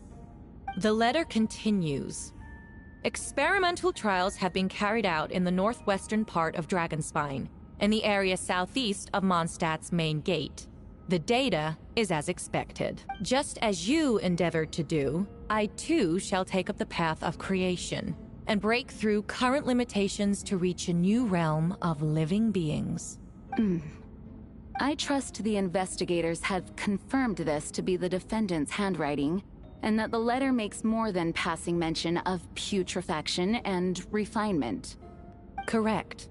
Not to mention, the locations indicated in the letter match both crime scenes. What more can we trust than the defendant's own words? No, it can't be true. I can't believe it. A guilty verdict cannot be delivered without sufficient evidence. In order to protect all parties involved, that is what our principles demand. My original assessment was that we lacked said evidence. But now, it seems the only remaining questions are the identities of the victims, and the specific alchemical process used in this case. Then we are in agreement. The evidence is conclusive. On the charges of murder and unlawful disposal of human remains, the court finds the defendant guilty.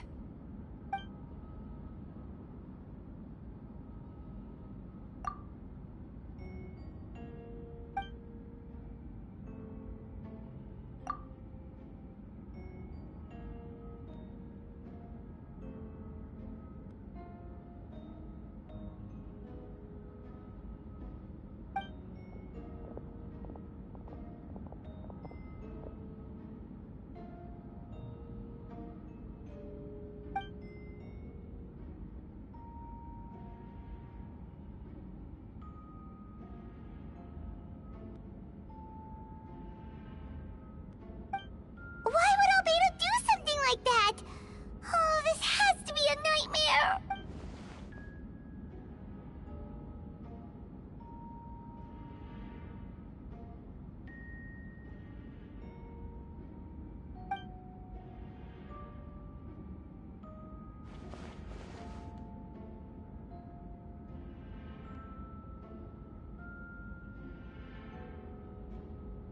Well, this took a turn for the worse. Rosaria! Oh, when did you get here? I've been here the whole time. I happen to have a message to pass along. Yes. You're needed at Star Snatch Cliff. He's waiting for you there. Who is he? You'll know when you get there. Go on now. Time is like the wind. It waits for no one.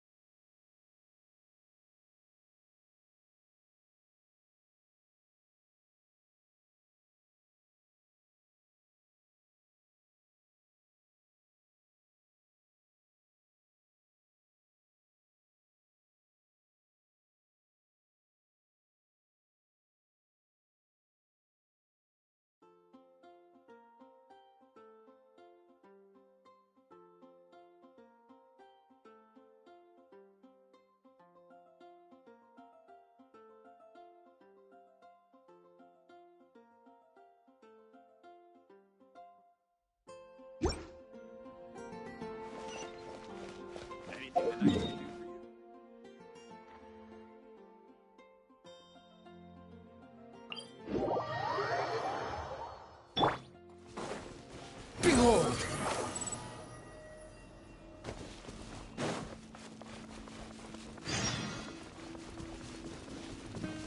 The wind rises.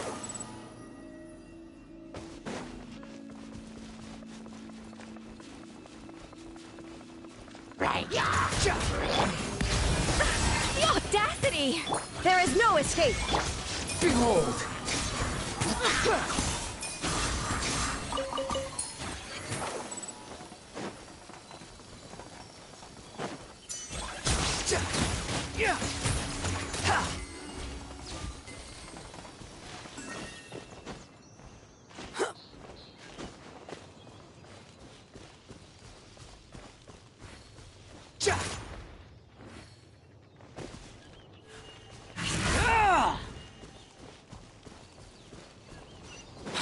following me.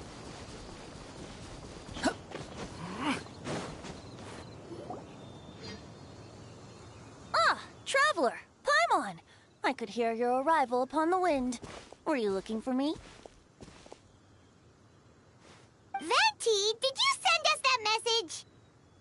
No, I did.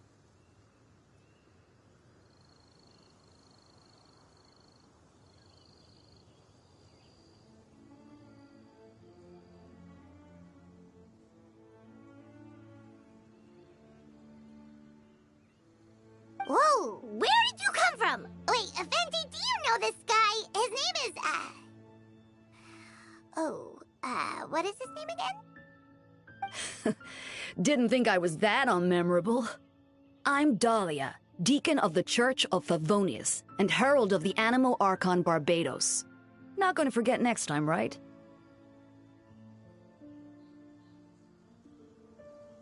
That's right. I noticed you during the trial. The legendary honorary knight. You seem to have a lot of thoughts on your mind, so I thought we should have a chat.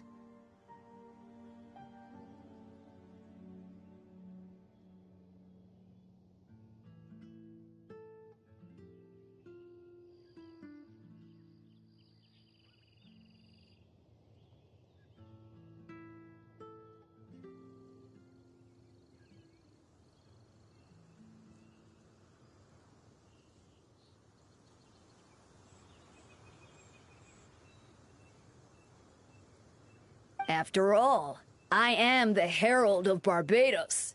If the people of Mondstadt are in danger, I should keep the Animo Archon in the loop.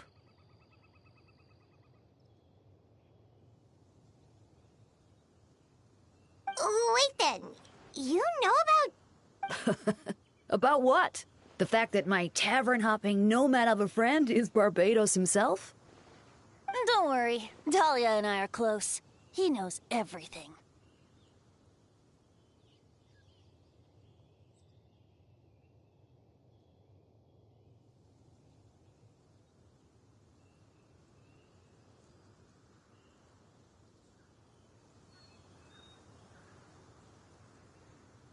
Besides, a god needs someone to communicate their will in a formal setting, and no one does that better than Dahlia.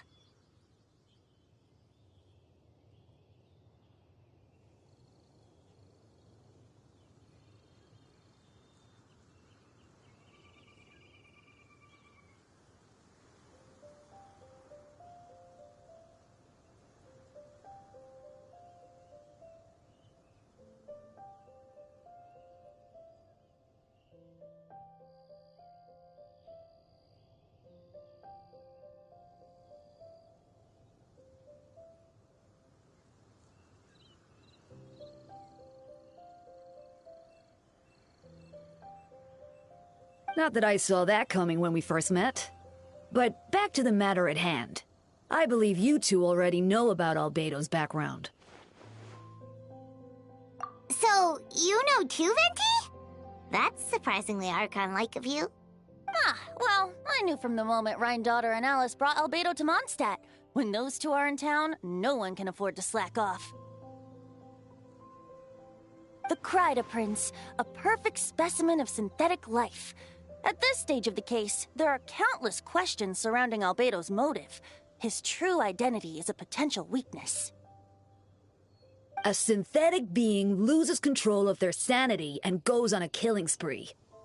That's how a novel would frame the story, and people are inclined to agree. Albedo has told us before that humans often value the ordinary over the transcendent and miraculous. And the slightest difference is perceived as other. A very common phenomenon. Which means we need to find a way to help your friend. Me? Well, I know that Albedo is a synthetic being, and that a lot of strange things have been happening in Mondstadt, even though Windbloom should be about drinking and having fun. We noticed that too! The minute we got here, something was off.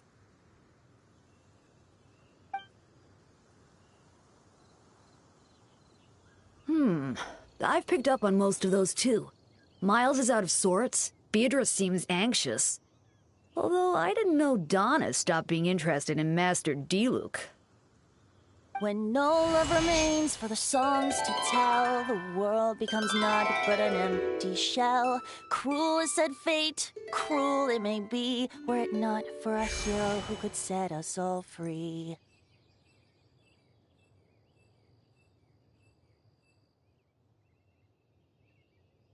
What are you getting at, Tone Deaf Bard? Oh, just making a comment. There are always unavoidable trials in life. At least, that's what Barbados would say. A certain someone is going to need to overcome a trial like that. In such cases, even the Seven know better than to tamper with fate. If only there was a brave soul willing to aid their friend in his time of need. Should he meet a terrible fate, all of Mondstadt could be worse for it. If you wanted our help, you could have just asked, you know. Well, even if Albedo wasn't at the center of this case, protecting Mondstadt is part of being an honorary knight, right? You'll still have help, of course, which is why I prepared a little surprise. Behold! A bomb! Don't worry, I removed the fuse, so it's not going to explode. Say hello to the Dodo communication device. So, this thing belongs to you now? We're old pals. Don't think she'd care if I borrowed it for a few days. Anyway, this invention, with a little help from a trick of mine, will allow us to keep in touch. Just take it out and we can chat. That's all I ask. No matter what comes, you have the wind on your side.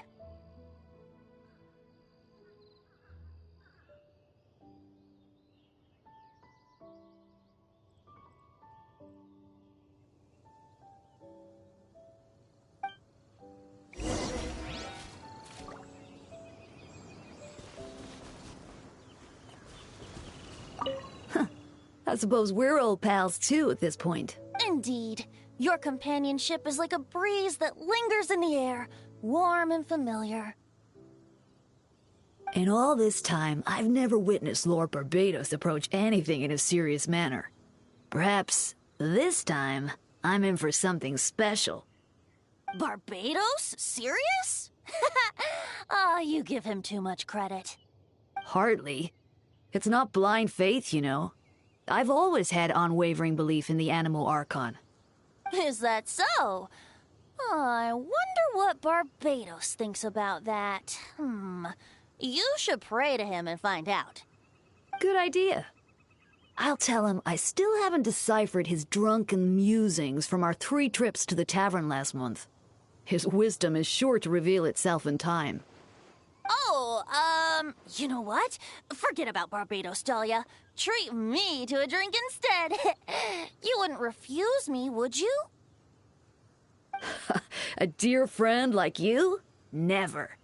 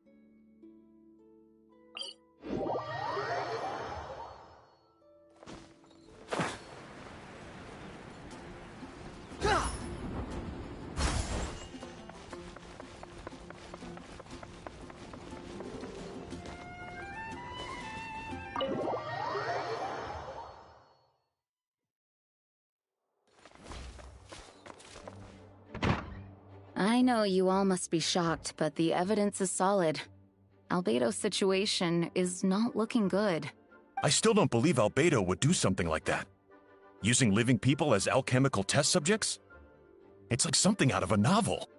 Perhaps it's best for me to remain impartial, but I've worked with Albedo before. He's an alchemist, not a sadist. This version of events is as hard for me to accept as anyone. But Barco once said Albedo is very different from the rest of us. Perhaps there are things we still need to learn about him. Let's see what Albedo has to say for himself first. Would you mind giving me a moment, everyone? Hey, Jean! Traveler, Paimon. Perfect timing. Kaya has a favor to ask. Like Jean said, after the verdict, we have time to submit an appeal. And I will do my utmost to convince Albedo to accept. He's been acting strange, and I can't read him for the life of me. But I need you two to start investigating the case. Yes, it's also time for you to get involved. No, we'd like you to launch an investigation of your own. I'll continue working on his defense in the meantime. If you find anything that might help his case, just let me know. I know it's against the spirit of the season to task you with this, but Albedo is a trusted member of our ranks. We owe him the benefit of the doubt. I know you'll get to the bottom of this, Traveler. You've never failed us in our time of need. But what if the accusation... Then you will have done Mondstadt a great... I'm expecting a retrial. Until then, you're welcome to have a look around Albedo's office on the second floor. I'm counting on you.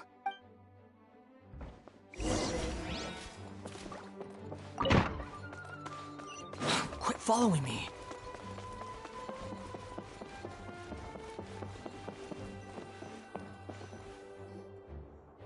Wait, Captain Kaya! Surely I can't just... These two are here on Jean's orders. She asked them to investigate Albedo's office. Oh, in that case, head on in.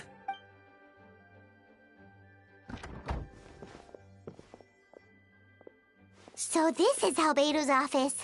Pretty much exactly how Paimon pictured it. All right. I have some work of my own, so I'll leave you to it. Good luck, you two. Right back at ya.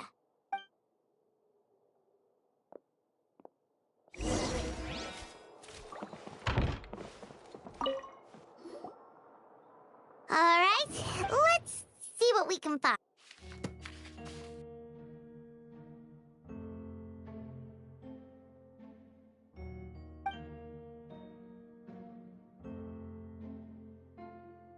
Wow, these books are so fancy! Albedo must have gone to great lengths to get them.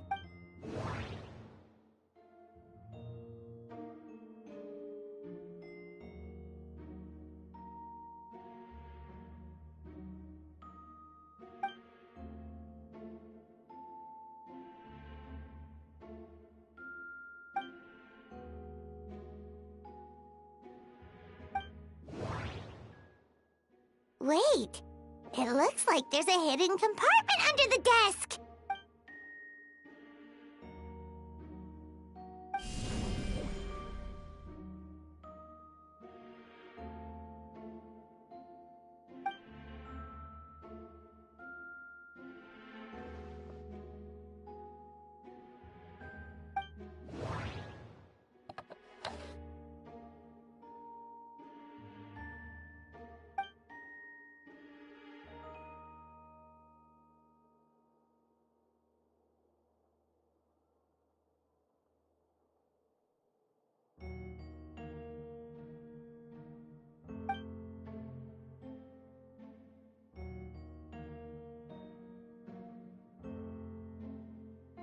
The name of the project is blotted out in ink. What could it be?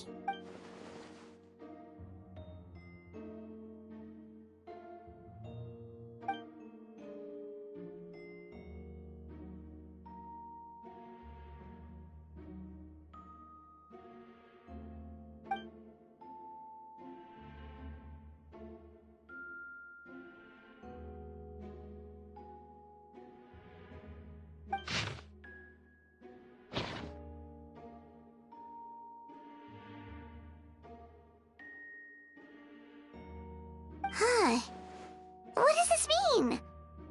Oh, do you think something might also be buried at the last location? Alright, that seems to be it for this place. We should go tell Jean what we found.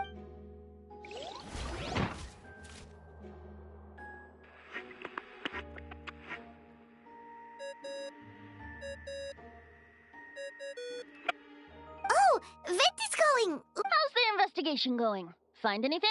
Oh, we found stuff, all right. Stuff that only makes Albedo look even more suspicious. I see. So, Albedo's researching something that doesn't help his case, huh? Not promising. We should be grateful Albedo's true identity remains hidden. If it gets out that he's one of Rhindaughter's creations, there'd be no separating him from her past. As we both know, Rhindaughter's approach to alchemy and ethics was pure madness, and the evidence you just found, let's just say it could convince even those closest to him of his guilt. Perhaps even you. Then it comes down to trust. Do you trust Albedo? Yeah, he's our friend. We should keep the faith. And if he really is the culprit, he must have had a reason, right? Maybe he's just not allowed to talk about it. Yeah, that must be it. Either way, a fair investigation means coming to a conclusion presented by the facts. Remaining objective has its own value. Remember, none of this is your fault. Just report back with an honest assessment of the facts. Yeah. Well, let's go find Jean and tell her what we learned. Wait, that's Miles. What's he doing here? Oh, sorry. I heard voices and wasn't sure if I should check who was inside. It's okay. We're here on Jean's orders. Ah, I see. I'll, leave you to it then. Hold on. You didn't hear what we were saying, did you? Oh, not really. Nothing that made sense anyway. Well, do us a favor and just forget anything you might have heard, okay? Oh, sure. You got it. That map we found in the hidden compartment seems important. We should check out the marked locations.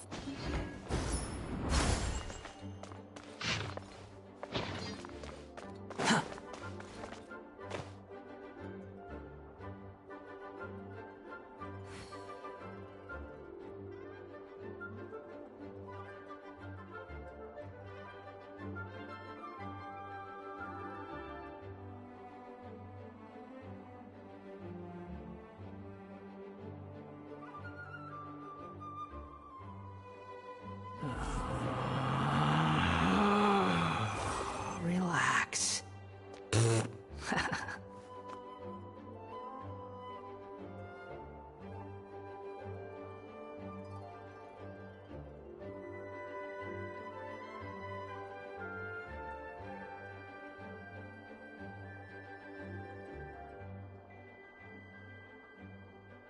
There's no need to exchange pleasantries.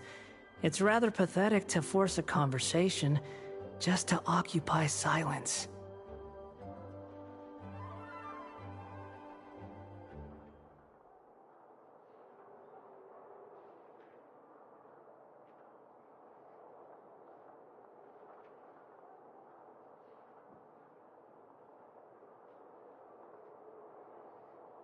You think I've got a sharp tongue? I just tell it like it is. If someone can't handle it, maybe that's their problem.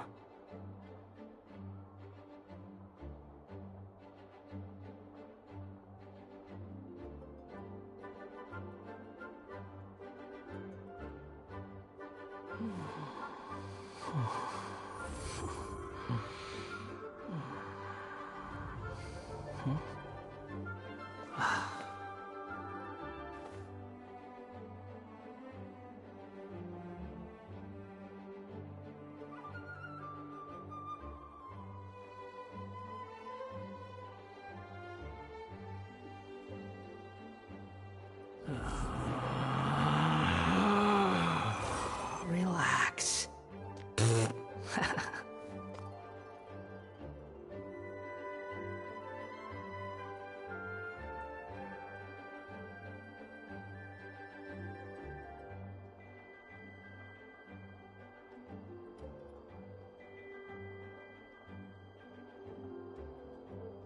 There's no such thing as pure freedom in this world. Even the wind cannot blow on forever.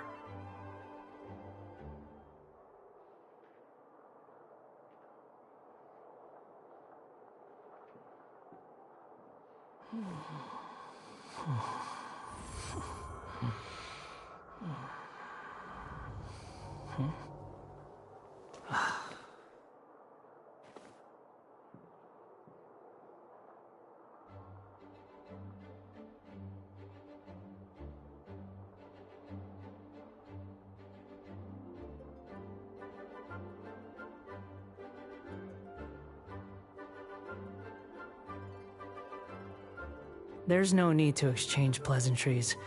It's rather pathetic to force a conversation just to occupy silence.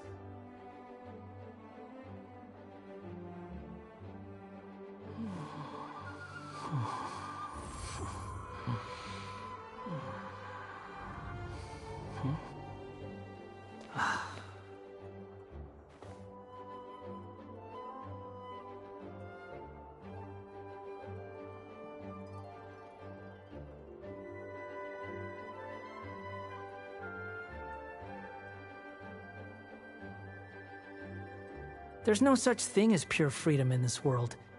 Even the wind cannot blow on forever.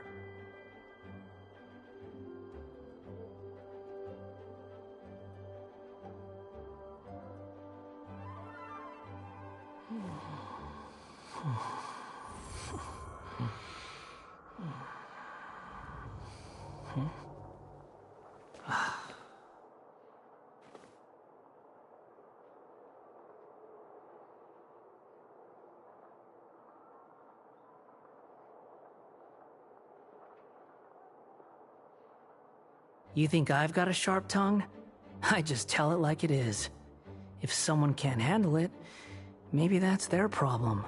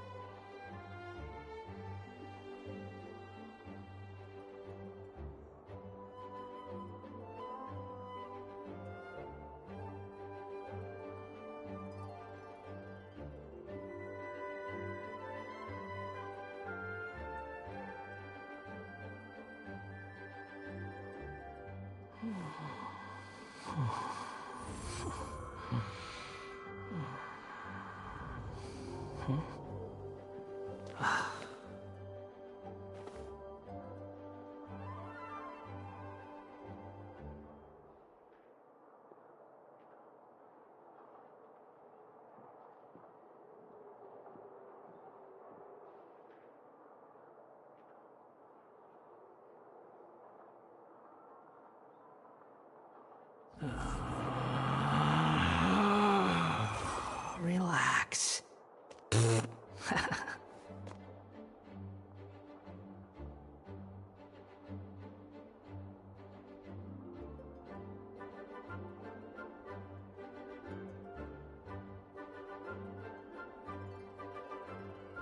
There's no need to exchange pleasantries.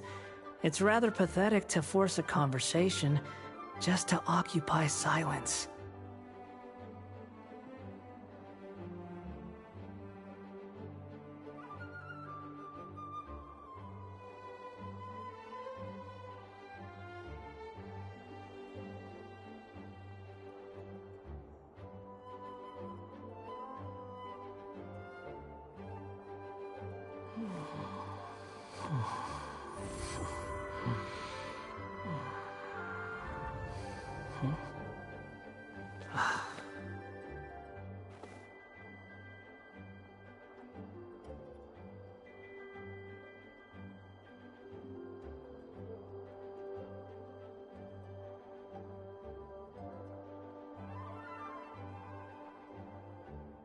There's no such thing as pure freedom in this world.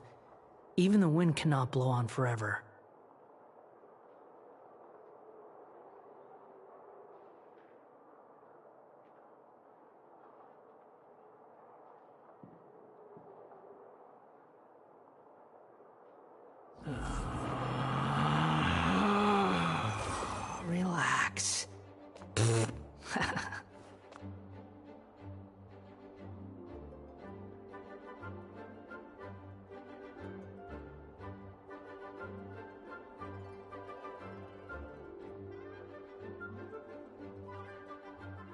There's no need to exchange pleasantries.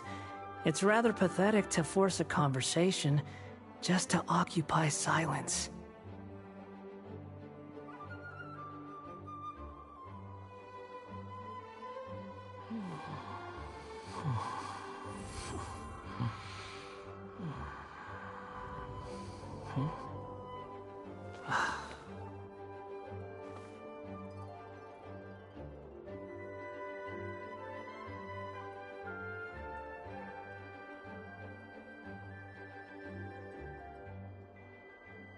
You think I've got a sharp tongue?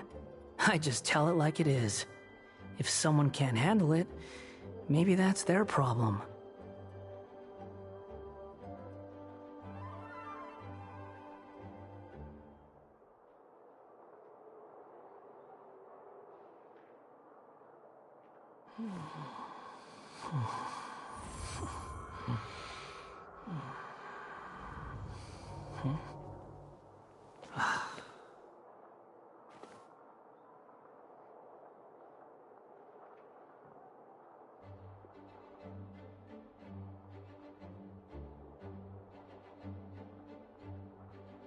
There's no need to exchange pleasantries.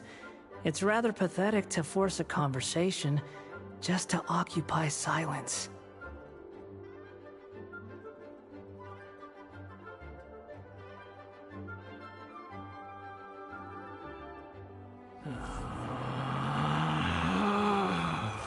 Relax.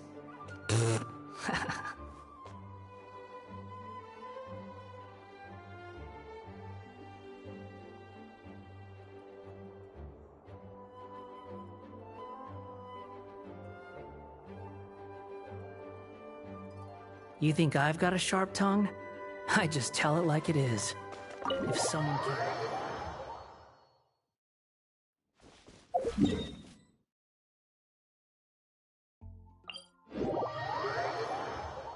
Fundamentally speaking, there's little difference between snow and rain, yet people lavish the wind rises!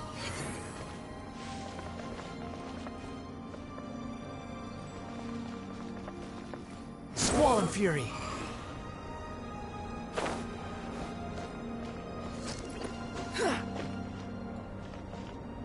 The wind rises!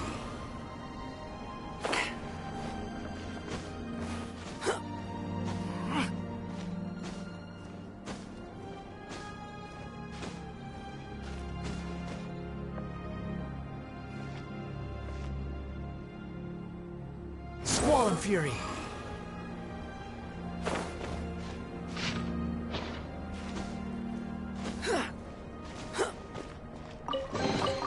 Take it and have fun.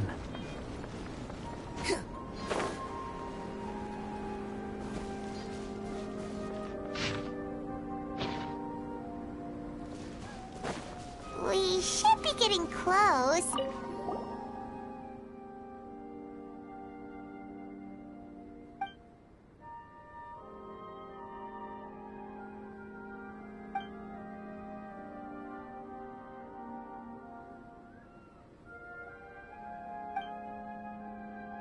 Weird. The prosecution's argument is that Albedo used alchemy to destroy the bodies. But this location is different from the other two. Why not fill the hole? Or smooth out the ground like...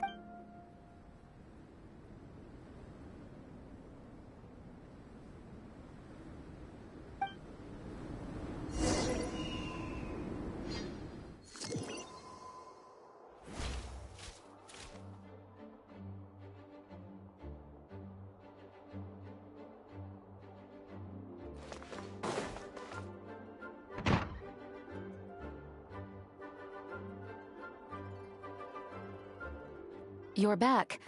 Did you find anything? Yeah, but none of it helps Albedo's case.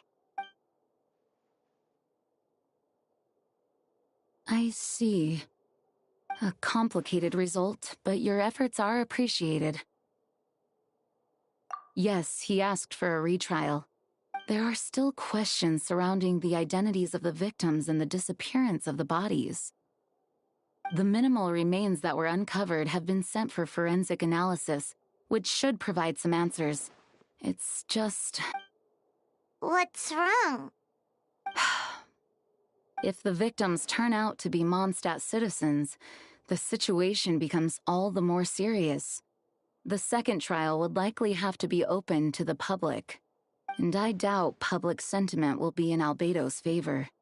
Yeah, not when the charges are so serious. The second trial is set to take place in 2 days. I hope you consider attending this one as well. Of course, we'll be there. In the meantime, we should all just stay positive. Well said. When the time comes, I'll carry out my duty to the best of my ability.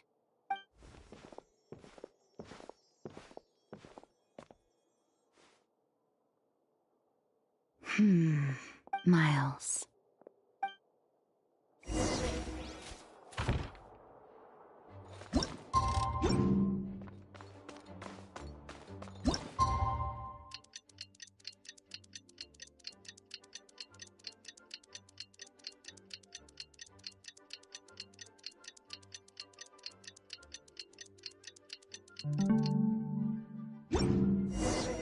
We should meet up with Jean. It's about time for the second trial. Ah, you two. Let me know if you're ready and we'll head out. All right, follow me.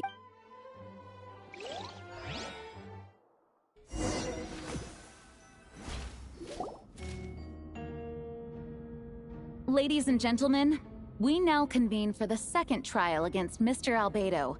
I, Jean Gunhilder, will once again oversee the proceedings. Representatives on both sides remain unchanged, and Mr. Dahlia will continue to serve as assessor. Ms. Hertha represents the prosecution, and Mr. Kaya speaks on behalf of the defense. The defendant in this case is Mr. Albedo, captain of the investigation team. With that, I now bring this trial to order.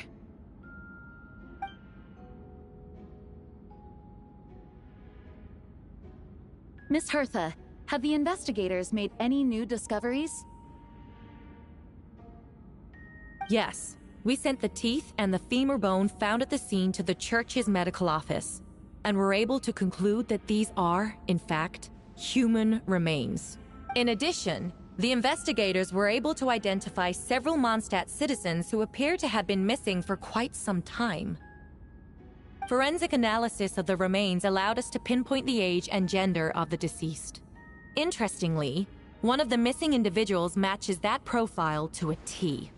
The medical office couldn't spare the personnel, so Miss Rosaria is here to present the results to the court. Hanselman, male, 46 years old. Marital status, single. Occupation, hunter. Consistent with the conclusion in the last trial, his disappearance went unreported, likely due to his lack of relatives. In addition, medical records show that he sustained a mechanism-related injury to his leg 3 years ago. The damage on the femur bone Mr. Diluc found is consistent with such an injury. Therefore, we can conclude that one of the victims in this case is Hanselman.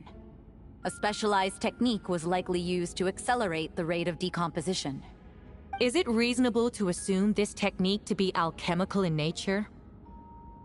Alchemical or magical. Both are possible. Thank you for your testimony. The identity of one of the victims is now confirmed. But what about the defendant's motive?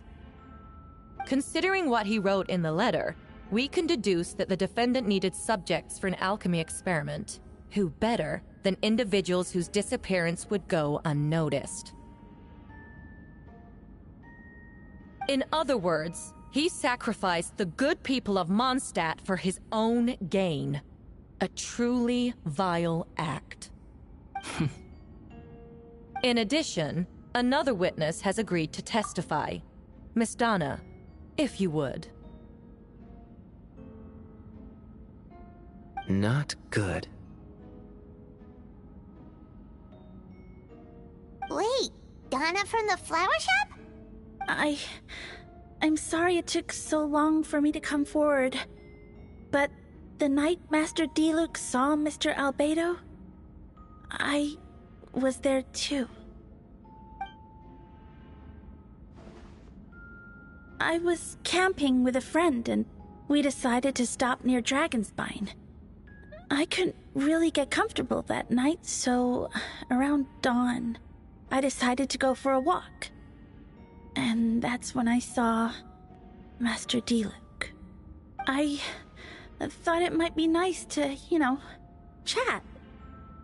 So I headed in his direction and then I saw it. Someone at the bottom of the cliff was getting rid of a body. I was terrified the person might see me. Even after I fled, I couldn't shake that fear. And I started to wish I never had a crush on Master Diluc in the first place. If I hadn't wanted to talk to him, I would never have been in that situation. Well, I didn't want to come forward because I was scared. But Miss Hertha convinced me it was the right thing to do. I'm sorry it took me so long. I see. Just stepping forward was brave enough, Miss Donna. The court thanks you for your courage and commitment to justice. Yes. Thank you. The two witnesses corroborate the same sequence of events. That just leaves the question of how the defendant disposed of the bodies. I believe the answer lies in the alchemical technique mentioned in the letter. The defendant is the most accomplished alchemist in Mondstadt. He has the skill, no question. A special investigator also uncovered some relevant evidence on that subject. I will now present it to the court. Wait, does she mean...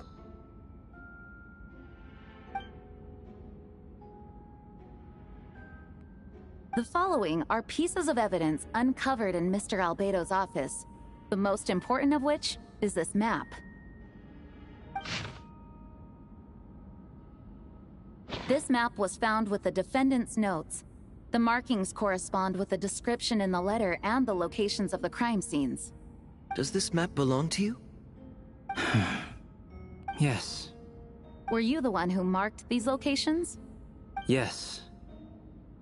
You do realize that's basically an admission of guilt, don't you? The evidence against you is nearly insurmountable.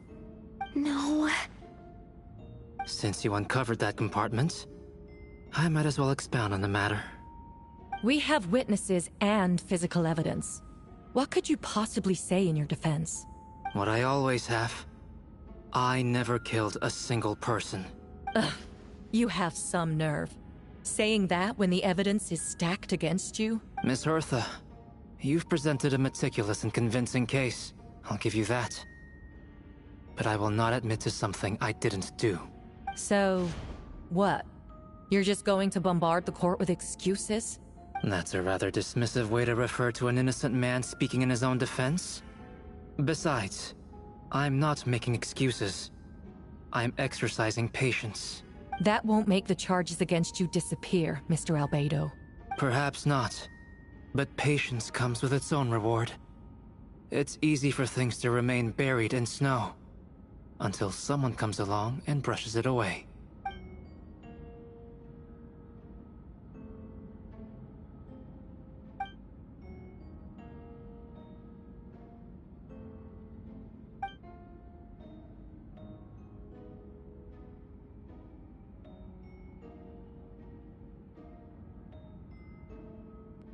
Traveler, you were the one who uncovered this map, right?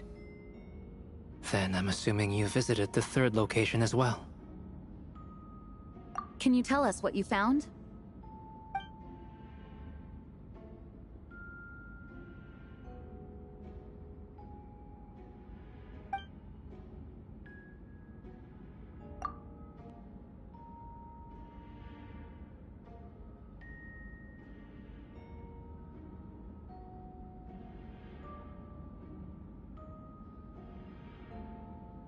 Then, there must also have been a body.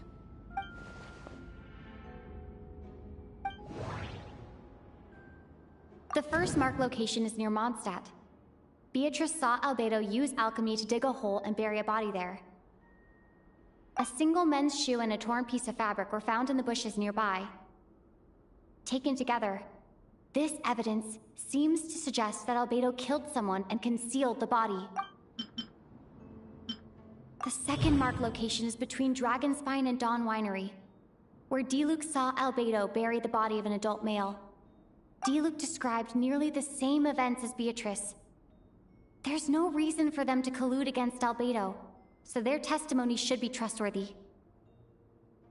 Diluc found teeth and a femur bone at the scene, and Donna confirmed his version of events because she was also there that night. The two should have no reason to set Albedo up. Despite her crush, Donna wouldn't lie about something like that just to get Diluc's attention. Not to mention, Donna has been acting strange since before the trial. The third marked location is in Dragonspine. We only knew about it because we found the map in the hidden compartment. During our investigation, Paimon and I discovered a hole beneath the snow, big enough to hide a human body.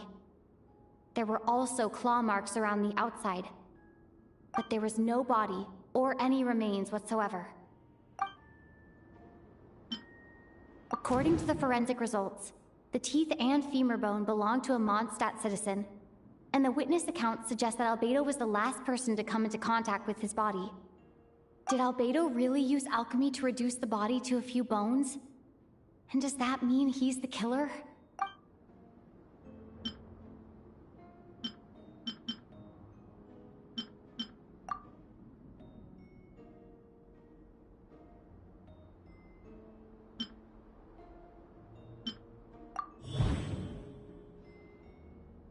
Albedo marked these 3 locations on the map found in the hidden compartment. There are some similarities and differences between them. Based on what we know, all 3 locations were likely used to hide bodies. The holes dug in each, but unlike the first 2 locations, there were claw marks around the hole in the 3rd location, and no witnesses saw anything happen there. Dragonspine is home to all manner of monsters and wild animals. Could some kind of creature have dug up the body? But why wasn't that the case in the other locations? The marks didn't look fresh, which means the hole at the 3rd location has been there longer than the other 2. But if the hole at the 3rd location wasn't made around the same time, does that mean it's connected to a separate incident?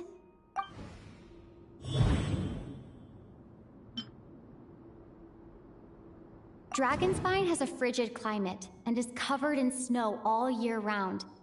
Even so, it's home to various monsters and creatures that can withstand the cold. Deep within the mountain lies the remains of an even more mysterious creature, Durin. Although the dragon has been dead for a long time, he still possesses a peculiar life energy. Now that I think about it, a lot of strange things have happened on Dragonspine. Most people know Albedo as an alchemist and the captain of the investigation team, but in truth, he's the Kryta Prince, a synthetic human created by one of the 5 sinners, Gold Rhindaughter. Albedo is steadfast, intelligent, and treats everyone with kindness and respect. I think most people would agree with that assessment. He's also a calculated thinker. It's fair to say that if he did commit a crime, it would likely be well concealed. Up until now, Albedo has never displayed any ill will toward humanity, and he also still seems like his normal self. As his friend, I shouldn't reveal the truth about his identity. That would only make things worse for him. I almost forgot. Paimon and I once encountered someone on Dragonspine who looked exactly like Albedo, and we weren't the only ones. Wait a second. Someone who looks exactly like him. I almost forgot. Wait a second.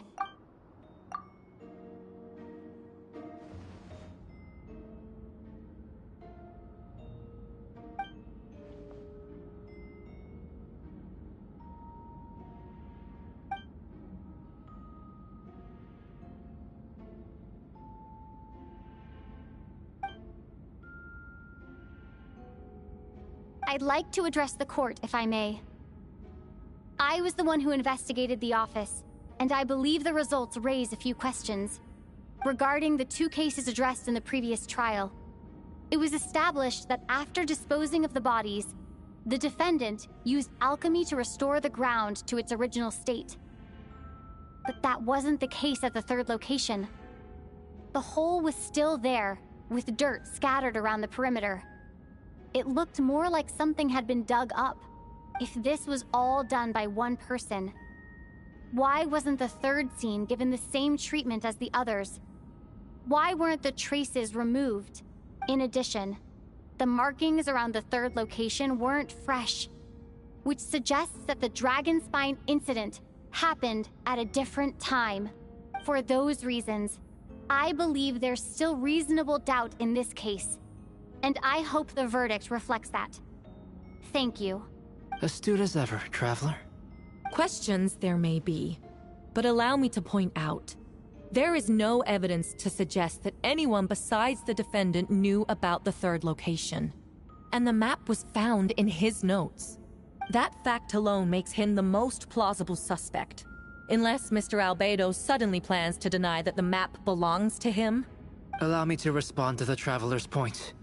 If all I cared about was proving my innocence, I would indeed do as you described, Miss Hertha, and deny any connection to that map. But that is not what I intend to do. The map does belong to me, and I did hide things at those 3 locations. What? There were indeed bodies at each location. And I did kill and bury someone on Dragonspine. Ha! So you admit it. Let the record reflect that the defendant has confessed to his crimes. You're mistaken, Miss Hertha. The story doesn't end there. Some time ago, I encountered an uninvited guest on Dragonspine. Someone who wanted to take advantage of the deserted nature of the region to eliminate me in secret. His desire to kill me led to an altercation, where I killed him instead, and buried the body on the mountain, the third location marked on the map. Actually, the Traveler Amber, Bennett, and I were with Albedo that day. The Adventurers Guild was holding an event on Dragonspine.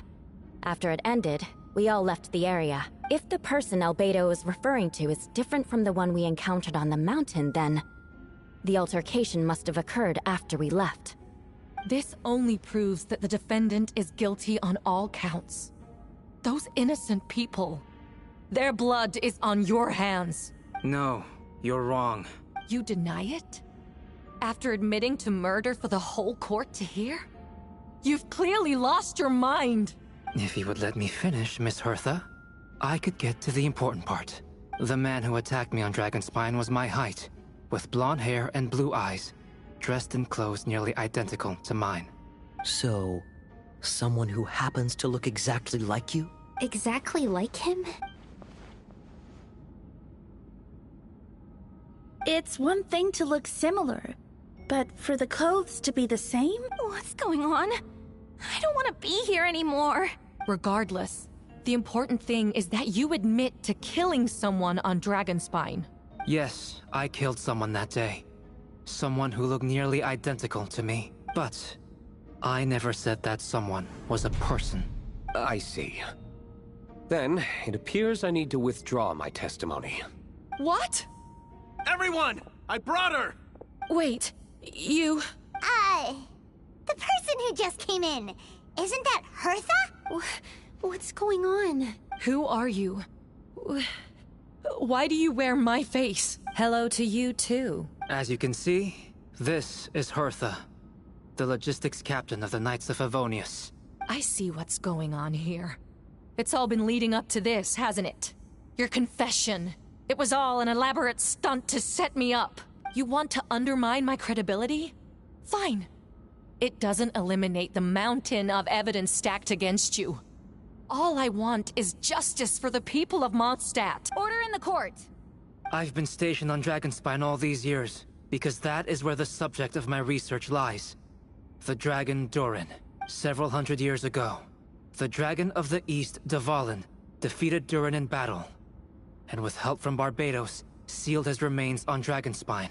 Durin was created through alchemy, one of the finest specimens of artificial life. As such, my imposter on Dragonspine was a failed specimen abandoned in Durin's stomach. An unsuccessful iteration of the Homunculus project. Homunculus? Are you trying to insinuate that I'm some kind of homunculus? Because it looks to me like the artificial one is standing right there. Some kind of imposter you dragged in from Dragonspine. So this is what I look like when I fly off the handle. You know, they say imitation is the best form of flattery, but your impersonation has overstayed its welcome. Master Jean, what are you waiting for? We've known each other for so long. You recognize the real me, don't you? The two of you look identical, but judging based on demeanor, the new arrival actually seems more like the Hertha I know. That means nothing! By that logic, I could just as easily accuse the Albedo in this room of being an imposter! How do we know he isn't the fake one? A cold-blooded killer who replaced the real Albedo long ago! Then, how about something only the real Hertha would know? The longest scar on my body. The knights who fought alongside me that day should remember where it is. I remember. Let's hear your answer. I'd like to hear Miles' answer first. Huh? You don't know? Or you don't remember? I heard you've been acting strange these days. Disoriented? Confused? You were closer to me than anyone during that battle. And yet you don't remember a thing. Strange indeed. No, my head. It hurts. The scar is right here. Why the nerves? I can't imagine this comes as a surprise. Unless your informant in the Knights of Favonius failed to mention the scar on Hertha's left arm. Albedo has done a lot of research into beings like you. If you deny it, then show us your arm. No need to panic. You can just add it now. You excel at changing your appearance, don't you? Or, I should say, all spawn of Durin's life force have that ability. A powerful life force, an appearance you can change at will. Yet here you stand, formless one, paralyzed to act. Because you're worried using that power could affect your accomplices. Accomplices? Then Miles must be one of them. There are others too. Most of the beings under the influence of Durin's life force have gathered here. And yet, their presence is what impedes her from taking action. Once you attempt to transform, all who surround you will be affected by your power. You can't control it, because in this network of living beings, you serve as the core. Show us your arm. Ugh! Have it your way! Whoa! Come on, let's go!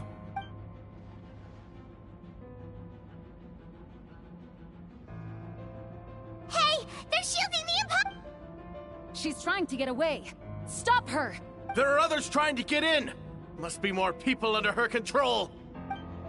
Time to get moving, everyone. Whoa! She just leaped across the room!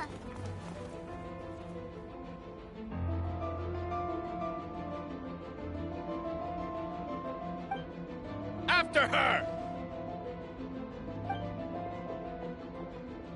It's time. All units move out. Third company, keep on the imposter's tail. We finally have a chance to talk. But before I explain the events of the past few days, I'd like to make a few things clear. First, I never killed any of my fellow citizens, and I never used human remains as part of an alchemical experiment. Second, the events of the past few days were all part of a plan. Most of the members of our order were in on it. As for the witnesses, Master Diluc picked up on the situation long before today's proceedings. Indeed. Follow me.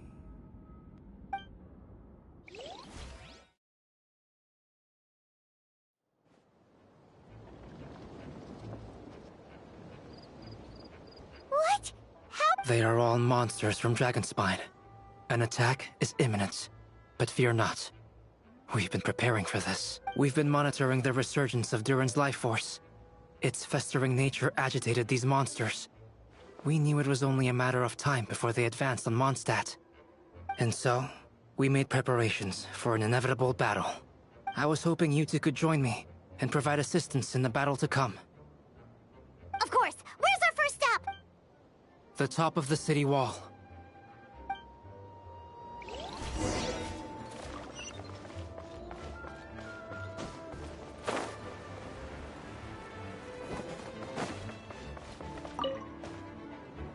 Master Jean, headquarters should be secure for now. We responded in time and had enough manpower.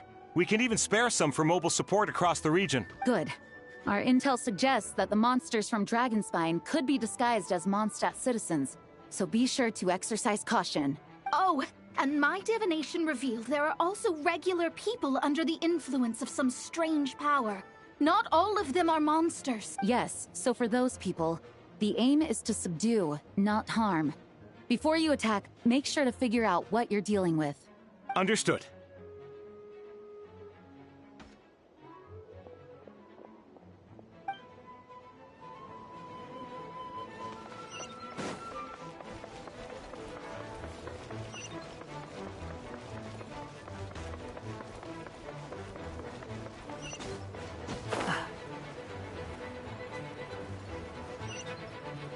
Captain Albedo, honorary knight, and your floating companion. Some of the people around here are acting strange. Be careful.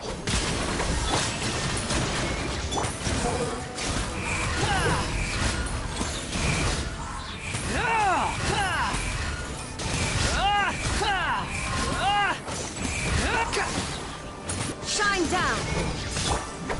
Solidify! Squall Fury! Thanks for the help. I don't think we could have managed that on our own. I hope everyone's all right. We really appreciate the help.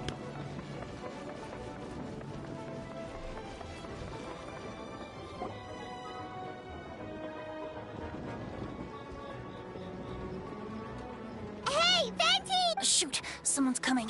Help me, please! Someone help me! What's with the freak out? It's just us. Perfect. I can drop the act. Sorry, I thought you were regular citizens. It's about time. I think we can proceed as planned. I agree. Although, it's been a while since I dealt with something this big. Oh, it's gonna be pretty exhausting. Don't worry. I'll treat you to a drink for your trouble. Haha! Just what I wanted to hear. So, these two know the other's identity then? Monsters started surging in from Dragonspine during the trial. They soon became agitated, likely in response to the core coming under pressure. Still, I never expected those monsters to have become this advanced. The power of evolution cannot be underestimated. Especially considering the fact that Durin absorbed the previous imposter. Wait, so what about the map? And the missing bodies? What the witnesses saw was true. I did hide those bodies. As I monitored the situation on Dragonspine, I noticed that many who ventured there came back different. Some were under the influence of Durin's power, but the less fortunate ones had already been devoured by monsters, who then assumed their appearance to infiltrate the city. Most of those who were replaced had no close relatives, so when their behavior changed, there was no one to notice. The monsters used their disguise to get close to people. I eliminated 2 who attempted to attack. What about the remains Diluc found? Did they belong to one of the victims? Yes. The monsters slowly digested their victims. Sometimes, they even left behind body parts to aid the transformation. All that remained of the first victim was a few strands of hair. And the second, some teeth and bone. The only bodies Albedo destroyed were the monster's mimic forms. Then he buried whatever remained of the victims to put them to rest. Well, someone had to do it. Besides, I managed to gather some valuable data on the putrefaction of the bodies. After we defeated the doppelganger Whopperflower on Dragonspine, we promised to tell each other a story, remember? I'm glad. Then you remember what I told you about Subject 2? In his pursuit to replace Subject 1, he transformed a Whopperflower into Subject 3. Yes, that would be Subject 2. I confronted him, and buried his body on Dragonspine. So, you see, at one point, there was something hidden in that hole you found, but Durin is becoming more revitalized by the day. Under the influence of his power, the monsters dug up Subject 2's body and returned it to Durin's stomach. Durin absorbed the failed creation along with his knowledge and way of thinking. Ever since then, all creatures spawned from his power had the ability to transform their appearance. Humans who venture into Dragonspine for too long are also bound to fall under Durin's influence. But those effects don't show themselves right away, and the extent to which a person has been affected is hard to perceive. You saw it for yourself, didn't you? All the people acting strange? Those are the same people who just tried to break into the Knights of Favonius headquarters. Durin's power remained dormant within them until, finally, it surged to the surface and seized control. That was also our goal. If we could force a situation where the imposter had no choice but to unleash that power, all those under its influence would become violent. And, thus, we would know who was affected. Wait, so... what do we do? We can't go... That's why I'm here. It would make me look bad if I just lazed around after promising to help. We will use the power of Animo to restrain them for now. That should give the Knights the chance to subdue them without harm. A specialized team will deal with them later. Alright. That's the long and short of the situation. It's time to activate that thing. Yes. So, if there are little secrets other people shouldn't know, my identity, for example, keep it to yourself, okay? Alright, this should do it.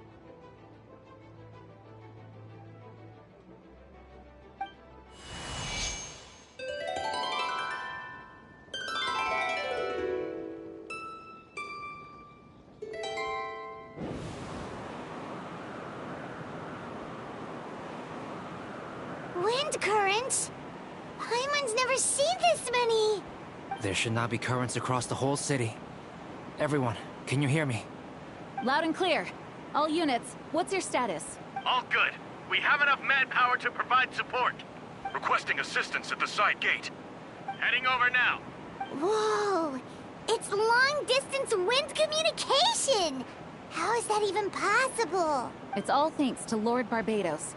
With this blessing, we will succeed in defending our city. Actually, if you face away from the current and whisper like this, no one can hear you. No wonder you're crouching down there like you have something to hide. You didn't have to broadcast that. Huh? That voice. Venti? Is that you?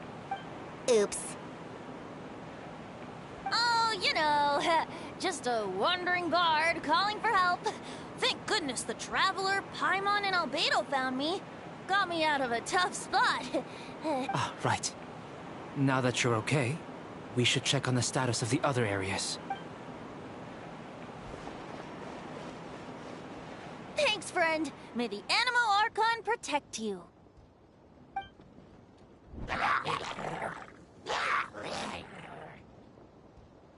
I've got things covered here.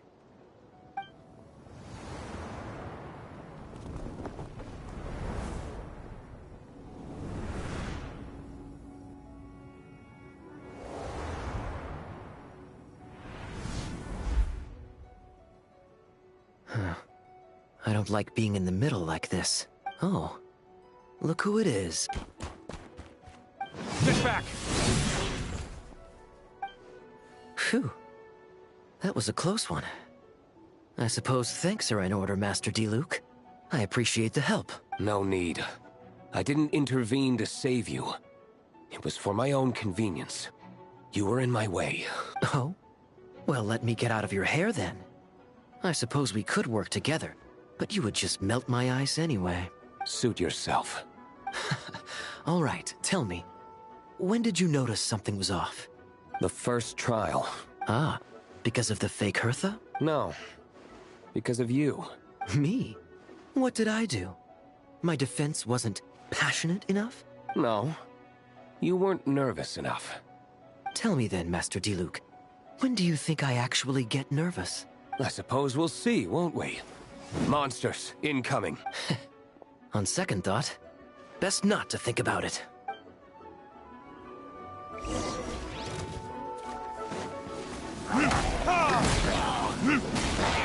This moment will be frozen in time. Verdict is...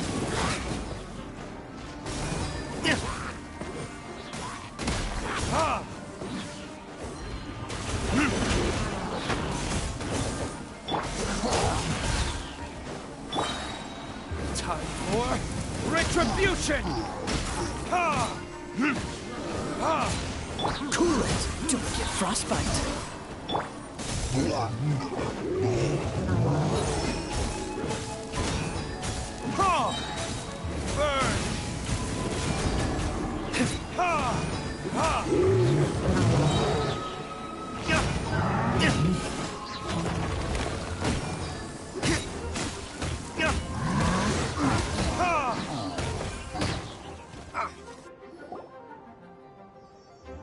They're over there! Dilu, Kaya! If you had time to make it out here, I'm guessing the other areas are secure. What? We can't be here because we care?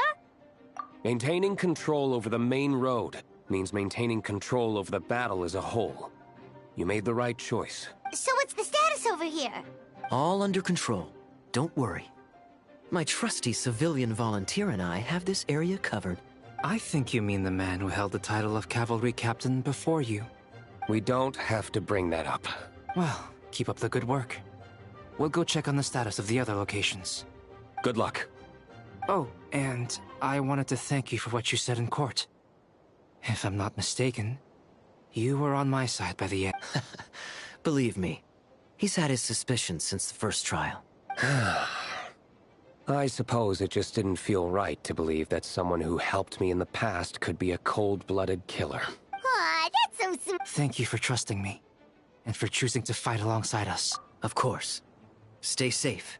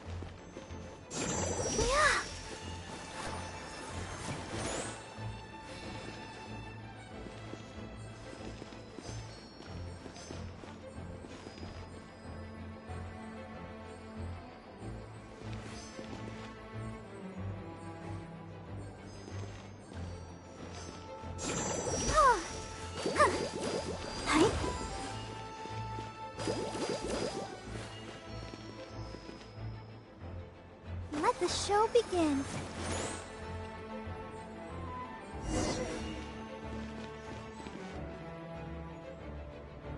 All right. You should be on the mend. Thank you so much, Miss Barbara. Things are still quite chaotic outside. It's best if you all remain inside the cathedral. You're not rushing back out to the front line, are you? You're still injured. Don't worry, Miss Barbara. I'll try not to put myself in harm's way. I can help with the logistics from the back. Well, maybe we can give you a hand. As you said, the situation outside is chaotic. Injured parties should not be left unattended. There are others here who need to get back to the front lines, so I'll escort you all myself. Of course. Thank you, Miss Rosaria. Just doing my job. I'll leave the cathedral to you then, Barbara. You can count on me. I don't really know how all of this started, but I do know that Jean and the others have been preparing for this for a really long time. So no, it has to be. Oh, did I catch you at a bad time, Barbara? No, not at all. I just wanted to tell you that over the next few days, a lot of things are going to happen in Mondstadt. Attacks and fighting. Huh? Albedo warned us in advance. It has something to do with Dragonspine, and he's our authority on that region, so we should— So, the city is going to be in danger. Yes, but the Knights of Favonius will do whatever we— But then— Don't worry. I'll look out for myself. Please let them be okay out there. Sister Barbara, could you lend me a hand? Of course! Coming!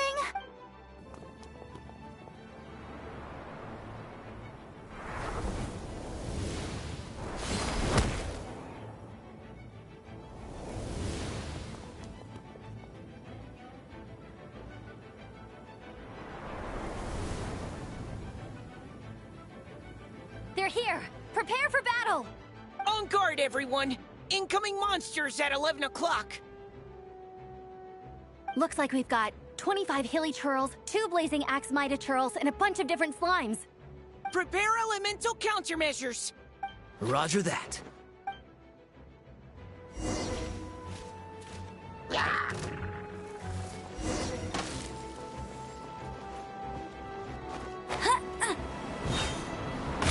Go, Baron Buddy!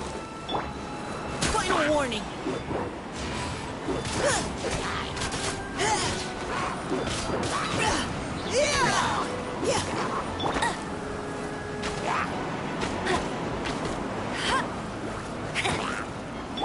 Providing cover fire! Now's our chance!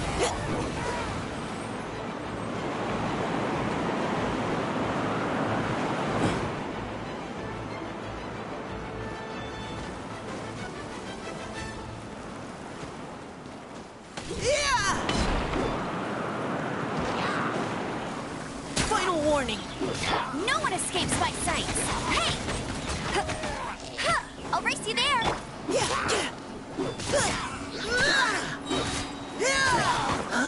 Let's keep going, team! Providing cover fire! Get him!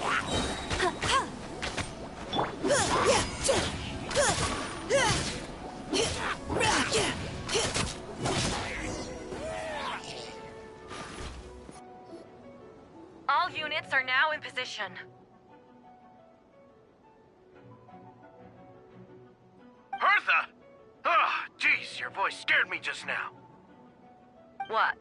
Still caught? Well, after you up and then, what do you know? Someone who looks exactly like you appears out of nowhere 2 days later. If Master Jean hadn't told me about your mission, I would have fallen for it hook, line, and sinker.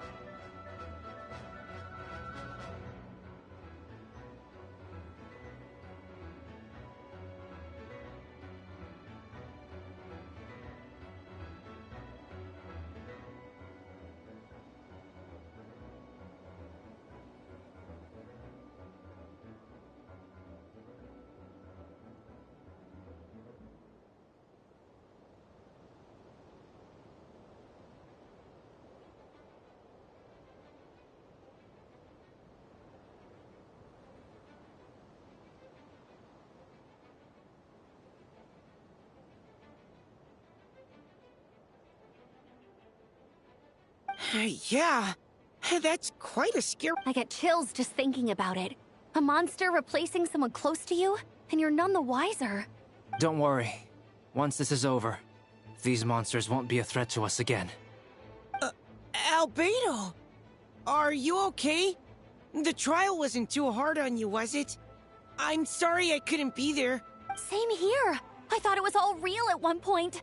I was in complete shock. So, you didn't know, Amber? Then it seems Eula did an excellent job at keeping the situation under wraps. And no need to worry, you two. I'm no worse for wear. That sounds like Eula, all right. She's like an impenetrable wall, that one. You're not... Yeah, for sure! She's someone you can really... Wait, so how did you decide Hertha should disappear again? After all this fighting, I can't seem to get it straight. It was Kaya's suggestion. He said the plan would work best with someone well-known and reputable, without being too high-profile. Naturally, Miss Hertha was the perfect choice. We needed to leave a hole in our organization, so she came up with the idea that she would disappear. Ah, so that explains the rumor that someone had fallen during a mission. Of course, it didn't take long for that to get resolved. No, because the imposter fell right into our trap. It was all part of the plan.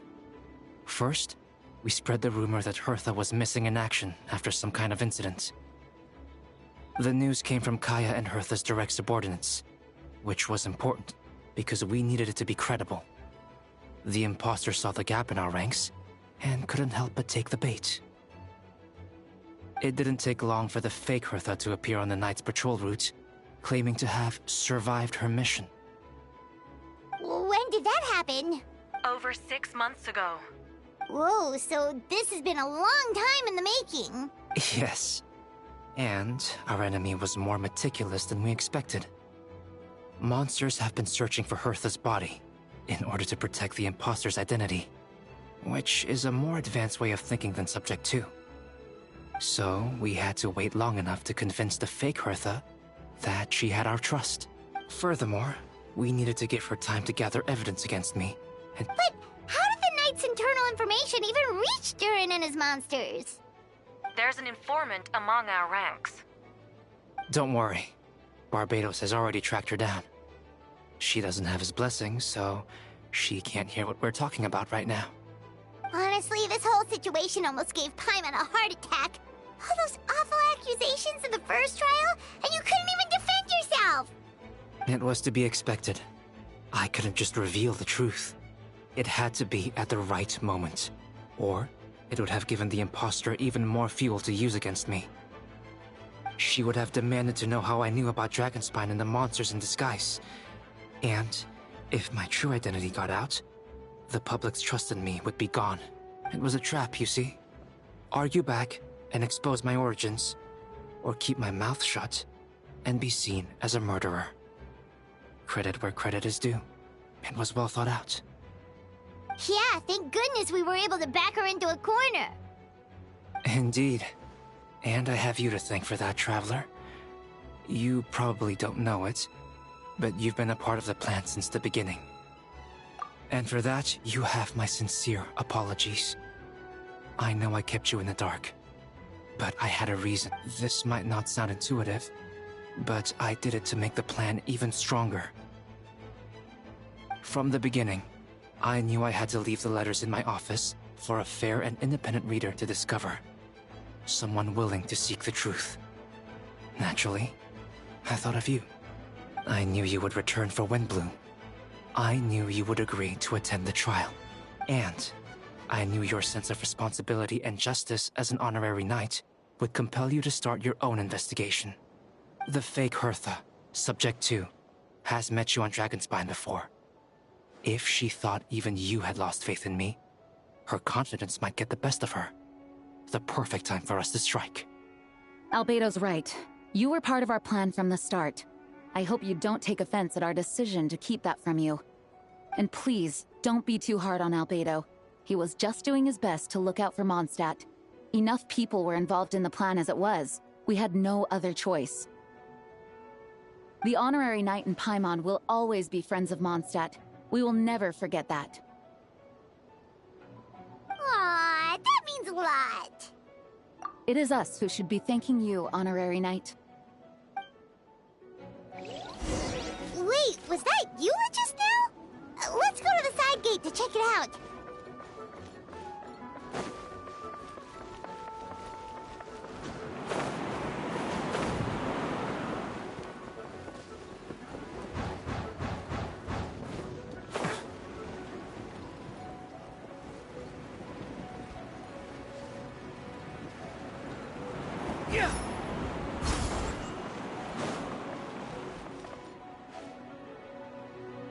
Oh, Katie, it's you. Here to take some weight off our shoulders? Lupica, it's you. Good work, everyone. We're here to help.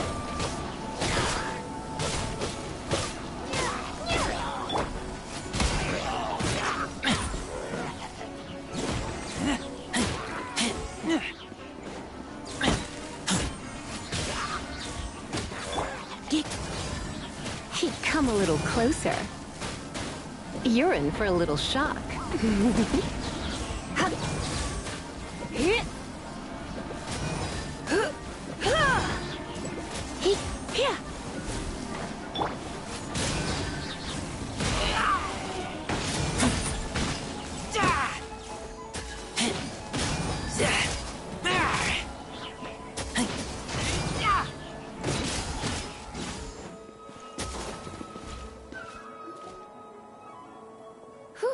It's been a while since I unleashed my lightning during Windbloom. It happened a lot before. Unleashing lightning on people?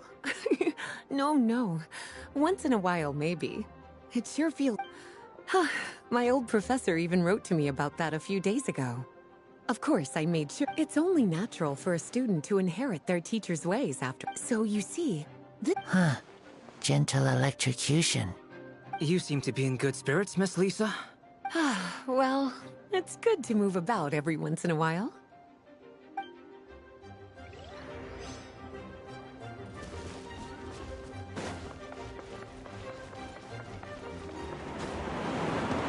Quit following me. Too slow. It's all my fault. I knew Klee was fast, but disappearing like this? I only lost sight of her for 1 second. Explain what? Albedo! Traveler! We're providing mobile support across the region. Was there something you needed to explain? You could... Yeah! Plus, we kinda already heard what you said, so... Klee, she disappeared right under my nose. I'm sorry. I'm doing all I can to find her. I see. Please don't beat yourself up. Klee is... Wait! Something's coming this way, and it doesn't... All right. Fighting first, conversation later. She was right next to me, and the next thing I knew, she ran off somewhere. I swear I only lost sight of her for a second. Klee is known for her speed. Don't worry. She's a knight in her own right. She could protect herself.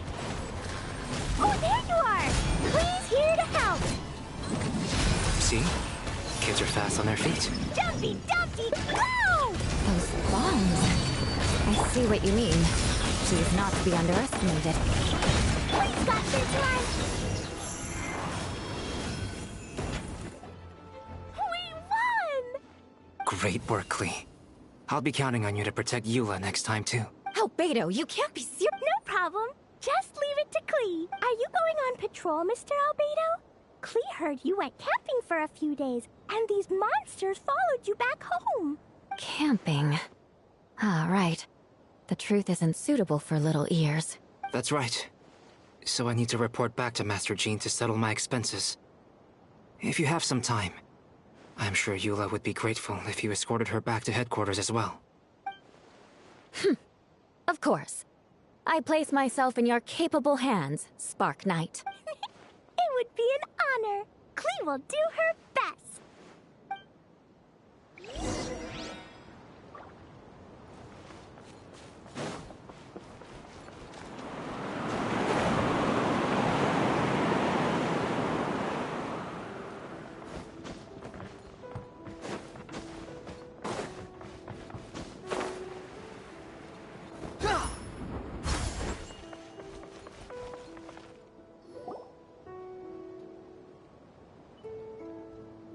That should be it for now. Good work, everyone. How did we fare injury-wise? Good! Our preparations paid off. Injuries are few and far between. I have the full record here. Wonderful. I'll review it in a bit. We're back! Everyone all right? Amber? Yup, right as rain. We're back! Klee kept Miss Eula safe the whole way! That's amazing, Klee! Eula was lucky to have you. Looks like we're still missing a few. Reporting back, Master Jean. Mission complete. Good to have you back safe and sound. And great work, everyone. This operation could not have happened without you all. Your leadership is what made it possible, Master Jean. It's been a busy few days. You should take a well-deserved break. I will. But I believe you deserve one most of all. My work isn't finished, I'm afraid. I have a few loose ends to tie up. Loose ends? Ah, yes, of course. We can talk about it back at headquarters. The Traveler and Paimon should be there too. All right. Everyone who has finished their work should head back to their quarters or to the church to get some rest. Want to come with us, Klee? We can drink some tea and eat some freshly baked moon pies. Yes! Yes!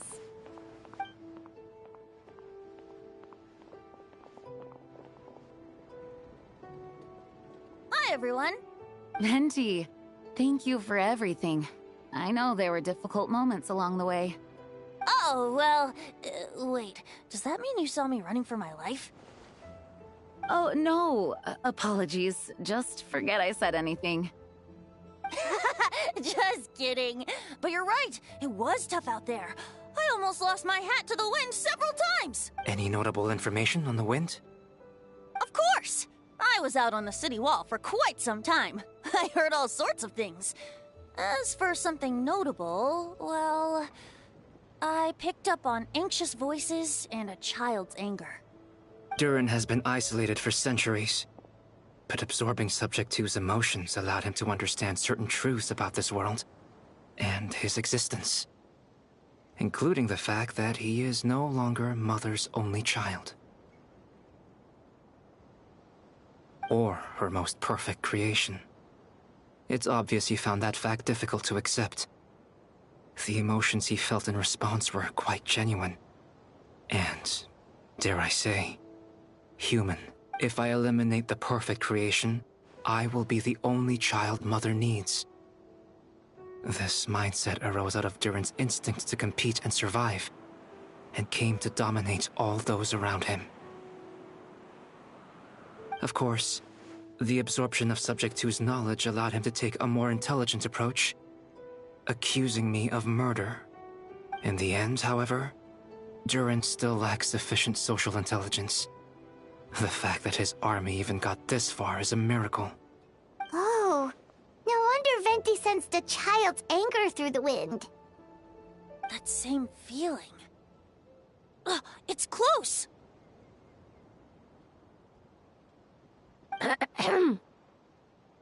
Miss Phonia. Here to make your report? Oh, nothing much to report, actually. Huh. Is that so?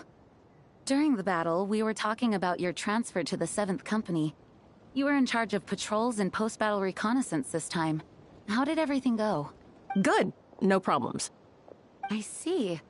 If you don't mind me asking, why did you come from that direction? And why are you alone? Did you think we were still meeting at the side gate? There was a change of plans. We sent the message over the wind in the last few minutes of the battle. There were a lot of changes during the operation. But I imagine you missed those as well. Because you're under Durin's influence. And you have been since your trip to Dragonspine over 6 months ago.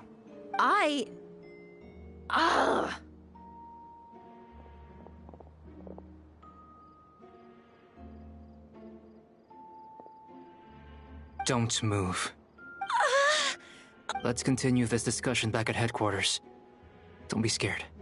I'll figure out a way to free you from his power soon.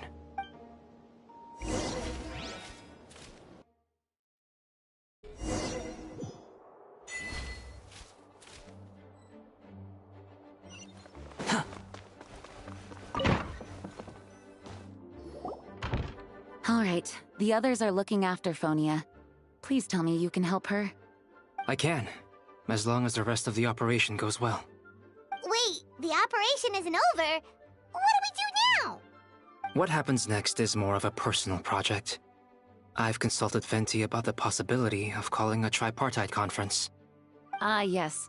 That's a relatively new tradition. Grandmaster Varka came up with the idea a few years ago.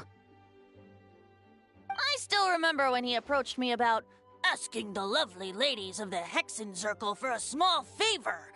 The chumminess caught me off guard. If I hadn't known any different, I'd have thought he was talking about his older sisters or something. Older sisters? Is Varka really young or something?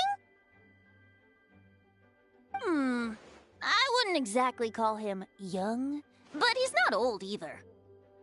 He's the type to crack a joke at every opportunity, so whatever age that is.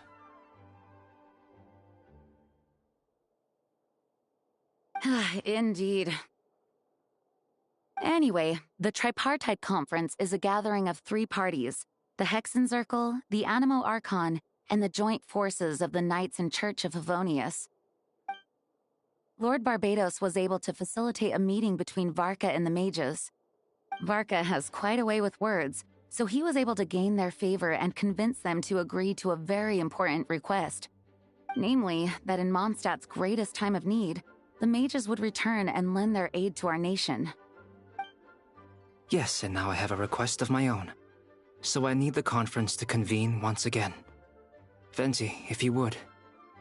Of course! Traveler, pass me the Dodo communication device. Huh? You're gonna use that thing? Just watch and learn. Okay, I think this should do it.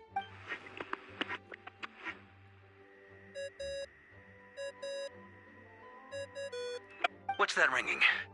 Is it the wind or something? Hold on, that's not the right voice. Wait. Barbados? Varka? Grandmaster? Oops, wrong contact. Sorry, Varka, you're probably busy right now. But considering I'm surrounded on both sides with a group on my tail looking to turn me into mincemeat, yeah, I'd say so. Ah, yes. Well, have fun with that. We can talk some other time. All right, pass along my regards. Oh, and I still owe you for those drinks, don't I? Just take it from my stash. I keep it in...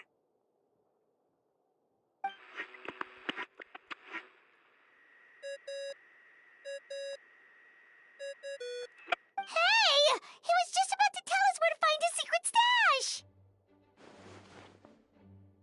That seems like a bit much.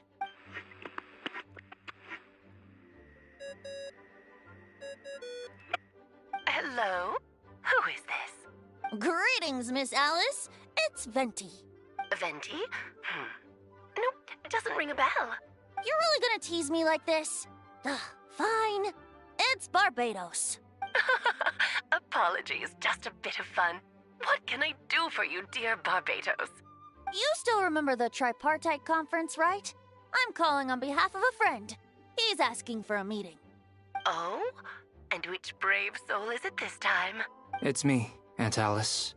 Albedo, captain of the Knights of Favonius investigation team, requests a formal meeting with the Hexen Circle. And what is your wish, dear Albedo? I want to accomplish something unprecedented. How unprecedented? Something even your mother Rhine-daughter never accomplished? In terms of technique, no. But in terms of location and materials, yes. Okay, that makes no sense.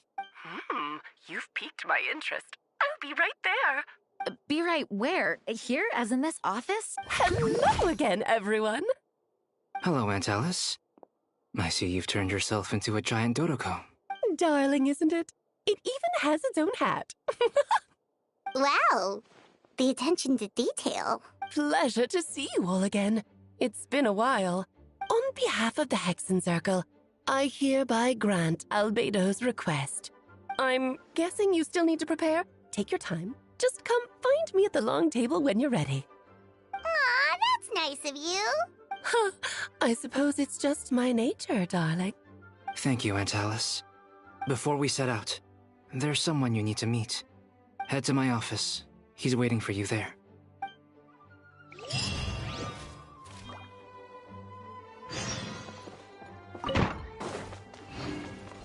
Behold!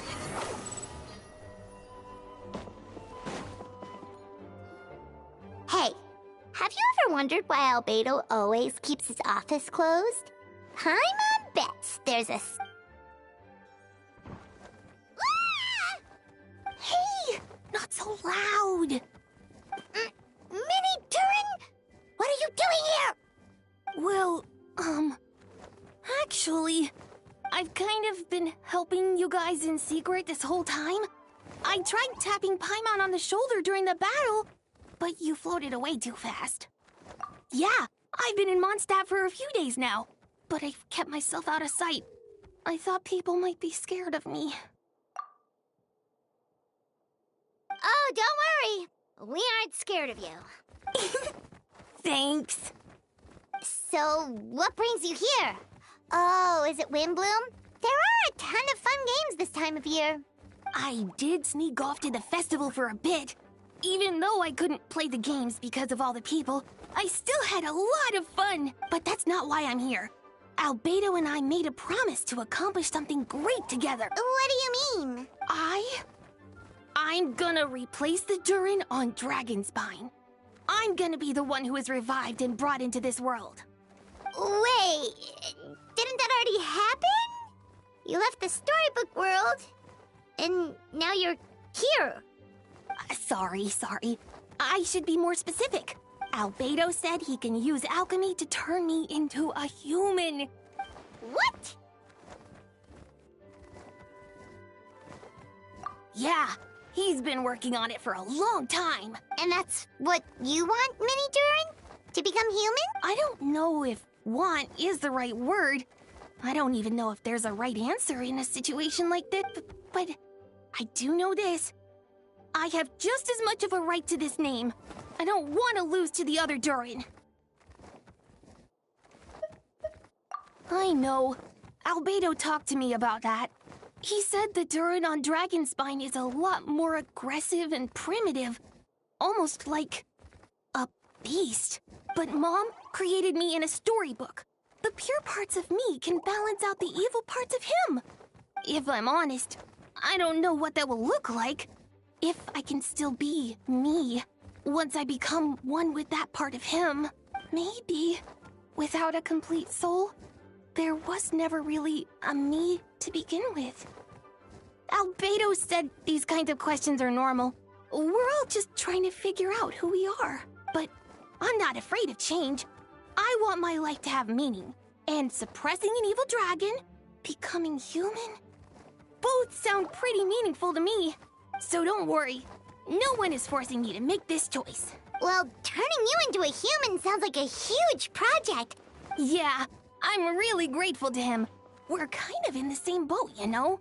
Albedo told me he's the Kryda Prince, a synthetic human. We will be the only two if all living things are grouped together. Definitely. You've just got to try. Actually, while we're on the subject, does your friend Hakai know about this?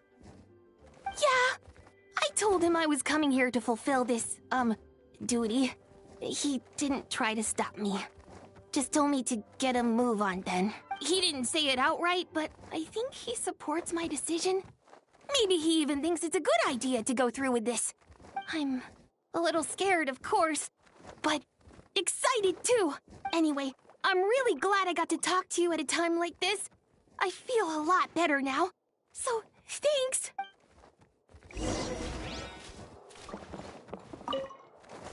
I'm feeling a little nervous, but also kind of excited. It's a strange feeling. I've never felt anything like it. But don't worry, I can cope. I gotta do my best to stay in a good frame of mind so that Albedo's plan can succeed.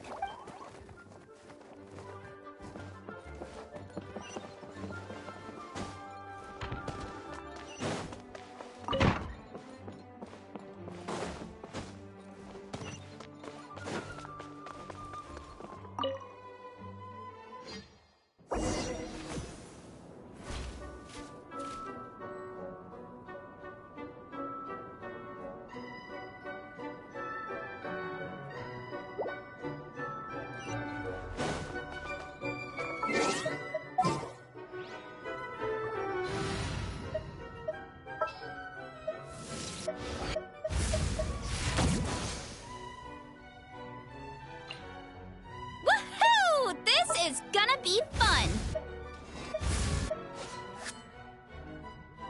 Make sure to keep up. The campaign begins.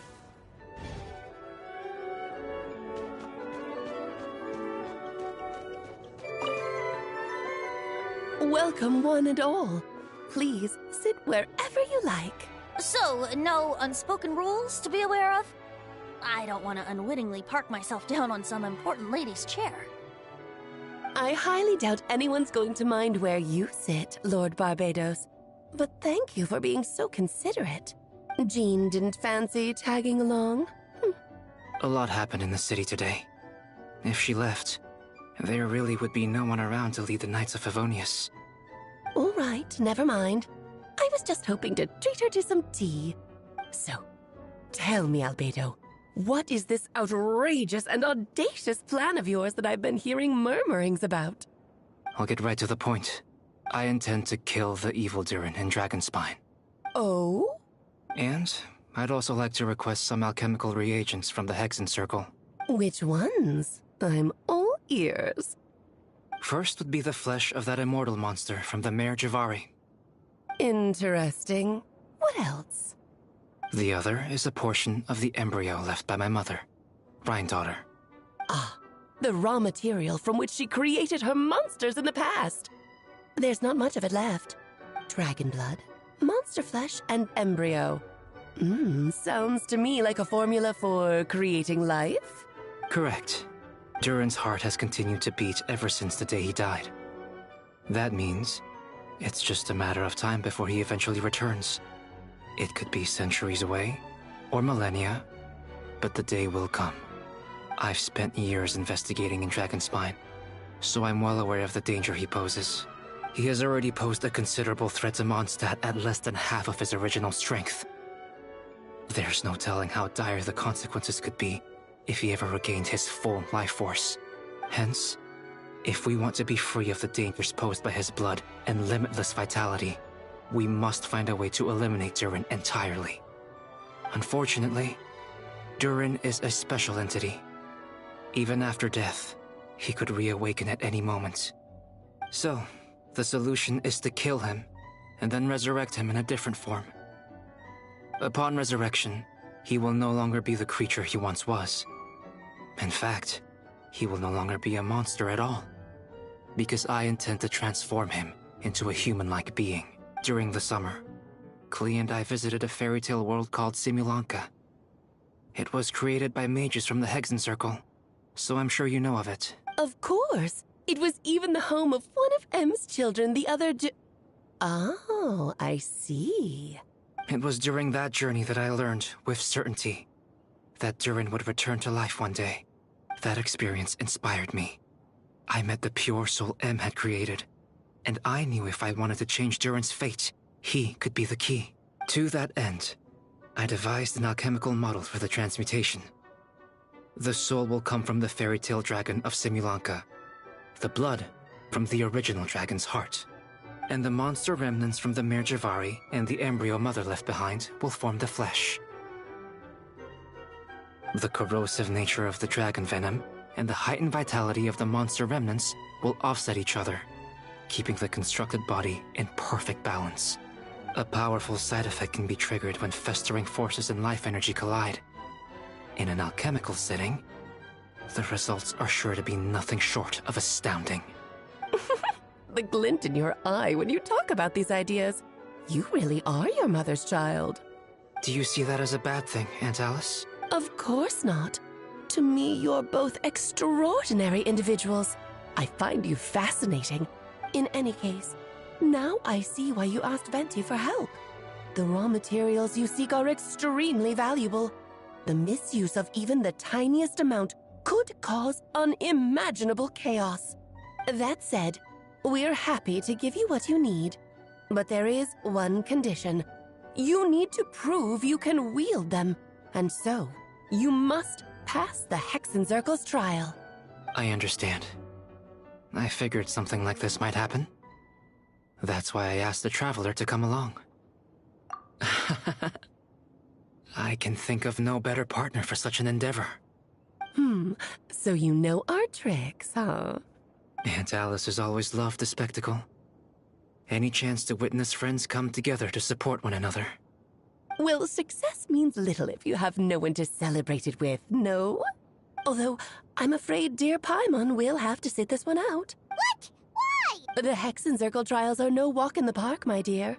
Besides, I already decided on the structure. There's only room for 2 participants, I'm afraid. No more, no less. You understand, don't you, Paimon? Oh, don't be too angry with your dear aunt. Okay. You can turn off the charm. Paimon will stay behind. Thank you for being so understanding. Then, whenever you two are ready, interact with the chessboard on the table. It will guide you through the trial. Then let me make a formal request. Will you go through this trial with me? Are you ready, Traveler?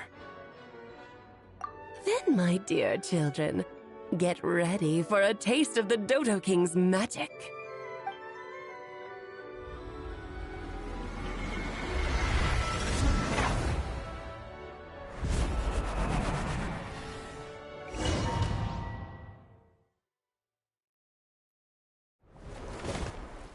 It's certainly in keeping with Hexencircle modalities.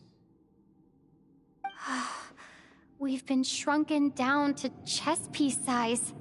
Whoa, you're so tiny now! Take extra care of yourselves, okay? What is it? Nothing. It's just... Paimon's voice is even louder than usual now I'm this size. She's always so energetic and lively. Nothing can dampen her spirits. Don't worry. He'll be back with her again in no time. You sound pretty confident, Albedo. Aunt Alice, I didn't realize you'd be personally conducting the trial. Well, since your mother has to recuse herself, who better than I to put your abilities to the test?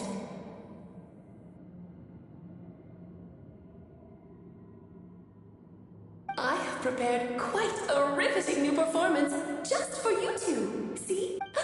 Defeat them in battle. Prove to me that you have what it takes to achieve your goal. Swashbuckle your way to victory like gallant fairy tale.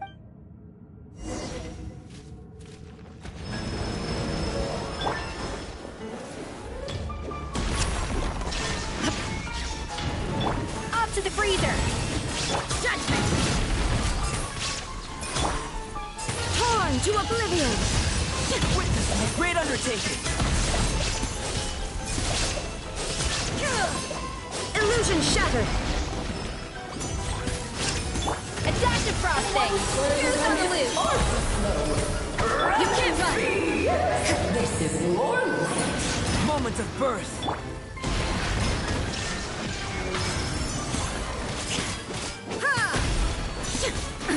Absurd!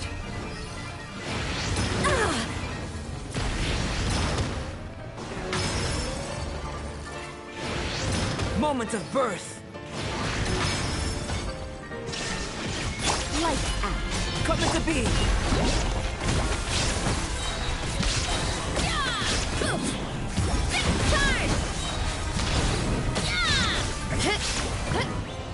Charge! Feel sanctioned power! United front! Up to the breach! Now you shall perish!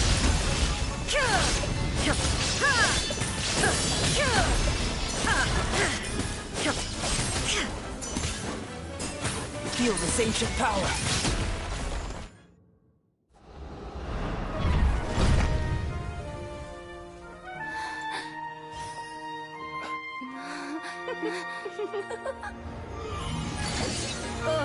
It had to be this form? A toy really doesn't suit me. This one doesn't seem like Alice. Well done, but this isn't over. I will now preside over the second trial. Stare straight ahead, and you will see things as they appear. But change your perspective, and you will see them as they are.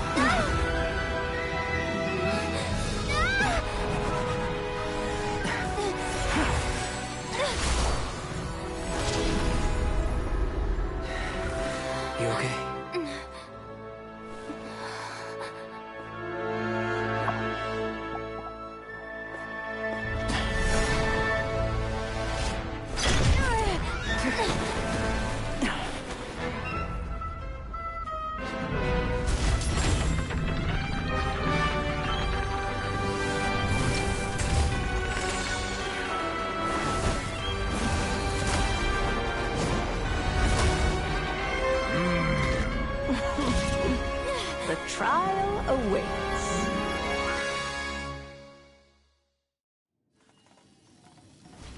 Only by turning the world on its head can we see its true colors. So, it begs the question, what do you see on the other side of this chessboard? Pawns earned true freedom the moment they gained legs with which to ride. So, in the spirit of Rhymedaughter, I prepared a little surprise for you. Oh, this is all really, of course.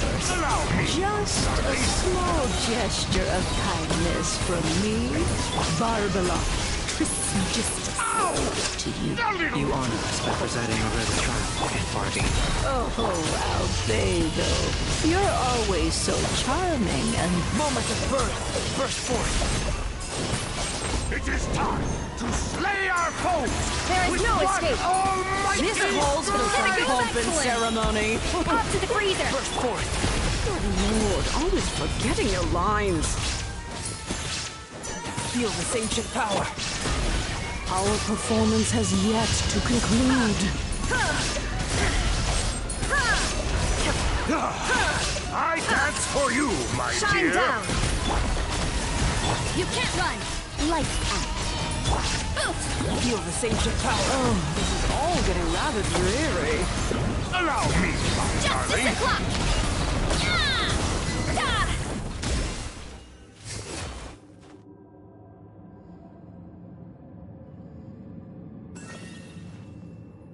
Yes, very well done. Oh, they've grown up so fast. I'm so proud. Really? Well then, I'll leave you to debrief the others about today's events.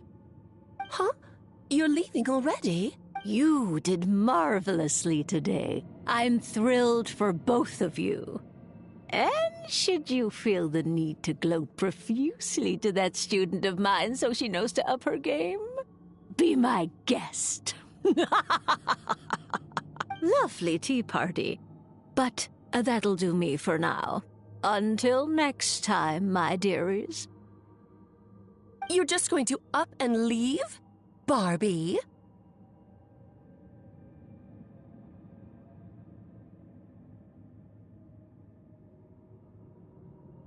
You'll have to forgive Barbalov. She's always on the move. And she never says where she's going either. I think she enjoys the mystique. But if I had to guess, she's probably going for a walk. She's a very health-conscious individual. Barbie was satisfied with your victory. And so am I. Congratulations to you both. You can come back now. Oh, whoops. I need to turn you back to normal first, don't I?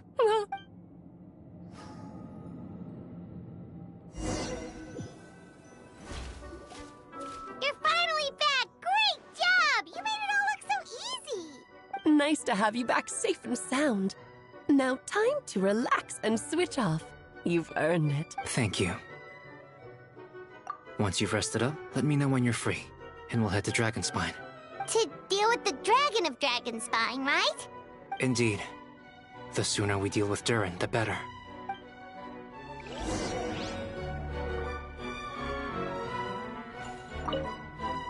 Nice to have you back safe and sound. Now time to relax and switch off. You've earned it.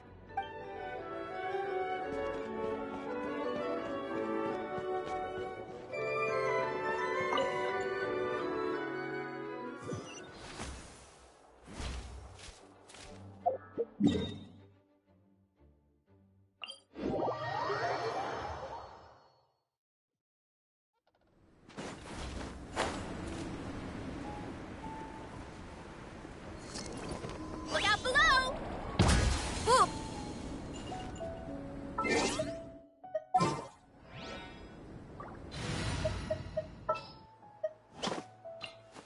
You...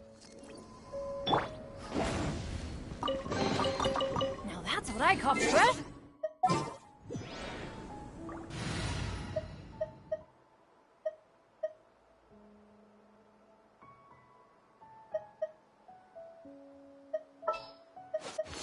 Archon reporting for battle.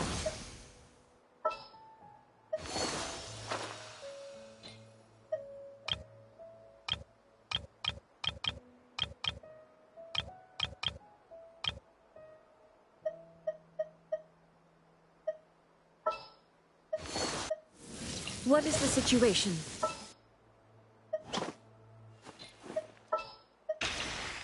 Yeah, let's get this over with. Gonna be epic. Ready to spice things up.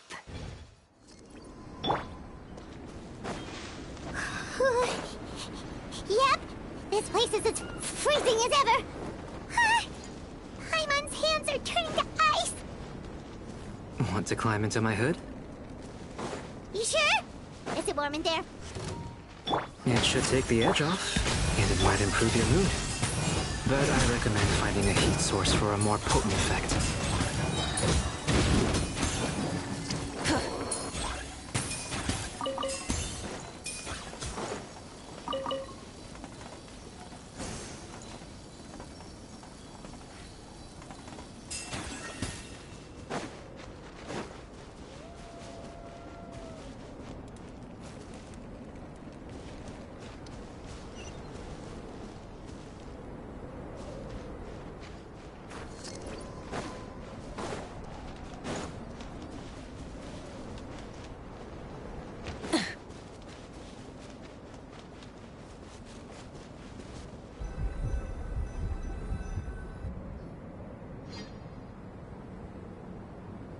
We've arrived. Sorry, Paimon. I have to get to work now. Still beating away after all this time. Leave it to me. You two, stay on guard.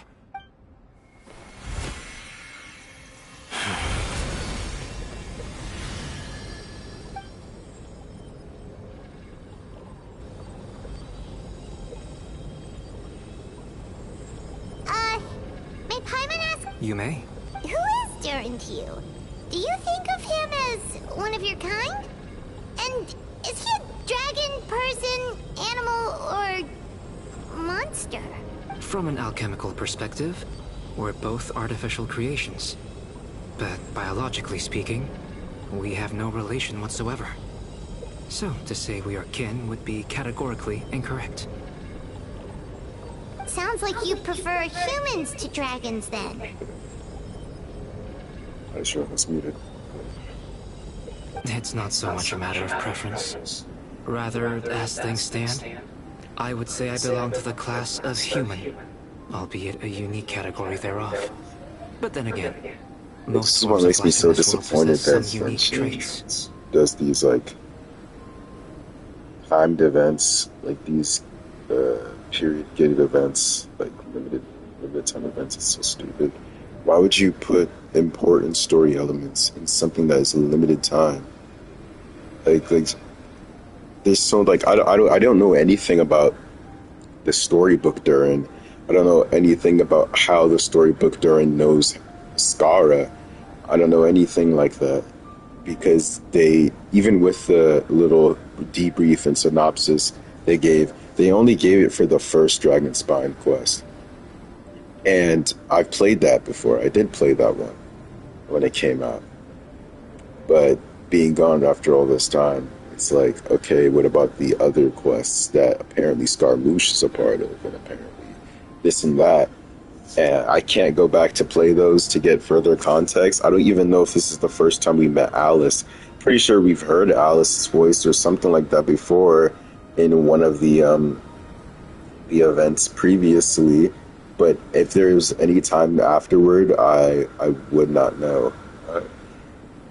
It sounds like we're so familiar with Alice, yet I've barely seen her. I probably heard her voice one time, and I think that was during the Summer Isles. I forget what it's called. That one quest with the Jean and Barbara skin. I think she was there. I could be wrong, but that's what I think. I think that's so stupid that they lock so much of their story, like eventful story quests behind these. Like if it had nothing to do with the story or like lore or anything like that, then sure. But this is like story with the Hexeri Circle, or story with like Albedo and Skara and like Durin. Like I don't know any of these all because they wanted to make it limited time. And after how many years, they finally decided, you know what? Let's make these permanent. Really? Are we genuinely serious? It took years. So those years of content. Now, like, yeah, cool that we have that now. Like, that's an ability. That's a thing that you guys are doing. But how many limited time quests? How many limited time quests to get to this point is the real question. And even then, we only have 2 so far that are like not going to leave, like that are staying. That's not a lot out of the.